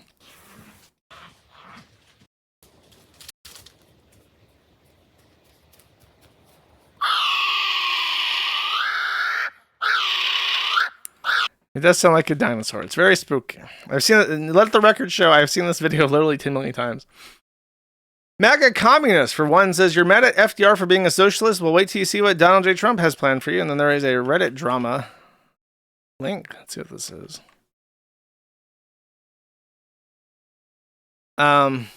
Okay, I think they want me to show this on screen. So this is their site. A bunch of Trump communist posters with like fake American flag things. The American people are tired of working 8 hours in a climatized office. It breaks the spirit, makes them weak. True happiness lies within 3 shifts in a loud and dirty factory. They will flavor our air, season our rivers, stiffen your backs, and give you a sense of pride that can only come with paying 50% more for buying domestic. Is this like the new trend? Like people are going to be against American-made products? Sorry, bro, you're not going to get any of that shit. Good Luck 7 for 2 says, happy protein day. Thank you. I appreciate it. I had red meat today. I had red meat and a little cookie. So I've eaten about... Actually, I guess I should just say, I am down 26.5 pounds now. And on the next stream, I think... Yes, the next stream, that'll be the exact 2-month window for me starting my diet. Seriously. And I will have a request. I will actually request information for the first time ever. I can eat the cookie. It's budgeted in, bro. Budgeted in. Humble Guardsman for 5 says, your Twitter would be gaining more traction if people weren't jump scared by the terrible visage of the arch enemy upon visiting your page. Sorry, not sorry. That shit's staying up. Dizzy Until Death for 5 says, would you watch a Home Alone reboot where Nick Rekieta and Ethan Ralph played the Wet Bandits? Sure. Why the fuck not? Schwarzenwald for 5 says, reading the Garfield comic strip, I now hear your voice when Garfield communicates. You sound just like I picture he would. Gershfield hates Monday and trannies. That's very weird. That's a very weird message. I don't know how to respond to that. I guess that's what Germans don't have like a variety of English voices in their head. So when they read Garfield, they have to reach for whatever streamer they last heard. Dragoons for 10 says, Josh, why do you hate the forum's users? I do not, Dragoons. Thank you very much. I don't know where that comes from. Hamster for 5 says, clearing my basement and Spotify was being a faggot. Then I remembered it's Maddie time and now I'm happy. Oh, I'm so happy to be the hero of the story. Thank you. Latrans Rights for 1 says, in your opinion, who has the best national anthem? I say it's a tie between France and Ireland. Because of God Save the King? That's the best anthem? The American anthem is actually fantastic. There's a cover that really stirs the spirit. Let me find it real quick.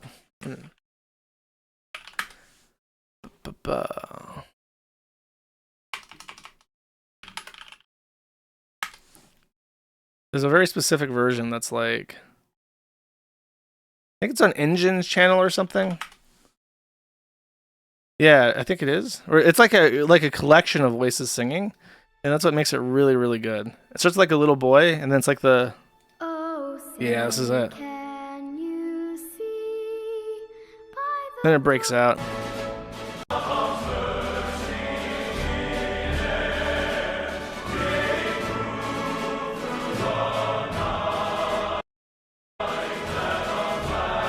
And there's like another part where they says our flag was still there. And it's like this really soaring note. Oh, this one.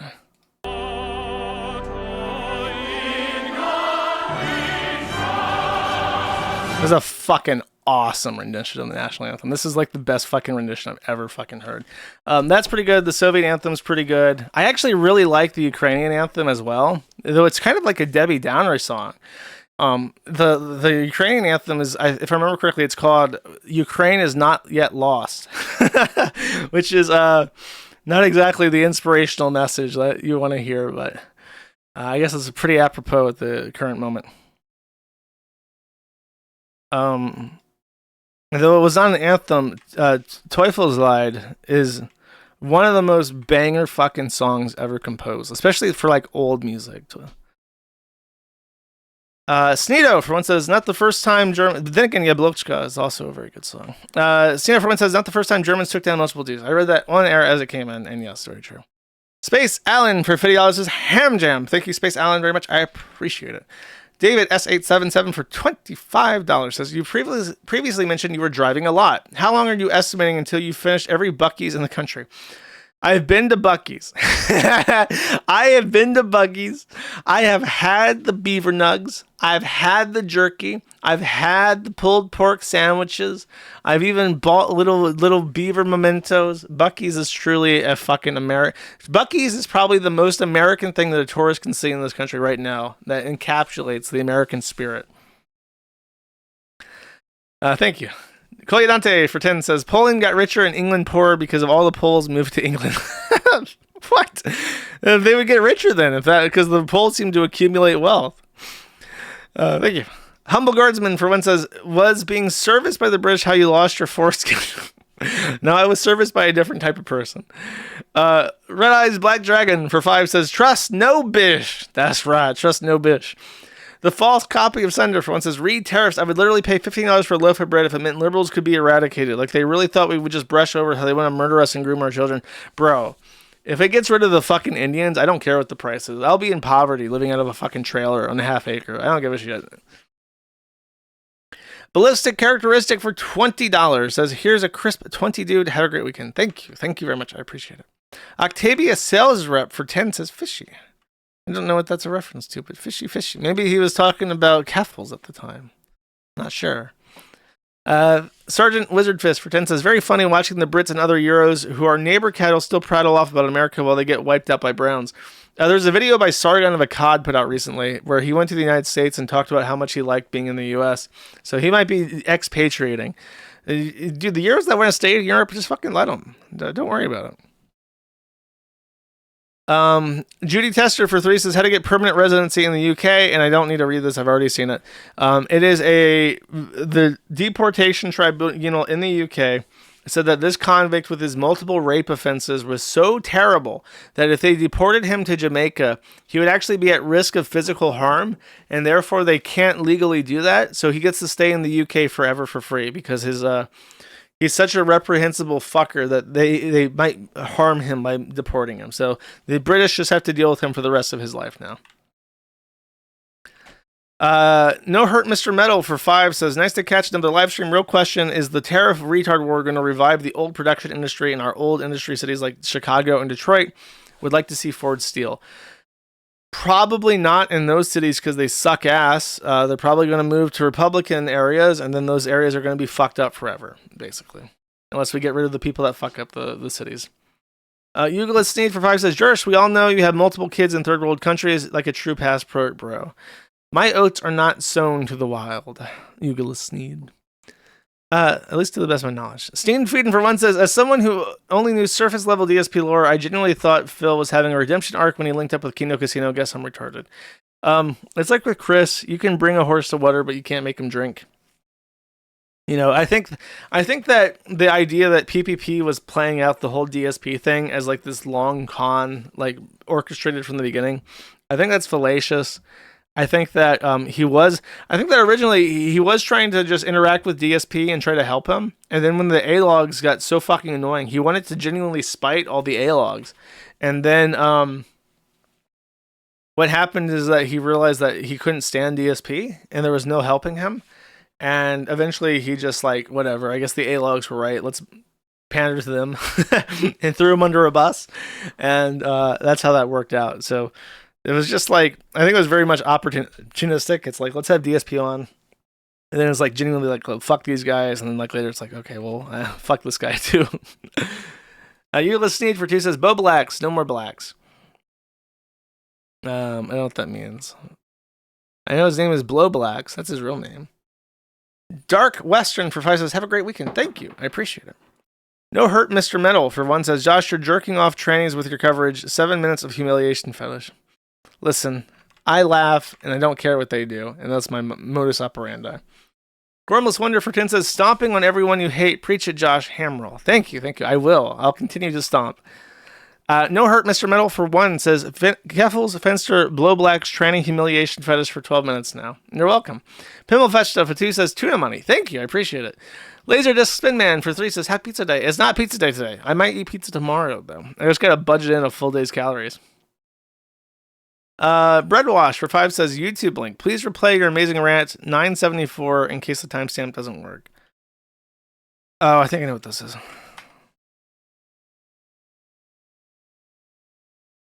Yeah, I know what this is. Even right now, there's more shit happening as a consequence that I have to deal with by myself and without anybody else's help. And when it was okay, when it was going well, Keffels had no problem laughing about it. Well, my friend, here's what I have to say. I don't want you to die, Keffels. I want you to live. I want you to live for thousands of years so that every day you wake up and you see half of man. You agonize over your own botched surgeries and you've accomplished nothing and you fight drug addiction year after year. I want you to live forever for 475,000 years until the end of Kali Yuga. I want Keffels to be alive so that they can continue to suffer as Keffels does every day. Boys and girls. TTD. That's right, chat. That's right, chat. Fuck them. Fuck them. Fuck them, chat. I was going to say that, and I thought, I think I say fuck them at the end of this. Fuck them. That was one of my funniest moments. Gormless Wonder for 5 says, Keffels and Sam Hyde voice, help me, sir. Help me. I am retarded. Please help me. I am retarded. I am retarded. Please help me, sir. My Indian voice is getting more and more mileage by the day, unfortunately. Melon Salt for once says, Juice, we get a Suffatroon Suffa. Sure we do. Banana Plugs for 10 says, Happy Pizza Day, Josh. You're my favorite non-slop always. I've been a bit down. Can you tell me a joke? No. I don't have bottled jokes ready to go, bro. I'm not the funny man. I'm not going to tell you a joke about a genie. Go watch speaking of, if you're depressed, go watch The Boondocks. That's a good movie. Or The Boondock Saints, rather. Thank you. No Hurt Mr. Metal for once says, how the fuck does Keffels have PTSD from online harassment? Dude needs to go on a hike and find Jesus, or in this case, Troon Muhammad. During COVID-19, my hikes by myself really helped my sanity. I wonder if he doesn't. I don't know. Hard to say. Maybe he's trying to set something up by like lying about having PTSD. Unkind Naysayer for 2 says, Maddie should go have a violently electrocute the host donation goal. No. Safu. Crispy Legs for 10 says, Happy Friday. Thank you. I appreciate it. Sneedo for 1 says, the VTuber fags better leave Bossman and the Bossman thread alone. He doesn't care about your Oshi little pussy. That's gross. Phrase it like that. I don't think they talk to Bossman, though. Haramburger for 2 says, oh no, my Oshi. Vomit drawer is hyperbole. Shada manga is heresy. Gordoverse is unrelated. Not my Oshi. I don't think the vomit drawer was hyperbole. The Shada manga was flamenco. And the Gordoverse is unrelated. That's true. That was true. Anime Extremist for 1 says, what's the promo code for the locals? There's no promo code. You gotta give me the money. Promo code? You think I'm doing like a shot glass or something, bro? Come on now. Malacalypse the Younger for 10 says, Josh, allowing the VTubers a space of your own is you're finally embracing your inner Hank Hill. You don't understand what the kids like, but you realize it's better than if there's an adult in the room. That's true. That's how I feel in a lot of situations on the site. I'm going to be real with you. Thank you. Anime Extremist for 5 says, I watch multiple VTuber streamers periodically throughout the day, every day. What on earth are you fucking talking about? I feel like someone with schizophrenia is trying to talk to me. Go ask the thread, bro. Join the forum and talk to somebody in the thread and ask what the fuck is Josh talking about with the VTuber shit. Chuck Poster for 1 says, reminder that black men commit domestic violence at double the rates of whites. Sneed. Interesting fact, Chuck Poster. Sika Loather for 10 says, is it possible for you to monetize Kiwi Flare or other stuff that you've developed during that 1 year of downtime? That's how one Chinaman made it big in Japan selling code he developed for his PhD. Kind of, yes, but I'm donating that code to the foundation. So I've considered opening up GitHub donations for the foundation just to get money rolling in, if possible. But I'm not sure how many people would support that. It's worth a shot, I guess, to see if it gets immediately destroyed.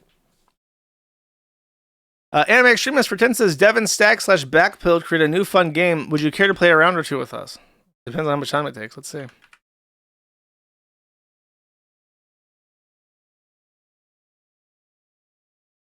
Okay.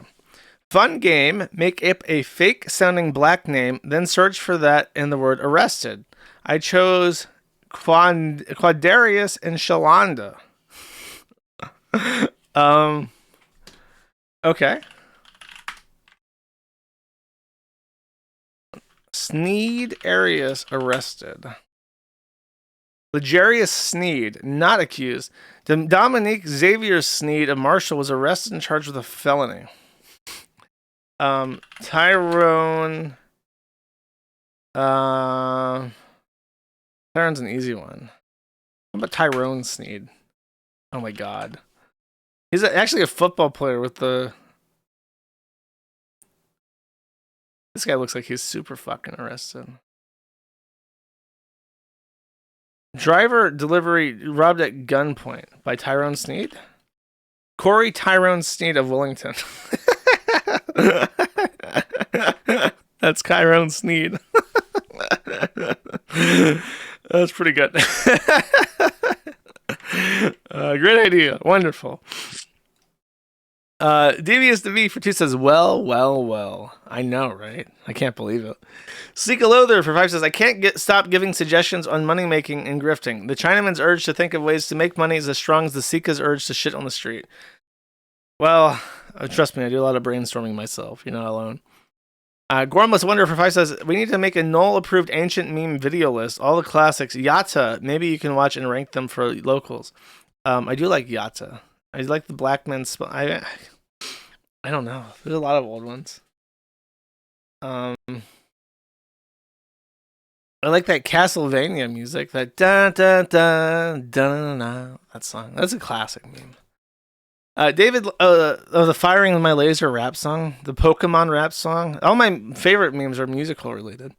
David Lammy for one says, come to England. Absolutely not. Bro Furman for one says, nothing. Thank you. Respect Elves for two says, are you still in contact with your mother? No. Sneedo for two says, average tranny Keffel's fan car. And there's a Catbox link. Oh my god. Holy shit. So, it's an Oregon gay license plate that says Catboy with an I. It has 8 million different pride flags. And then a bunch of gay shit. Stickers, trans rights, non-binary rights, abolish ICE, protect trans kids. And then it has anime stickers up top. Wonderful. If only Elon Musk would like... Look, here's a second car with even more fucking shit. And it says Dog Boy on the... Holy shit. They took a picture of this one, but this is off to the side as like a spoiler. Dog Boy with more ACAB shit. Please be patient. I am a huge dumbass. What is that? That's a programming thing. What is that? Oh, that's like a... Oh, that's a county library thing. I thought library isn't like a programming thing. Thank God he's not like a Rust. It's a Prius. Anime Extremist produces, I don't really care if white guys have Asian wives or Asian men have white wives, but I don't like libertarians, especially liberal ones. So thank you, Josh, for making Karl Jobst. Says Anime Extremist with the anime fucking avatar. Yeah. What do you think, guys? Do you think Anime Extremist has sat down with an abacus and like calculated out the harm to the gene pool by mixing in Asian and white? Or do you just think, do you perhaps think that Anime Extremist has come up with this interesting caveat towards his racism because this man likes yellow pussy? Which one do you think is likely? That he's calculated this out and done the maths, come to a philosophical endpoint on this? Or do you think this man has the big horny for yellow pussy and just doesn't want to say that he's in the wrong?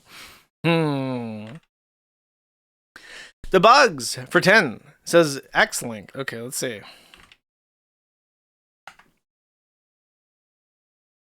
I found my wife in my camera roll and wants me to get therapy.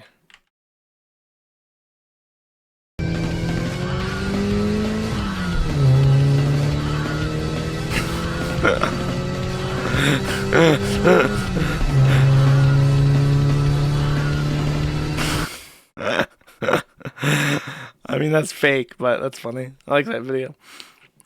Exican 555 5 for 5. Would you swap Jeets for Brits in the US? Oh man, if I had to. Sneedo for 2 says, I remember seeing this true reply on the Karl Jobst tweet. Suffer tranny. Let's see. Today's a link day, chat. I am shocked. Okay, the guy replies, something that always shocks me is how many people will treat us differently. Doesn't matter if we're cute or not. People always start treating us differently once we tell them. The amount of people that straight up ignore me, leave me on red, or don't treat me the same as my girlfriends is like 8 out of 10 people. I tell myself it's not them being transphobic, but ultimately, I guess it is. You can play a violin song in your head. Wee, wee. Now Scott 5 for 10 says, military reprimands are written at a 4th grade level because that is the reading level of most people in the military, high rank or low. I don't know if that's true or if you're just being an asshole, but I believe it's true. Sneedo, thank you by the way. Sneedo for 1 says, every time I see leather jackets, I think of East Coast Italians or mob. I'm surprised you don't have one already, Guido. Now that you say that, now I'm tempted again. You brought me back in. The president of Nintendo for 2 says, you ever notice how Styx looks like Asmongold in a pirate costume? Suspicious. Also, I wanted to tell you that you look really cute. Oh my god. Okay. The Bugs for 2 says, cat blocks file. Oh boy, another link. And then there is a picture of me eating an MSG burger, aspartame cola, the MSG fish fillet, fluoride springs, and then genetically altered spuds, which, to be quite honest with you, I'm a big fan of genetically altered spuds. Great. Thank you. MouseCop5 for 10 says, the quarter pounder once got really drunk and tried to get Medicare banned from YouTube by sending him a 1488 super chat and acted really smug about it. Can't stand him. Yeah, that's pretty fucking bitch made. I've heard that, but it's just, I don't know. I like him on Twitter, but that's kind of gay. Asian Tech Support for 10 says, have $10. Thank you. Thank you. I appreciate it. Octavia Sales Rep for 20 says, thanks for the long stream. Here's some cash for more 10 p.m. Deans. Well, don't mind if I do. Thank you. Anime Extremist for 2 says, I've donated a lot today. Can you play this, please? It's short and funny. Okay. As long as it's not cute and funny.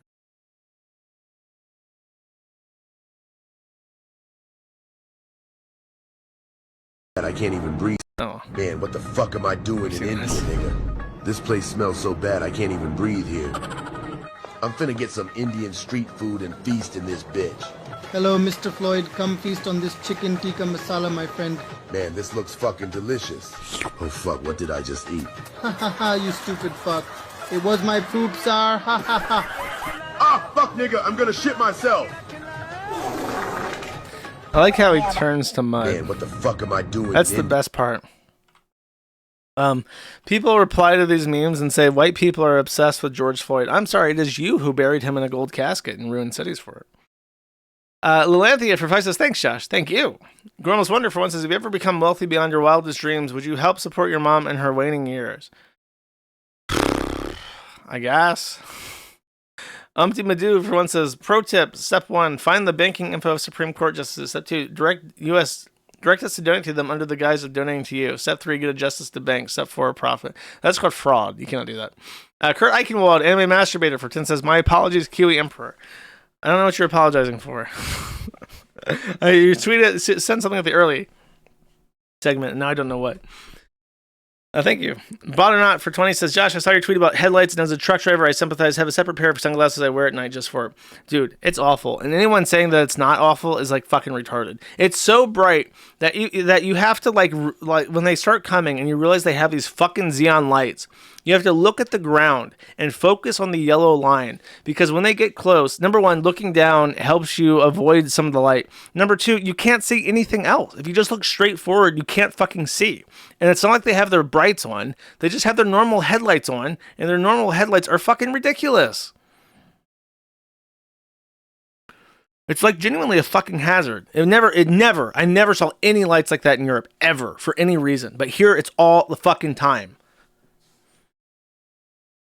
Employee Man Jack for 5 says, be honest, Josh, how much Kino Casino have you been watching in your free time lately? Hearing a lot of PPP and that stuff. Look, when I did the Suffer Horse thing for a while, and then I tweeted or said something to Ralph about Suffer Horse, and then during the pill stream in Dick's basement, he said, yeah, Suffer Horse, and then PPP got it from that and did his own take on it, where he makes it really like kind of high pitched. Yeah, suffer Medica, something like that. And it's like that has become more mimetic than my original Suffer Horse segment. So it's like tectonic plates have been abducted into this. MH Dark Law for 15 says, please play this clip, at least the first 45 seconds of it. Okay, let's see.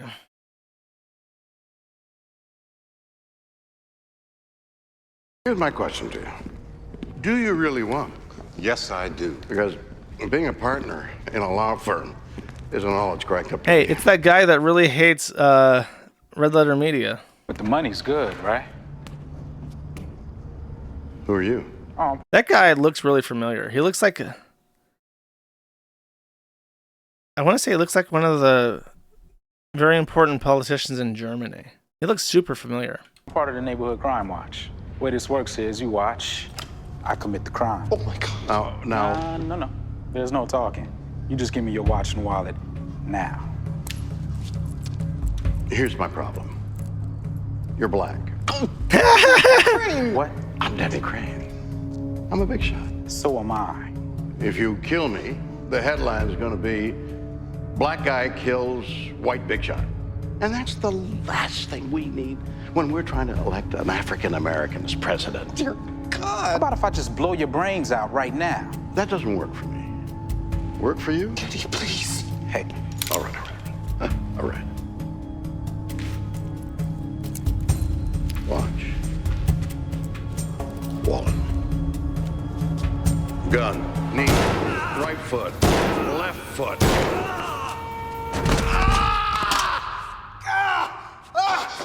Thank God for guns, huh, Jerry?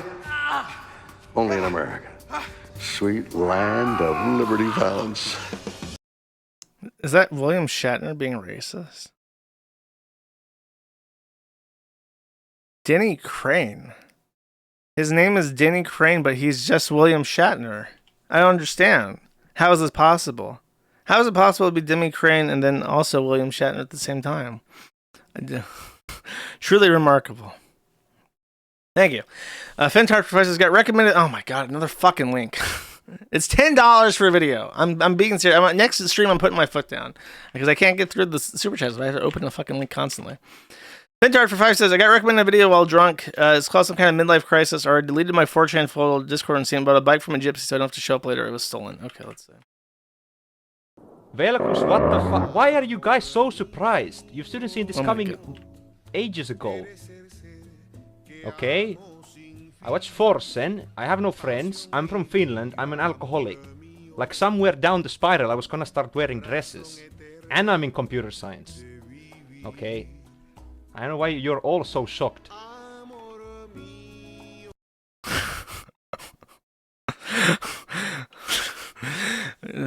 Someone pray for Fentard. Because he's about to get fucking wrecked, okay? He doesn't know what to do with himself anymore. The Orange Cow, for one, says, did you see the Chinese little boy piss boiled eggs thing? Yes. Oh my god. Anytime you bring up fucking China, you talk about the fucking boy eggs.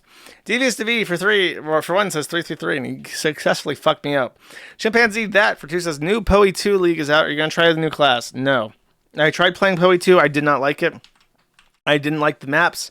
I did not like how expansive they were. I didn't like how much backtracking I had to fucking do. I honestly don't like the Aztec theme at fucking all.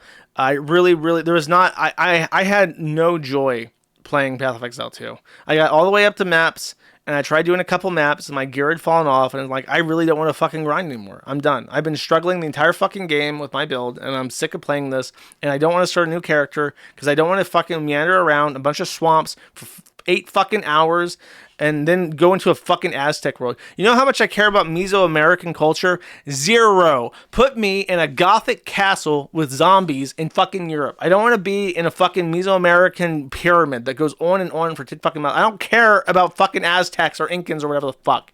It just sucks. I hate it. It was like their idea would be have fewer acts with fewer maps and make each map 4 fucking times as long as it needs to be with no indication of where the fuck you're going at any time. It sucks. And I haven't played Marvel Rivals in a long time, in months. Sorry. Sneedgrow for 2 says, did you ever see that Daka use one of your clips to call a YouTube premium fag on Zitter a cattle? Yes, I did see that. Daka is a fan. Steendo for 1 says, apparently Elon's true son knows about the farms Lamau. Bro, what? You can't tell me that and then not have a fucking source for that. That's funny. And Johnny Applesneed for $400 Monero. A Monero chat. Forgive me, mein Schneider. First time catching up live in a while. I haven't given you any fun since Stripe decided how I'm allowed to spend my federal tax coupons.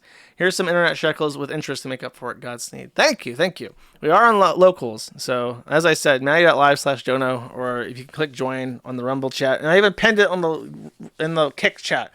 I appreciate the flock returning to me and giving me the support that I need. Thank you. Appreciate it. Hope you've been doing well. Cino for 1 says, even as someone who drives a pickup, I get blinded from these bright-ass LEDs. Apparently, they're more common because energy-efficient bullshit. I mean, you can make a super hyper-efficient LED light and then either paint the globe or just not put as much electricity into it and dim it. For whatever reason, they not only make these super bright blue blinding lights, they also make sure to crank them up as high as they'll possibly fucking go. And it sucks. Gormless Wonder for 1 says, yes, fuck the Aztecs. Based opinion. Okay. That is all. Thank you guys very, very, very, very much. I appreciate it. I hope you guys have enjoyed the stream. And now, here comes the difficult part. I did not have the foresight to pick an outro song. So now, I'm going to have to try and find one. I'll play a game stream when I can. I'm busy at the moment. Sorry, no, it sounds like a cop-out. Rucka Alley. I think there was one for coronavirus. Coronana. That sounds right. I'll play this one. This is Rucka Ali Coronana. And I'll see you guys next week. Take it easy. Bye-bye. Oh, that's loud as fuck. Where is the audio on this? There we go.